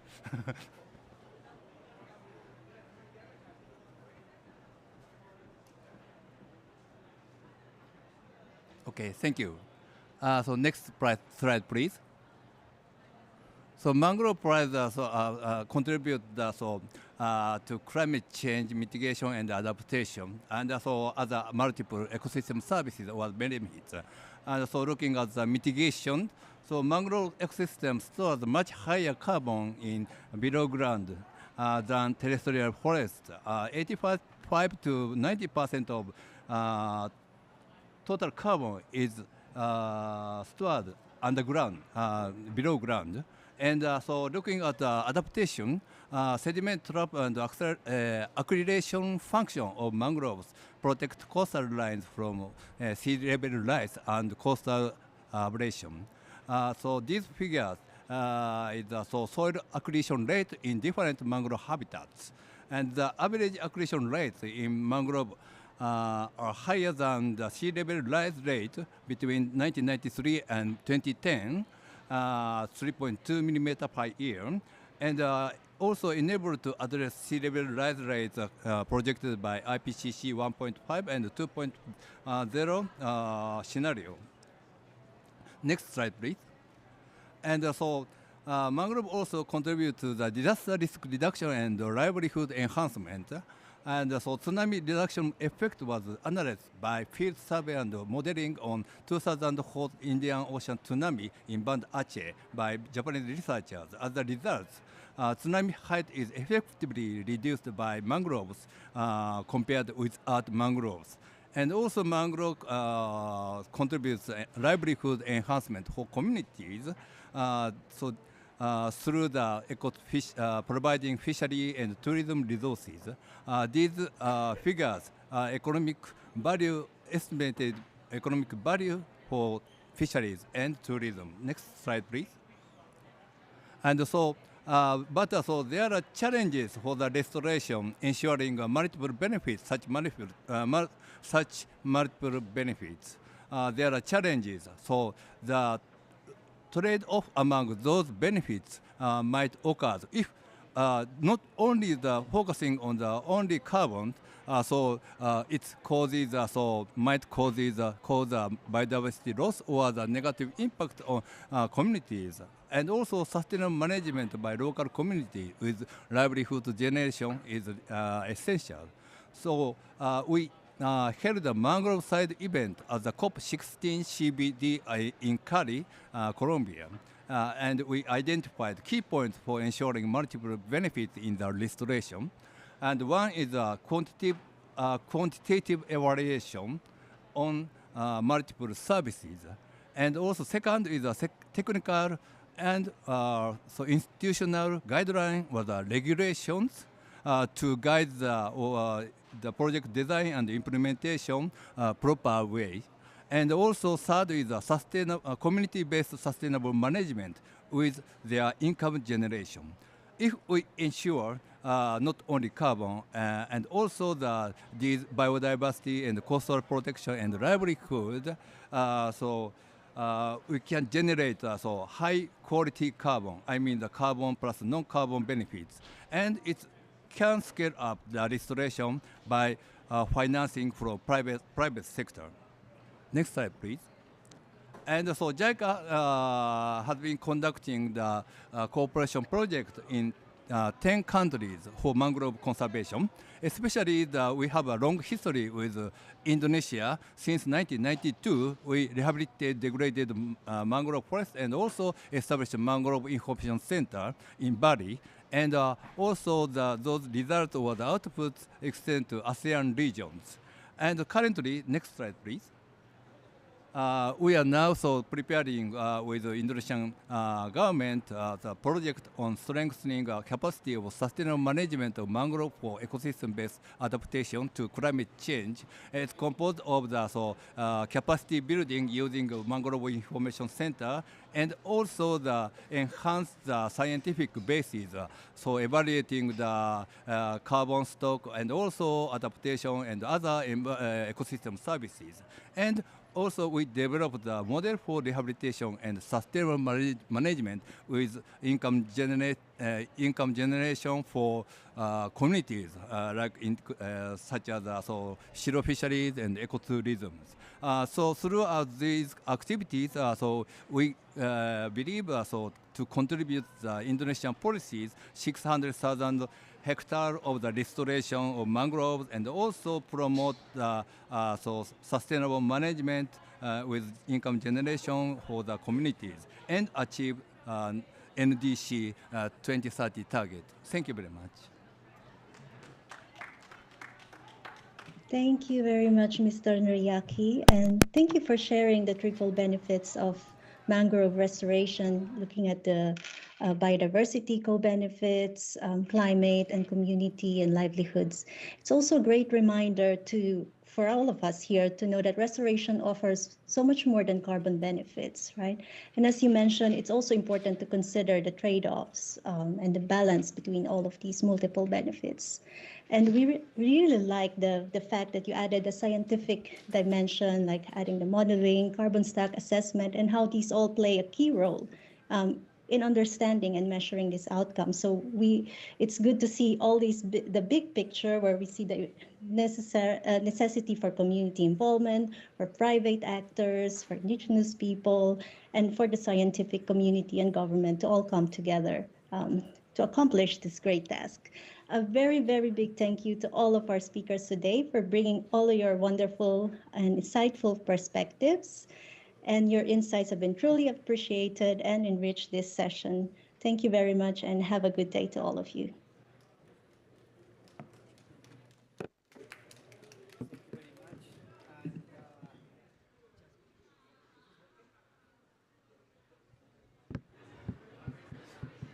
thank you very much for being with us.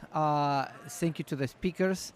And I would like then to close this side event with, again, a genuine thanks to the Korean Forestry Service, to the Korean government for the support provided to this program. Thank you for being with us.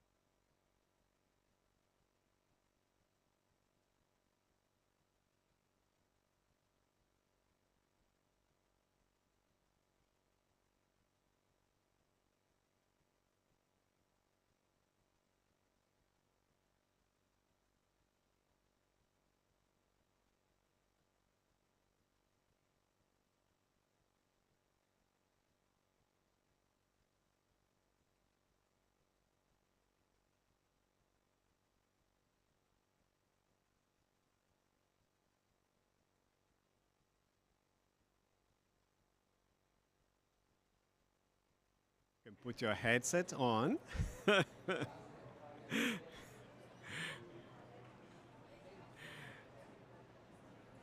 And we are about to start. I'm just checking if everyone is. You need to put your headsets on. And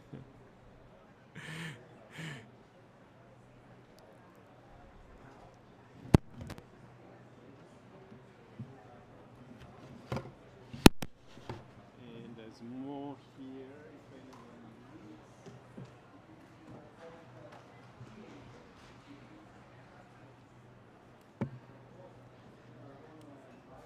Very good. So, welcome to this UN Red event. Do we have the slide with the event title? No? Okay, we don't.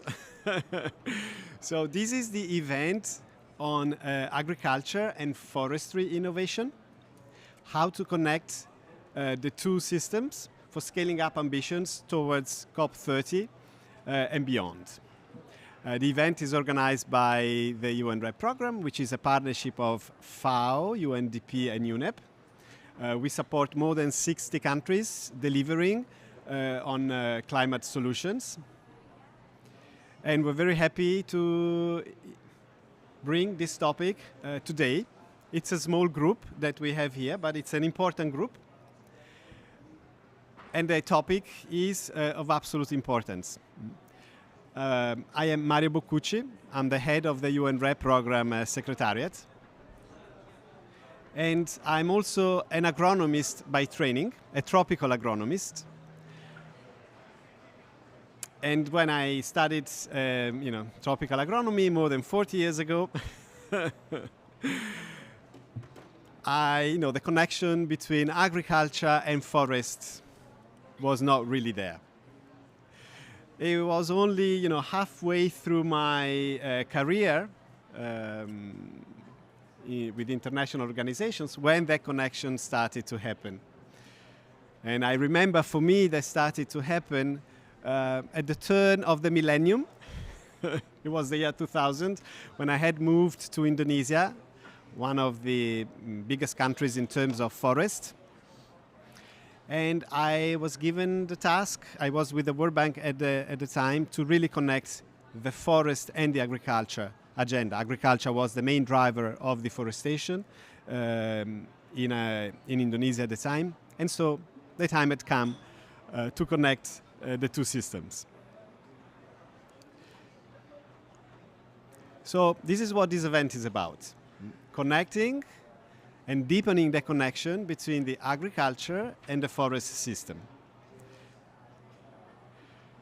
The objective for those of you who have followed a number of other events today is to halt and reverse deforestation by 2030. This was an objective adopted at COP29 last year, and it's our North Star. We know that in order to get there, we have to work beyond the forest system, and the agriculture system is a key system for us to engage with. So today we're going to speak about sustainable transformation of the agri-food system so that it delivers concurrently on climate, on biodiversity, on development. We're going to speak about innovative financial solutions that are going to help us get there. And we will explore challenges, lessons learned, and solutions. We will do this with a very nice group of colleagues, friends, champions from the UN RED family and beyond. We might have be connected with Rosalind from Accra. Rosalind, if you are there, let us know. Rosalind is the director for climate change at the Forestry Commission of Ghana, and she's also a member of the UN RED Executive Board. We have here with us Tung, Nguyen Tan Tung. He's the senior official in the Forestry Product and Trade and Processing Division of the Department of Forestry of Vietnam. Thank you, Tung, for being here with us. Colombia and Ecuador were also very keen to join. It wasn't possible, but we have a recorded video message from them. And in Songdo, we have Ben Vickers from the Green Climate Fund also connected. So it's a group, it's a very good group of people to brainstorm and to really find out practically how can we bring together the forest and agriculture systems to deliver solutions. What we're going to do, just to set out a few key themes that we want to follow today. We're first going to hear from FAO and then from UNDP. From FAO, it's my pleasure to invite Julia Wolf. She is the global manager of SCALA, the Scaling Up Climate Ambition of Land Use and Agriculture through nationally determined contribution and national adaptation plans, FAO. And she'll also, Serena Fortuna is not here with us. She is the member of the UN RED management group and also the team leader of Halting Deforestation and Degradation FAO in Rome. She's connected with us. So with that, Julia, if you can please share some initial thinking that we can use through the event. You want to speak from?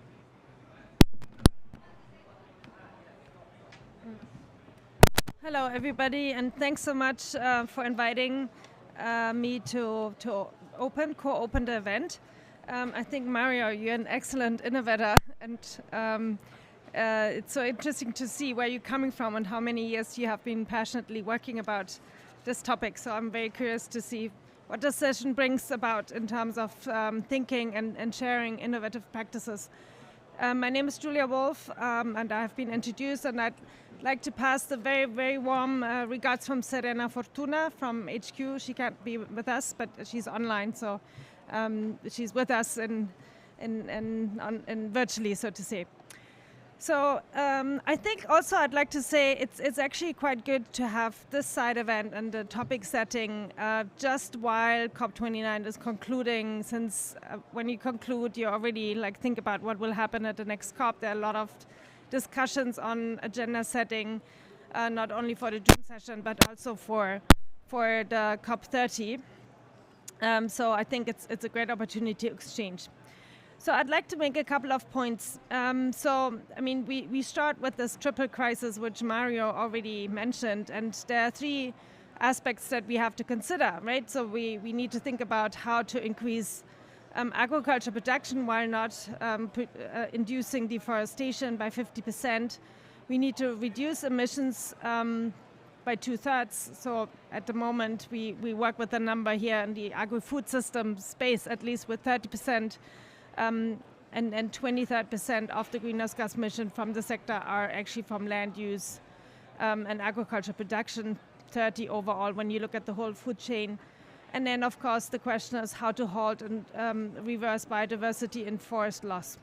And so here, I think one of the key messages to translate is that FAO, in collaboration with UNDP, and UNEP through the UN RED program, is really thinking that in some way we are at the new crossroad where the shift, and then there's a shift happening in the narrative, and we want to hear more about that in terms of joining collective efforts. And that would also, of course, include technical support, but also the needed building up the ownership and the needed political will to transform agri-food systems. In terms, what does it mean? Because it's still very generic language, no? So there's this point in terms of decoupling commodity production from deforestation, which is not easy, right? And this would then lead to regenerated forest on abandoned land. But it's really essential to better serve people and the planet to really look into decoupling possibilities. The other point to mention is the reduction of deforestation and promoting sustainable agri-food systems that are part of the solution, and that's also in view of the SDGs. No? So maybe for many years we thought about separate things, but now the SDGs, and also partly this COP is all about the global goal on adaptation. So I think we really need to think across the different negotiation tracks in terms of how to really ensure that adaptation, and that includes forestry, of course, can make progress over time. In FAO, and this is what partly our forestry colleagues do, whatever is discussed here at COP29 or at the COPs, the UNFC process is brought back to the FAO system. And there's a FAO committee on forest and agriculture where all the representatives from the countries, it's an intergovernmental organization. So this is where we feed what we hear here back to the FAO committees. And so it's a really important moment for FAO for that. We see governments, but also civil society, really as great stakeholder, as agent of change in terms of opportunities to really drive this positive change for forests and integrated landscapes. And ultimately also, and that's a growing interest since Glasgow, but also before, on the question how to work with private sector and what kind of business models do exist to really induce this positive change. And this is where the innovation discussion needs to take place, not because obviously business need to turn around the penny, right? So there need to be a return of an investment. Hence, we're looking for that. But it shouldn't be just money-driven. It should be really, in a sense, what is also very prominent here in terms of the social inclusion, the social justice, and recognizing that in the landscapes we work, there's often a lot of people left behind, and they lack the advocacy, right? So this is where programs like UN Red play an extremely important role in terms of creating models that then can be also accepted and driven forward by governments or by people in the capitals in terms of models that would change rural people's livelihood and unlock opportunities, and that includes even legal aspects like tenure, indigenous people's rights, etc., etc. So I'm already getting close to the closing. So I think, what we really look for is maybe to hear more country voices and really examples, and there will be some videos shown on how to really move the whole agenda, and also how in relation to the Paris Agreement, right, how to make the forest and both the mitigation and the adaptation side of the indices more prominent. FAO actually has launched a global analysis that includes forest and agroforestry dimensions here at COP 2 days ago at the Food, Agriculture and Water Day. And it's kind of a baseline, right, where FAO took stock on all the countries' contributions. And it's also a point of action which can lead to more implementation. I think this is something where kind of the forest and the agriculture and the water community, like everybody, like the governments who manage the natural assets in countries, need to come together. It's really an opportunity to see how to move the NDCs and also the national adaptation plans to not just an ambition discussion, but actually to an implementation and a finance point, because this is how we need to make progress. It needs to go hand in hand, the ambition discussion and the implementation progress. So I'd leave it here.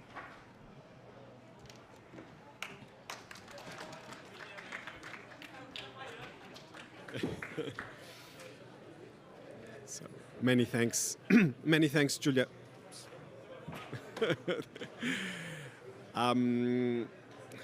Very useful. And just before I go to the next speaker, just to highlight 2 points that I really would like to take through this discussion. One is this notion that we need to do concurrently, decouple, but also promote what you refer to as the agri-food system that are part of the solution, right? This is not a fight. No, you are bad, we are good. These are processes that have to go hand in hand. And I think it was also very interesting how the FAO, the United Nations Food and Agriculture Organization, the institution that works on agriculture and production systems, has already created an institutional space to bring these two streams together. So these to me are two very important, if you want, data points that we want to carry out as we continue the discussion today. With that, I'd like to invite Claudia Ortiz. She is from the United Nations Development Program, the Bureau for Policy and Program Support. Thank you very much, Claudia. Thank you, Mario. And thank you, everybody. It is definitely an honor to be here, be part of this UN Red event. I was just actually at the high-level roundtable for nature and climate. As you know, this is taking a lot of discussion lately in both COPs, in COP16 in Cali and out here, how to really align, biodiversity, nature, and climate agendas. And forests and agriculture are for sure some key sectors and biomes that will allow for this integration. And I think my colleague Julia mentioned the narrative shift, and I think this is a narrative shift that we're seeing. So I think timely to have this event and this discussion. The global agricultural system is expanding its terrestrial footprint, particularly into forest ecosystems to meet the growing demand for food, a demand that is expected to double in the next 50 years. Coupled with that, over 80% of the global deforestation results from the expansion and mismanagement of agricultural land to produce commodities such as cattle, wood, palm oil, soy, cacao, etc. And this is happening around the world. Addressing these issues is imperative, and we must realign agricultural production and food systems with the Sustainable Development Goals, as well as the climate and biodiversity targets. And I would like to focus on some positive examples that we will see featured here, many of which are supported by UNDP and FAO. First, Ghana's policies and practices on sustainable cocoa and shea butter production are driving tangible ecosystem restoration, emission reductions, and improving livelihoods, particularly of women. Second, in Colombia, we have remarkable leadership that we saw from the country at COP16, and this is reflected with actions on the ground. By reinvesting in results-based financing, Colombia is effectively leveraging investments in sustainable commodity supply chains, creating mutual benefits for forestry, agriculture, and also for people and peace, the peace agenda. In Vietnam, the world's second largest coffee producer after Brazil, they are progressing in sustainable coffee production, contributing to halting deforestation and achieving the country's nationally determined contribution. Lastly, Ecuador. Ecuador, UNDP, and local producers, and Lavazza, an Italian coffee company, and other companies are exemplifying the potential of aligning public and corporate policies to drive a sustainable future, in this case with no deforestation coffee. So it is clear that there are successful models of public-private collaboration and a business model and an economic case to be made of integrative approaches in the productive sector that is also aligned with market-based regulations on deforestation-free commodities. As we move forward to COP30 in Belém, the focus will definitely be on tropical forests. And this is where, again, it will be timely to demonstrate integration. One such example we're taking very seriously in UNDP is policy coherence to be able to support the alignment of NDCs and MBSAPs. These processes should really build upon governance frameworks, indigenous peoples and local communities' participation, monitoring, reporting, social and environmental safeguards, and results-based financing. Through the Climate Promise, UNDP is coordinating with the UN system to make sure that the next round of NDCs, NDCs 3.0, are at the heart of development plans and reflect this integrated approach. So at the UN RED program, we remain committed to supporting these critical efforts, and we are welcome and very excited to hear from the inspiring ideas and actions that will be shared today, and we hope this can be replicated and expanded in other countries and regions through several partners here. Thank you very much.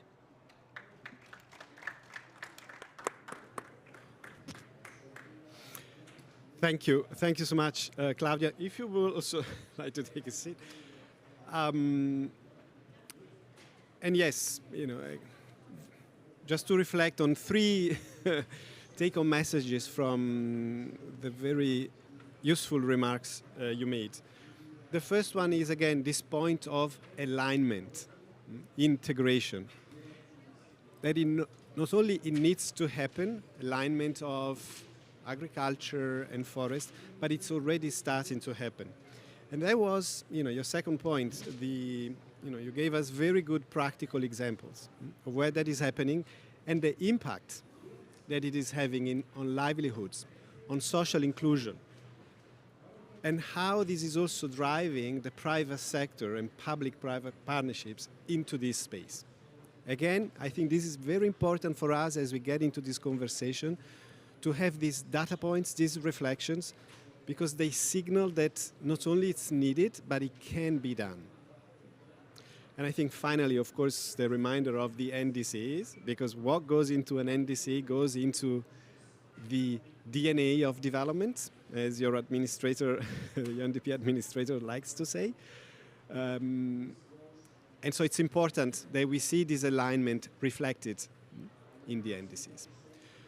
So this was, an initial round of reflection that we wanted to share, put at your service. This is what we see from the work we do from the United Nations system when we work on agriculture and forest, and we support governments, stakeholders, to reach their ambitions. And their ambitions are very ambitious, as it has been said, is in terms of transforming the agriculture system and make them sustainable and halt and reverse deforestation. Now, in the second part of this discussion, we're going to hear from the countries. How do they see this agenda? What challenges are they facing? What lessons have they learned? And what solutions have they been able to deliver and are planning to do more and deliver more in the future? So for this, we're going to hear from Ghana, in case we have Rosalind connected online, and if someone from IT could let me know. It's a thumb up, so maybe we can, yeah? So we're going to have, nope. Well, we may have Rosalind. So Rosalind is, Rosalind, welcome. You probably are able to see me. I have to turn to you to see you. You might have been seated in this very chair. And only a few days ago, we are in the Forest Pavilion. There's a very good group that has joined us today to really look at agriculture and forestry synergies. And Ghana has been at the forefront on both, and also in terms of accessing finance.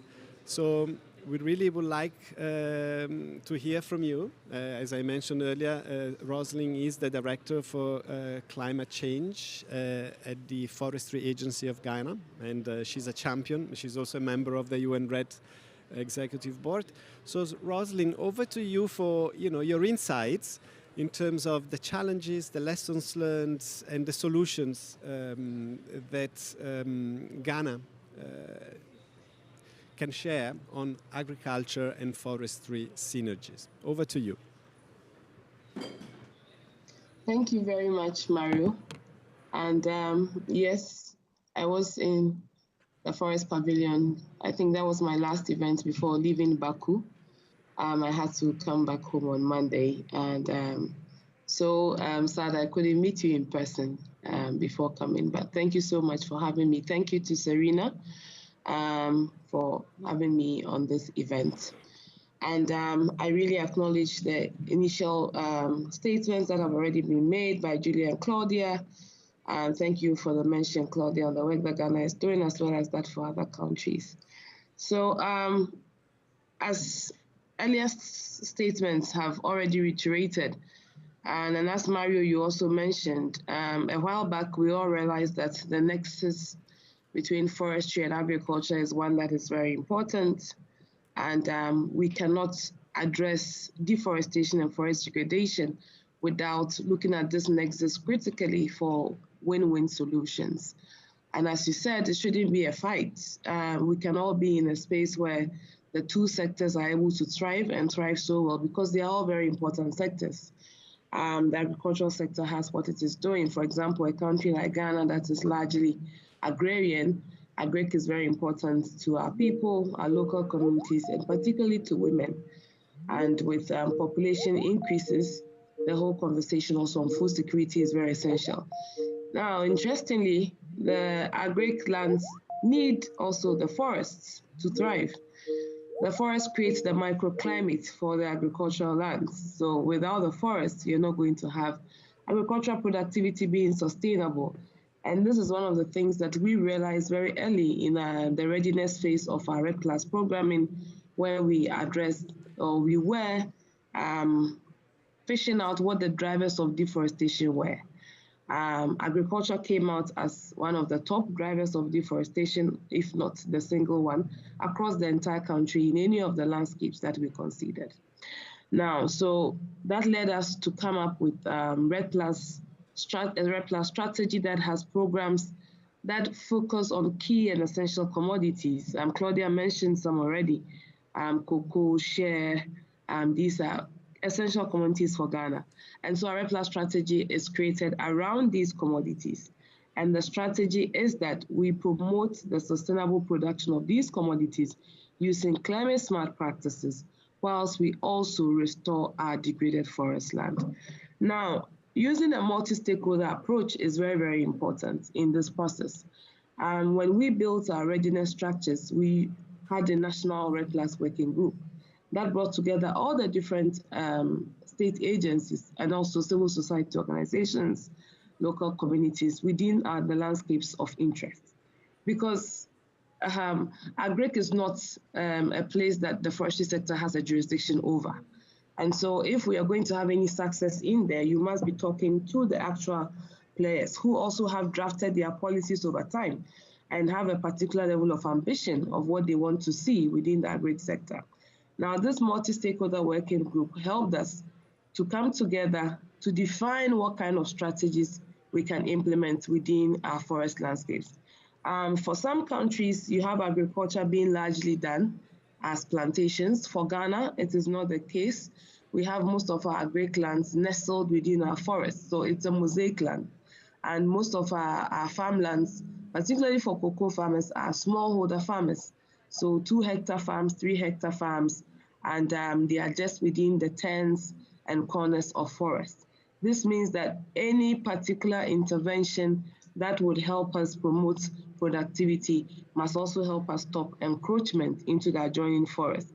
Because the question is, once you promote productivity, there is no guarantee that you're going to stop encroachment into forest areas, because ultimately there's increase in income. So this level of stakeholder engagement and also multi-stakeholder approach helped us address a number of the challenges that we would have encountered if we had gone to the ground without doing these consultations. And so at the moment, we have 2 key agricultural or agric forest programs that are thriving so well. One supported by the World Bank, which is actually a results-based payment program for our cocoa landscape, that farmers have come together and collectively over 3 years, from 2019 to 2021, we have demonstrated emission reductions that have been verified by a third party, VVB, and we have received payments from the Carbon Fund for this. Now, what this has meant is that over 16 years of engaging in Red Plus, now communities see the tangibility of this conversation that we've been having about a commodity that is not tangible. Largely, carbon is not seen anywhere. If we talk about climate change, whether mitigation or adaptation, it's about efforts to work on reducing carbon dioxide emissions. But nobody sees this carbon dioxide.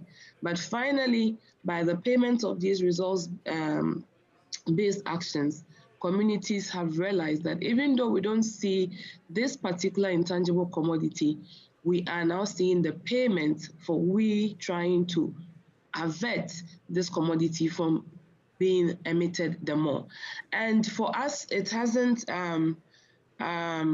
been that difficult, particularly with our farmers, apart from the length of years we have had to engage, because the farmers were already experiencing climate impacts.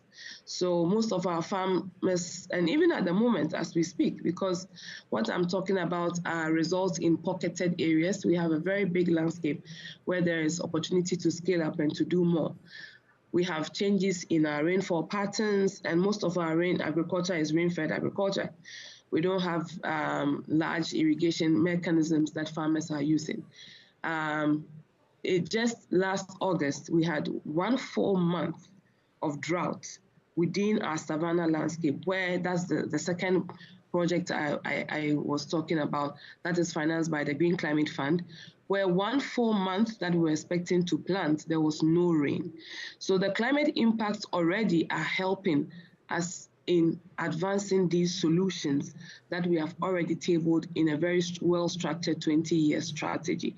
But there's a lot more that needs to be done, particularly as climate awareness is now very much known by so many actors. When we started the Red Class conversation, most of our agencies were not really into climate change as it is. Now we come for the COP, and we have so many of our sector agencies, even local communities, being within the climate space. That means that there could also be possible interference based on the level of understanding and also possible programs that could conflict. So at every point in time, we still go back to the use of our working groups. And what has also helped us in another vein as I bring my submission to an end is the fact that our NDC documents reflect what we are doing on the ground. So all these programs that I've talked about are contained in our NDC 2.0.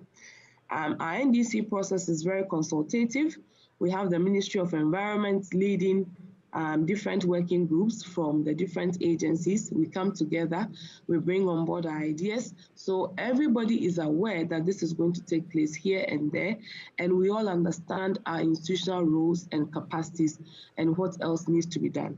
So there are challenges, but these approaches that we have adopted, consulting, using multi-stakeholder platforms right from the start, and also building this into our NDCs, which is by far our biggest climate development policy planning tool, is also helping us achieve success. Thank you very much. Thank you. Thank you very much, Roslyn. You're probably not able to hear, but the audience here is clapping, and we now have a full room. And thank you, for your testimony, which I think spanned from the political insights all the way to the operational one. I have a number of things that I want to tease out so that we can keep reflecting. One has got to do with that when forests meet agriculture, then the value of protecting and restoring forest is no longer only a global value, it's also a very local value. I think, Rosalind, you spoke about the microclimate for agriculture, that in Ghana, being all rain-fed agriculture, is of primary importance. So when you consider also agriculture, when you connect to the agriculture, it becomes also a very concrete agenda. Which was your other point, right? Payments make this agenda even more concrete because it turned what you refer to as an impalpable asset into something very concrete. And finally, the whole approach through a multi-stakeholder consultations. It's a multi-stakeholder approach that is multiplied by 2.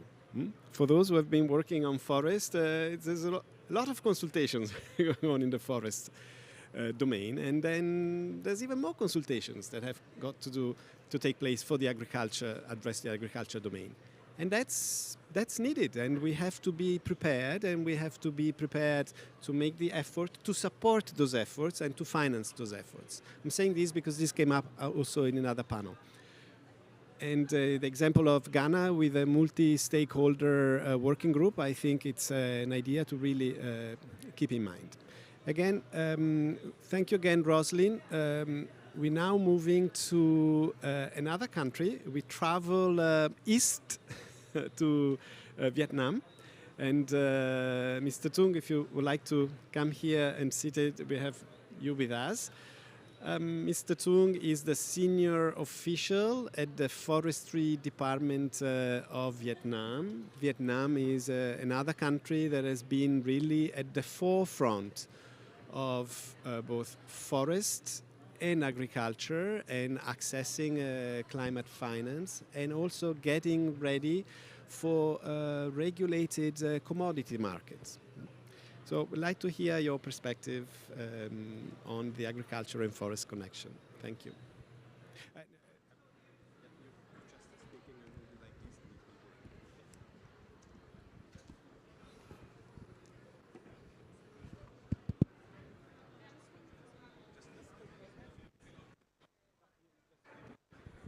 Microphone. Okay. Good evening, everybody. My name is Tung. I'm the senior office from the Department of Forestry of Vietnam. And today I would like to share with you with some of the progress up to reducing the forest, reduce the forest deforestation and the demonstrate in the emission reduction through its red flush and the progress in the timber and timber product to adapt with the EUDR regulation. The first thing we see that Vietnam has made the significant stride to reducing the deforestation and the demonstrating emission reduction through its red flag efforts and the country commitment to the sustainable practice, particularly in the sector like forestry and agriculture, including the non-timber forest product. And the EUDR regulation community like timber product and coffee and rubber. For the red plug implementation, the Vietnam has made the significant stride to reducing and demonstration and emission reduction through its red flag effort since 2009. Vietnam has active participate in the red flag initiative supported by the UN RED program, phase 1 and phase 2. And currently the Vietnam is involved in the regional UN RED program where the FAO provides a substantial technical assistance to help the country assess the climate finance, including the result basement for the carbon credit. For an example of that is Vietnam plan to transfer to the LIP about the 5.15 million tons of the COI of the carbon CO2 equivalent emission reduction from the forest in the Center Highland and the South Center in the South Center Coast in the period of the 2022 to the 2026, and the own contribution of the created carbon is the entire credit of the transfer to LIP will be counted towards the Vietnam's NDC. And for the legal framework, the Vietnam has established a legal and the regulatory framework to the support sustainable forest management and climate change mitigation, a key milestone of the National Red Plug Action Program approved by the Prime Minister in the 2017. That's supported by the UN Red Forest Program. And that program with the Vietnam's water national strategy, including the Sustainable Forest Development Program and the National Strategy for the Climate Change and the National Strategy for the Green Growth. This integrates approach to ensure that the RED Plus contribute to the national environment security and the hunger elimination and the poverty reduction. Other things that we have the forest landscape restoration. The Vietnam has invested significantly in large-scale forest reduction program, including the planting tree and restoring degraded area for degraded forest area, and various policy and the legal framework such as a national target program on the afforestation and the protection of the forest and the law on the forest underpin this commitment. This policy have provides the necessary framework for the implementing forest landscape restoration initiative. And for that, in the sustainable forest management, at this moment, Vietnam has 0.5 million hectare of the forest with the certification of the forest management, sustainable forest management, including the FFC and PFC certification. That meet the target of Vietnam in the period to 2021 to the 2026, and we plan to get more than 1 million hectare of forest with the certification by the 2030. And we also aim in the 2030, 100% of the area forest that owned or managed by the organization have to get the certification. One more thing that to implement and help the company in Vietnam in the timber and timber product adapt with the EUDR. Now we, based on the requirement from the EUDR, we are in developing the guideline for the wood sector and how to adapt with the EUDR regulation. And we have some responsibility with to respond with the GIC about the forest mapping, because the forest mapping of the GIC is not exactly like the current situation in Vietnam. Based on that data, the recovery rates, the forest recover more than 67%. That's not. And then now we will try to the mapping, to the building the data on the forest mapping and the public the forest mapping boundary, and then we can compare for the chasing with the product with the compliant with the EUDR. And we will continue to complete the law system in the forestry, and we have some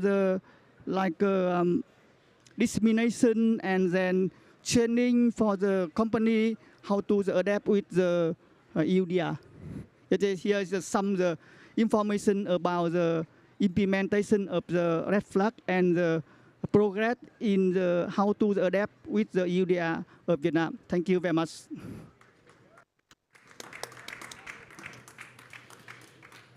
Thank you very much, Tung. For me, this was really an impressive opportunity, almost to have an X-ray view of what it means in a country to connect agriculture and forest. Vietnam is one of, as you all know, probably one of the thriving industries in Vietnam is based on timber products. And so, as Tung was saying, it is important, and Vietnam has engaged in many different streams of work related to REDD+ and accessing the finance, including from public-private partnerships, related to landscape restoration, related to trade, and accessing markets that are placing restrictions and regulations. And so I think what you shared with us, for me, was a very powerful illustration of the efforts that a country has to go through to go beyond business as usual. because we will all have to go beyond business as usual. And so being aware that it's not simple, it's not complex, but having the evidence of how this gets done on a day-by-day basis, as we've heard in the case of Vietnam, in the case of Ghana, I think should give us not only the hope, but the resolve to continue to do what we're doing. So thank you very much again, Tung, for a very, very enlightening presentation. Now, we started a little bit late, and I know that the next session, which I'm also happy to moderate, will only start in 20 minutes. And I see colleagues in the room seems interested. I would think that a little change in program before we, because we don't have Colombia and Ecuador in the room, we have two very interesting videos. But we also have Ben Vickers, if he's still connected, if IT could show to me. We have Ben Vickers in Songdo from the Green Climate Fund. Okay, and so Ben Vicker is the senior specialist who has been working on forest and result-based payments for a very long time. And so Ben, if you are connected and you can show on screen, I would jump straight to you. I also know, it's very late where you are. And so thank you very much for staying with us until now. If you can share, two things perhaps. What have we learned from the result-based payments program of the Green Climate Fund so far? And what type of innovations do you see for the future, building on the very recently approved Green Climate Fund policy decision on mainstreaming forest? So what do you see in terms of innovation, and also in terms of innovation specifically to connect agriculture and forest, and to bring the finance to really accelerate the transition to sustainable agriculture? So Ben, I think we see, well, it looks like you are connected, but we don't see you. My camera's turned on, Mario, so now we can see you. Very good. Thank you, Ben. So now you're speaking to the audience here in the Forest Pavilion in Baku. And you have the floor, if you heard me. Over to you, a few minutes to share your insights. Thank you. Yeah, Mario, thanks. I heard you very clearly, and thanks to FAO and UN Programme for inviting us. I'm actually in Bangkok, so I'm not quite as late as in Songdo, so it's okay to be going a bit late. And I'm sorry I can't be there in person. I flew back from Baku yesterday, but yeah, it's been really interesting to listen to the other speakers, and there's a lot of points. Particularly from Rosalind and from Tung, that they've already laid out a lot of the points that I was planning to make anyway. So hopefully we can go through this relatively quickly. Just that you mentioned the policy that was approved by the GCF board of B40. Just very briefly, what that was to mainstream results-based payments for REDD+ into our full programming cycle. Prior to this, we've only had one pilot funding window of $500 million between 2018 and 2022. And so this policy essentially re-emphasizes our mandate, the GCF's mandate that was set out in the Paris Agreement itself, to be one of the key sources of results-based finance for REDD+. So it's the board re-emphasizing, reinstating what we already have in our mandate to do. But more than that, I think it's important to emphasize what's happened before over the last 17 years, in fact, since the REDD+ discussion started in Bali in the COP in 2007. And one of the, I think, most important aspects of this whole train of work was underlined by Rosalind, I think, in her experience in Ghana, and indeed by Tung in Vietnam. There's been a lot of work done at country level, and there's been a lot of investment through particularly UN REDD and the World Bank's Forest Carbon Partnership Facility in many countries in facilitating the consultations, the bottom-up analysis and policy support, at strategic development, the capacity development over many years, that has resulted in quite a sophisticated and cross-sectoral approach to addressing the land-based issues related to climate change mitigation and indeed adaptation. So in no other sector really have we had this kind of coordinated and consistent approach, going deep into countries' governance systems and stakeholder partnerships, and in a way that's underpinned by the negotiations at the COP itself, the Warsaw Framework for RED+. So it's been a very good example of how a whole sector can come together and in a coordinated way to deliver climate results. In the GCF, we've already been supporting, building on the work that the UN RED and the World Bank SDPF program have started with readiness work, continuing through our readiness window.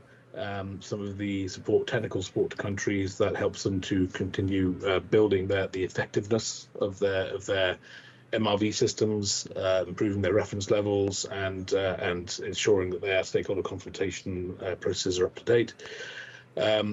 We have already been working in implementation of RED+ strategies. I think it's important to note that before the GCF's results-based payments program started, there was already the World Bank's Carbon Fund, and Rosalind mentioned this.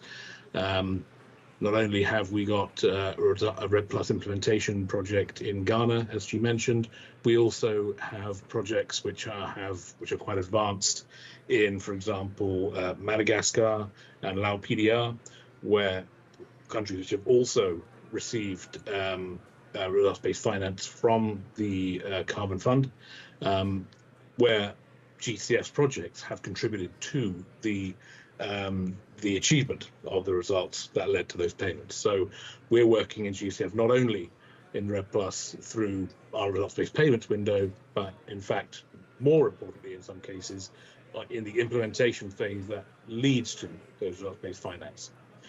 But in the context of our RBP program,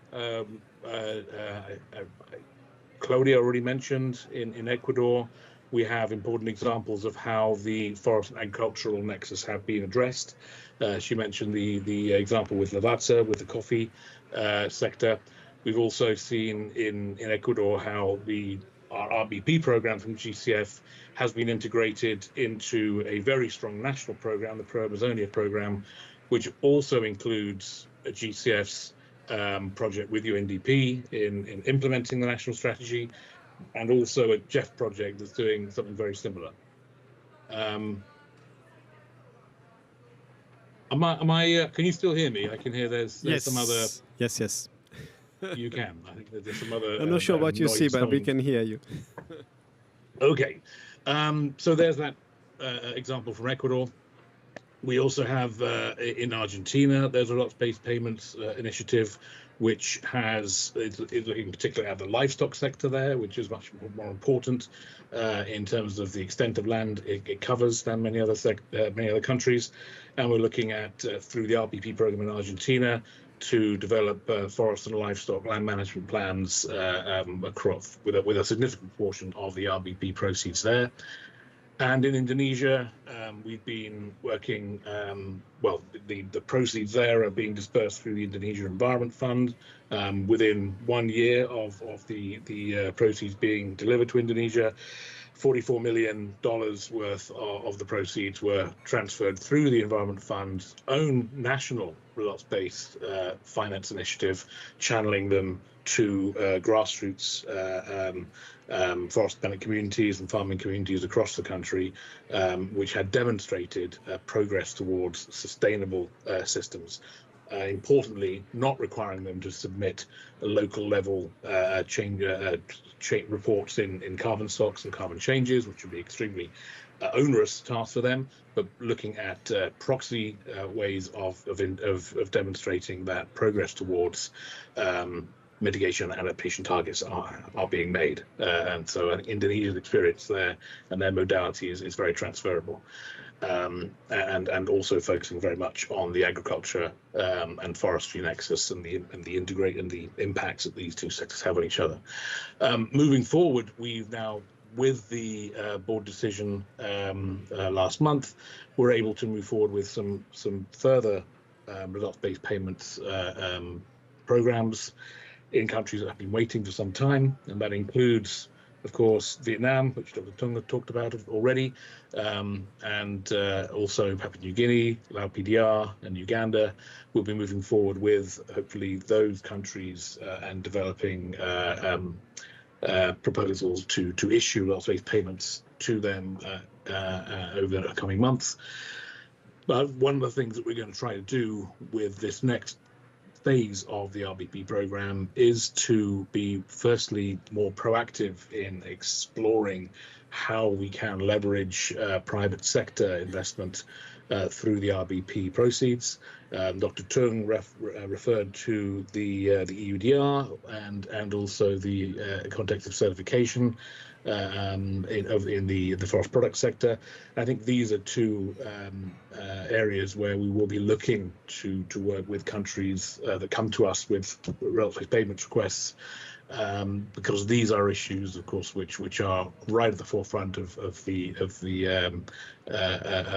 strategies of private sector concerns in the agricultural sector, and without really addressing the national strategies and approaches to move forward with looking at zero deforestation quantity strategies and certification that can enable those, we may miss out on some private sector investment that would otherwise we could leverage.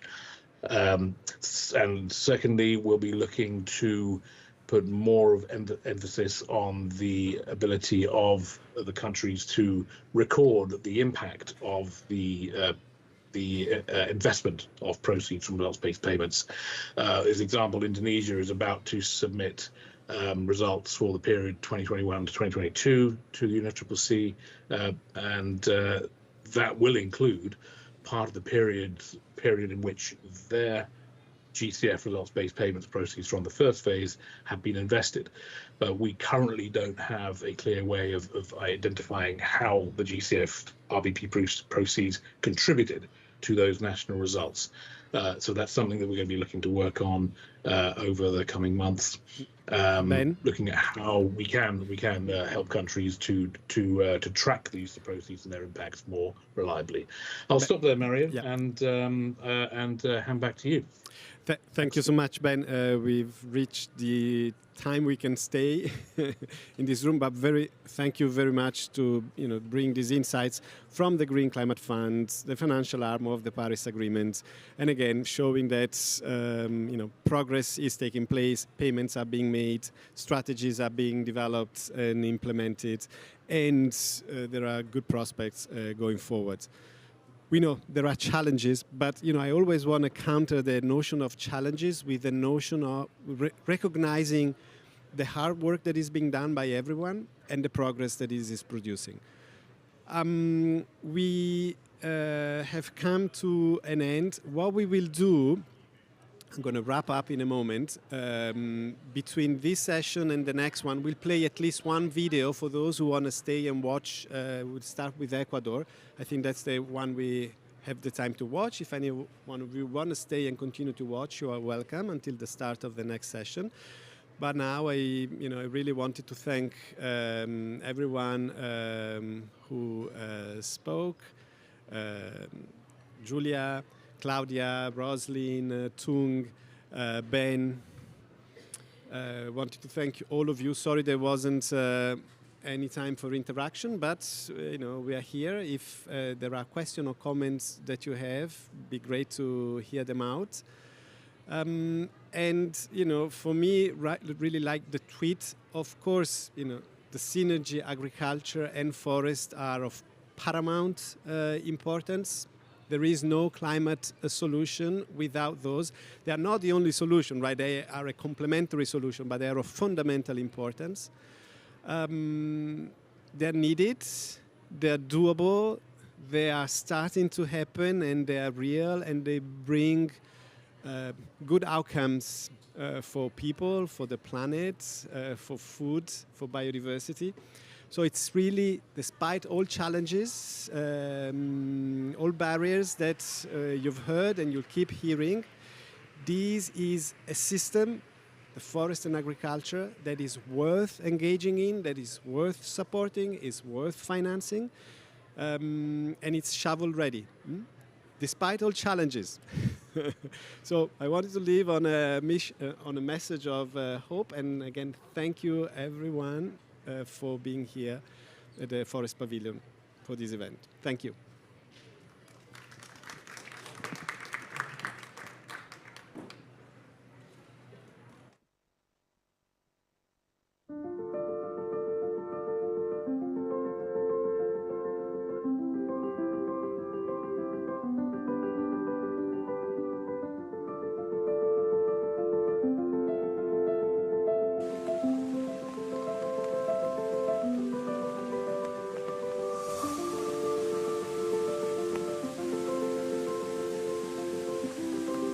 Creo que tiene esa potencialidad porque tiene un buen café, tiene un medio ambiente, una biodiversidad, un cuidado por la biodiversidad muy importante y sobre todo hay colaboración entre sector público y sector privado. Creo que esa es la llave. Si no trabajamos juntos, sector público, privado y organizaciones internacionales como el PNUD, no llegamos a esos resultados.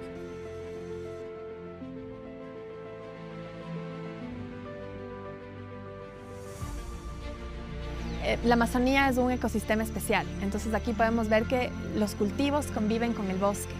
Es una forma de producción que tienen los pequeños agricultores, entonces valoran el bosque, los servicios que el bosque presta y eso hace que ellos de manera voluntaria se comprometan a conservar ese bosque, pero también con la mejora de sus prácticas productivas, aumentar sus rendimientos, su productividad y eso finalmente genera beneficio para ellos y para sus familias. La tierra es bastante productiva por aquí para toda clase de planta que se siembra.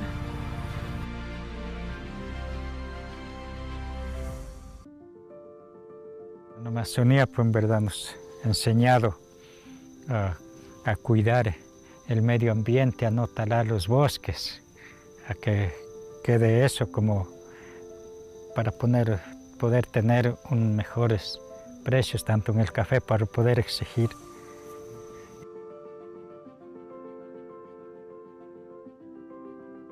No es un proyecto, es un movimiento.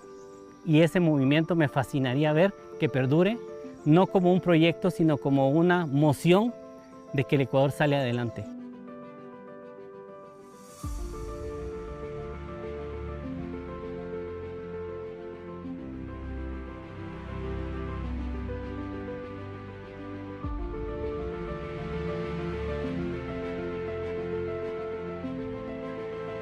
Que todo hacemos nosotros, como mujeres venimos, cosechamos, despulpamos, lavamos. Es un trabajo duro, pero al final vale la pena el trabajo porque se produce y se va a otros países nuestro café.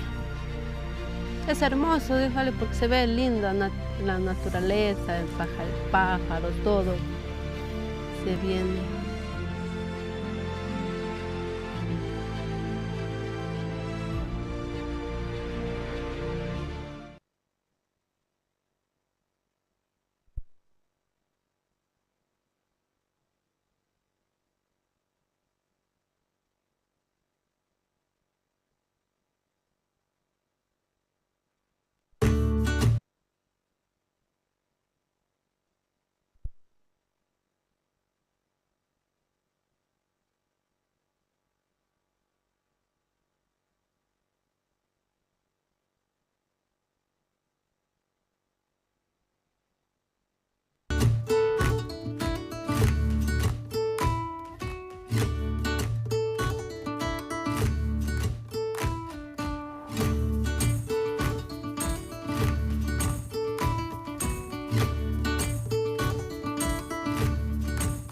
estamos conociendo el proceso productivo de Green Coffee Company.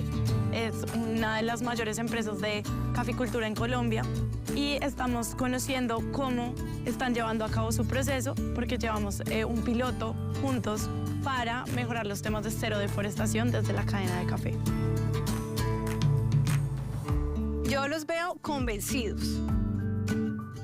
La caficultura que desarrollamos en GCC es el claro ejemplo de economía circular. ¿Qué quiere decir esto? Que reducimos, en general, el impacto en el medio ambiente y en las comunidades.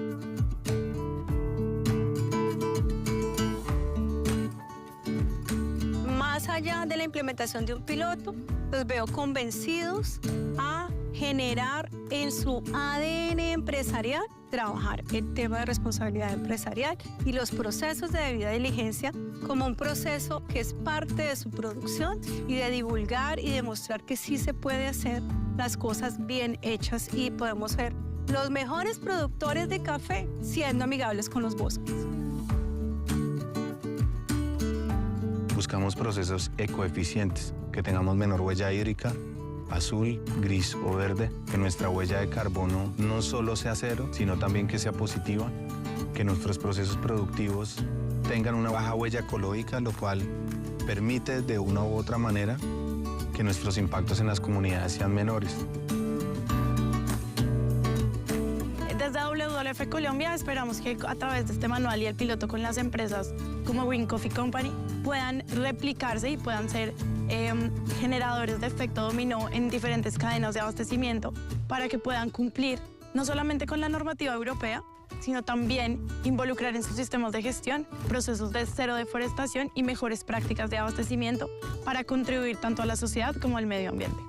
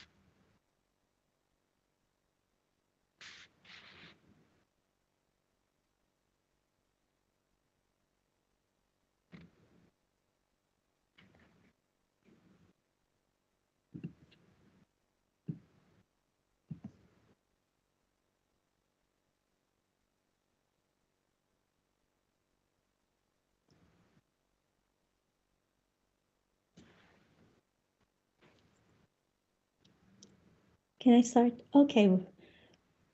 Good evening to everyone in Baku and to the audiences online.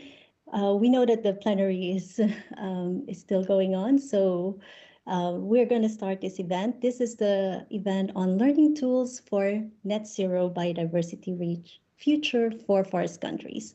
We've heard in so many events in this pavilion as well as in other pavilions, and today at the big hall that forests are indeed one of the main sectors that can provide fast and sweeping emissions reductions. But when we look at climate commitments, in fact, it's clear that there is a lot of work to do. And just to give an example, the NDC, of the top 20 deforesting countries, only 20 have included quantified goals. So this has quantified goals to reduce deforestation. And this raises an urgent question. How can we help countries translate knowledge and data into effective policies to protect their forests while achieving climate goals? So this is where the REDD+ Academy 3.0, like we have NDC 3.0, now we have REDD+ Academy 3.0, that is also part of the solution. This is a platform designed to equip decision makers, practitioners, and communities. Joining with me today to discuss our three fantastic guests, Mr. Mario Bokuchi, the head of the UN REDD program, Mr. Lee Wo-soo from the Korea Forest Service, and joining us virtually, Ms. Daphne Gitonge from the Africa Forest Forum. Welcome to all of you, and thank you for being here. Now let's start with some context. Over the past decades, we've seen progress in REDD+ implementations, but gaps remain, especially when it comes to empowering stakeholders with the knowledge they need. So let me start with Mr. Mario Bokuchi. Based on UN REDD's work, how are the learning needs evolving? And what do you think? Are current platforms really keeping up? Thank you, Katrina. And I know we have a virtual audience, so I really want to greet our virtual audience here in Baku. This is a very busy time because the negotiations are going on plenary. So we have people going in and out of the various pavilion. But this is a super important launch that is taking place, and I'm very honored to have colleagues from the Korean Forest Service here with us, a great partner to work with. And, you know, as we're talking about innovations and going forward, really having this type of hybrid dialogue where we bring the vibe of the Baku COP to those connected virtually is a good way of working. So going back to your question, Katrina, I just want to reflect on one thing that we heard also in the previous session here and through the day. We are moving from an era where we were doing pilots, we were making commitments, and now we're moving into a decade where we have to massively scale up actions, massively scale up finance, and connect different sectors. In the session before this, we spoke specifically about agriculture and forest. And so what this means is that we are going into a very different space than the space where we have been so far. We need to up our game, our collective game. And this is where learning is of paramount importance. And learning from each other, learning from partners, the story of South Korea, addressing its forest restoration and sharing that knowledge with everyone else. We heard it from many other countries also through the day today. And so this learning is going to be a key feature to achieve the objective that we have put to ourselves, halting and reversing deforestation by 2030 and mobilizing climate finance at scale. And so this is where the platform that is being launched today with the generous support of South Korea, and I would say equally important with the full partnership in the design and in development and deployment, is a very important moment to lay the foundation and create the tools that are going to accompany us for the years to come. This is going to be a fundamental, very powerful tool. This is going to be of service to the communities out there. And so for this, I'm very grateful and very thankful to the Korean Forest Service to be a partner for this platform. Back to you, Katrina. Thanks, Mario. And that's I'm turning over to Mr. Lee from the Korea Forest Service. So based on what Mario has said as well on the differences in learning and the landscape that we are seeing right now, what in your perspective should feature in a platform like the new RED Plus Academy to really help countries, especially those that are still developing their NDC targets or are still very either very early on or already quite advanced in their RED Plus journey? Over to you, Mr. Lee. Yes, thank you. I think. Yes, thank you. I think Mario's speech is very good, but I think we have a learning lab and we focused ASEAN region and last year and this year, Latin American this year. For the learning lab, we can invite and include local communities and indigenous groups per participating country to understand RED Plus, which has not only carbon benefits but also non-carbon benefits such as alternative income, activities, ecotourism, microfinance, awareness raising, and so forth.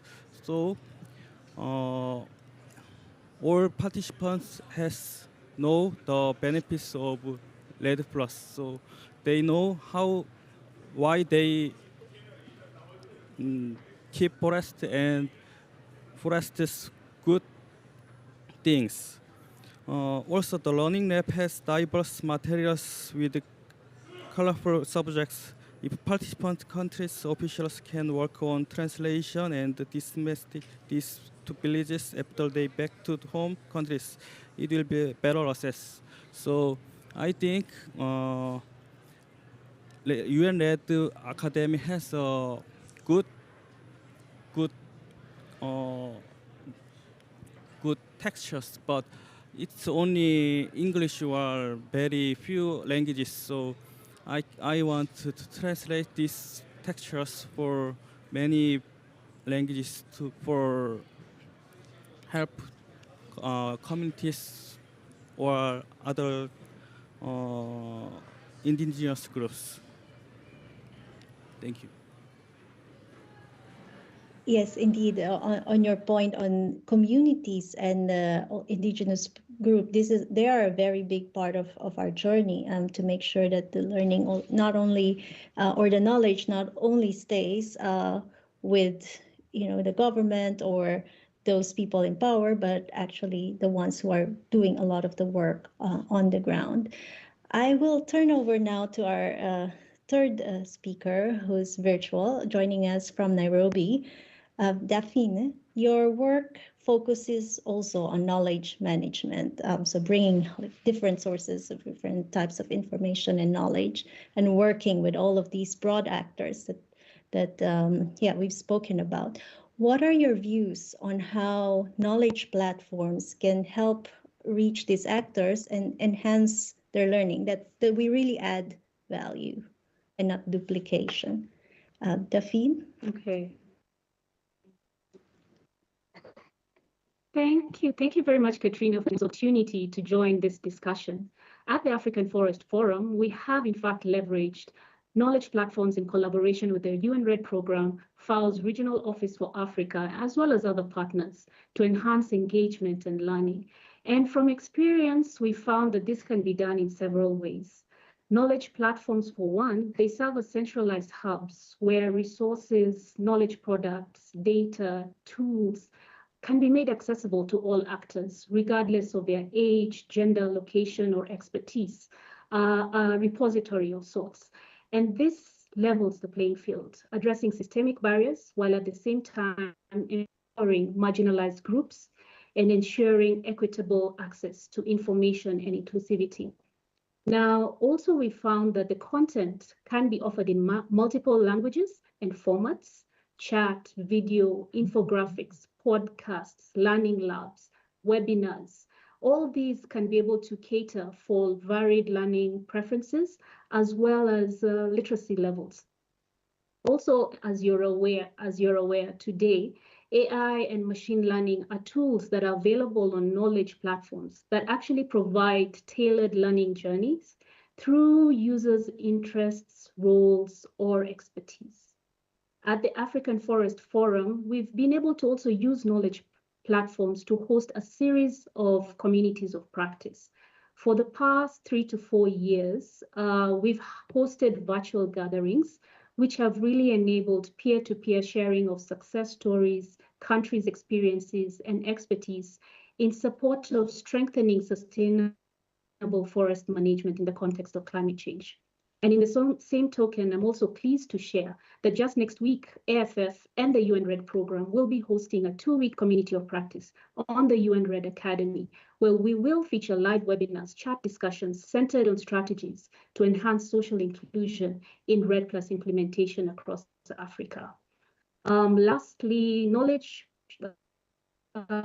platforms, they also have dashboards, live updates, of which can really aggregate and display real-time data that can first and foremost showcase how your activities are performing, as well as inform decision-making to facilitate uptake of knowledge. Thank you. Yes, thank you, Daphne. I think your work is truly very impressive. So just before we unveil the updated RED+ Academy, I would like to ask each of the speakers, like, what's your wish list for a learning platform? Just a few words that come to your mind. Perhaps I will start off with Mario. Like, what would be useful for you? What's your idea of a perfect learning platform? Thank you. I would say, you and Mr. Lee and Daphne have covered very well. To me, the dream is a learning platform that really allows us to connect beyond what we've been able to connect so far. And we have been quite good at doing it, but we really have to massively scale that up.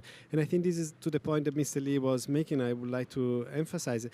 Even simple things like making sure that the learning material, the briefs, they're all available in as many languages as possible.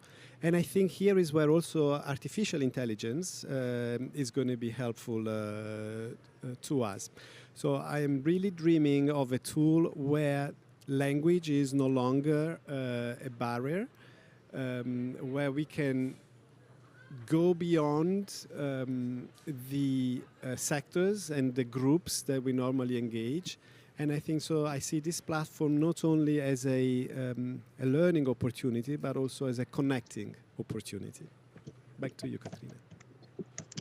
Thank you. Yes, indeed, like a platform that connects everything. And also translates different languages.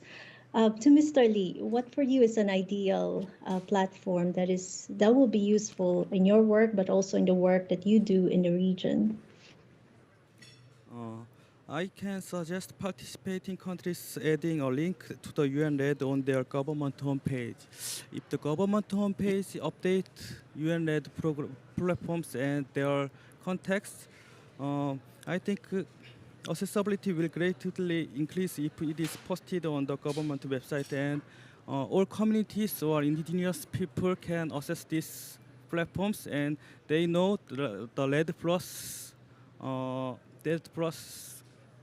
good things, or how to they manage the forest, or how to prepare the RED Plus. So I think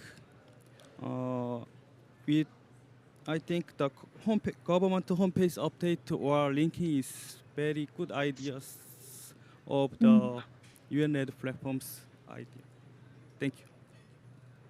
Yes. Yes, thank you. Yes, so for Mario, it's connected from yourself. Also that it's sensitized, like it's the awareness is raised that there is this platform, especially for end users. And it's not just actually at the COP where we're competing with so many different events, knowing today is also Nature Day, but also out there, the wide web, we're competing with a number of learning platforms every day. There are new things coming up, and then we have AI as well. So where it provides learning quite easy and quick for others, but of course there are limitations. From your side, Delphine, what's your wish list? What's one thing you haven't seen?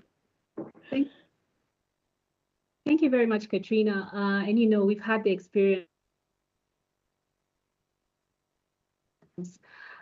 because we're trying to foster knowledge uptake, replication, upscaling for M&E, tools that can track progress, gather feedback, measure impact. This can all help us in improving the uptake of information. We also need a platform that can motivate people to join. As admins, sometimes we need to encourage participation. So how do we encourage users, community members to participate? Possibly through recognition, offering certificates of participation, for example. Apart from that, I think also we should combine both the theoretical learning with on-ground trainings.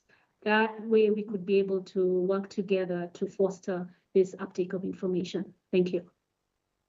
Thank you. Yeah, so the wish list is getting longer. So we had like the connectivity, that the awareness among local governments or governments as a whole and the stakeholders, and also from your side that the uptake is increased by making sure that the theoretical knowledge is translatable with on the ground action.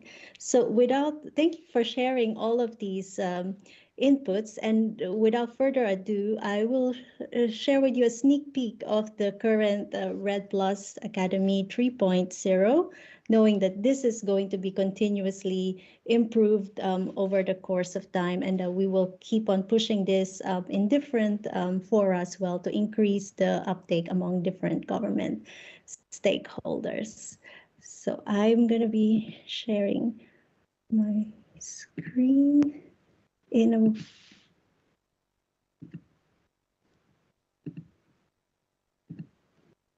Okay, so if you can see my screen, and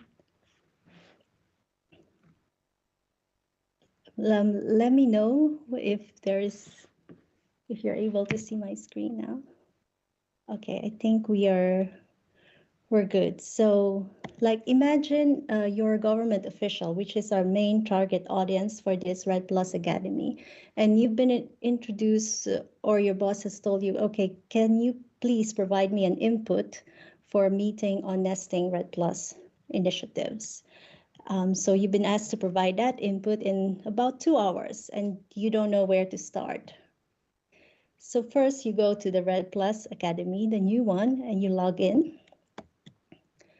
And we have introduced, as Mario had also said, like let's try to integrate AI to support learning as well. So we have a learning assistant that is powered also by AI that greets you, and perhaps you want a very, very specific information at that point, like do I need to nest my Red Plus project? So that question, well, let me just turn back, like you will get a short description of the steps of what you need to do, but at the same time, it will link you to the specific decision tree, guiding you through each of the steps on how you should decide whether or not to nest your Red Plus project. So first it will say, okay, are there different scales of Red Plus implementation? If so, are there overlaps? And if there are overlaps, evaluate the impacts of overlaps, yes and no. And finally, after considering these steps, it will show you the different nesting approaches. So this is just one example. It will also help you learn the concept of something new like nesting on the go. So it explains nesting and links you to different micro-learning tools, like, for example, this interactive presentation. It will show you the different case studies, examples, not just through presentation, but it could also be like a listening mode, like a podcast, as well as for the more traditional learners, there's also the PDF version for what is nesting, what are the steps of it. So after going through that, within less than 2 hours, you will not only understand nesting, but also get a clear guidance on whether or not it applies to your context. So this rapid access to structured, actionable knowledge that is not only theoretical, but also linked to on-the-ground implementation will not only saves you time, but also make sure you're prepared for that meeting, which this is a use case for our ideal audience as well for the Red Plus Academy. So we're catering not only for the modern learner, but also for the traditional learner. But the Academy doesn't stop there. You can also explore, as Mr. Lee also mentioned, we have been hosting learning labs last year in Asia Pacific in Bangkok and this year in Lima to enrich and share foundational knowledge. So as I said, it's also online there, all the materials. And we have communities of practice. So far, we have 4 communities of practice. We have the Safeguards Community of Practice, the AFF Community of Practice that the Daphne is also working on. And finally, we have some discussions to increase the uptake of knowledge and transform knowledge into policy change. So the final slide is our pitch on what makes it really unique. It's learner-oriented. Whether you're a beginner or a seasoned Red Plus practitioner, the platform offers you resources tailored to your level. It's also personalized because we have this chatbot that guides you through tailored learning journeys. It does recommendation systems, so based on what you had searched before, it will tailor the recommendations based on that, helping you find answers as quickly and as context specific as possible. And finally, it's dynamic and collaborative. We have micro-learning tools like the decision trees, the community of practice with over 1,000 users. It's also built with multiple languages. So as Mario had said, yes, it can be connected because you can include like a traditional language or Korean or French, Spanish, all the different languages and still be able to communicate and to ensure that there's continuous growth and in engagement. So I invite you all to visit redacademy.in.housebase.com to test this tool out.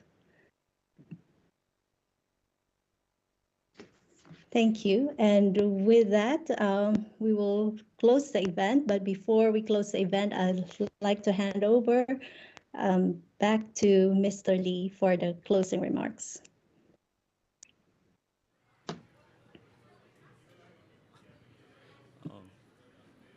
I think REDD+ is a good business that is cost-effective and delivers a variety of non-carbon benefits.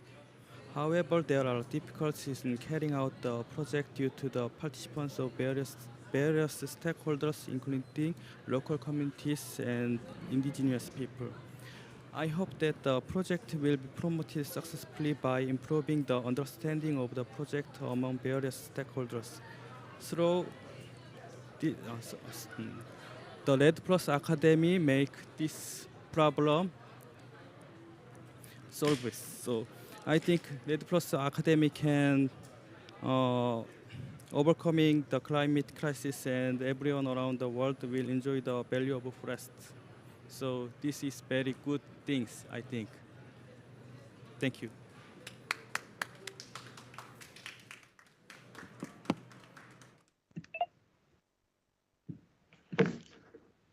Thank you very much to everyone. And yes, thank you, Korea. Thank you to the people in the room and to our virtual audience. I hope you have a lovely day. Bye. Thank you. Bye.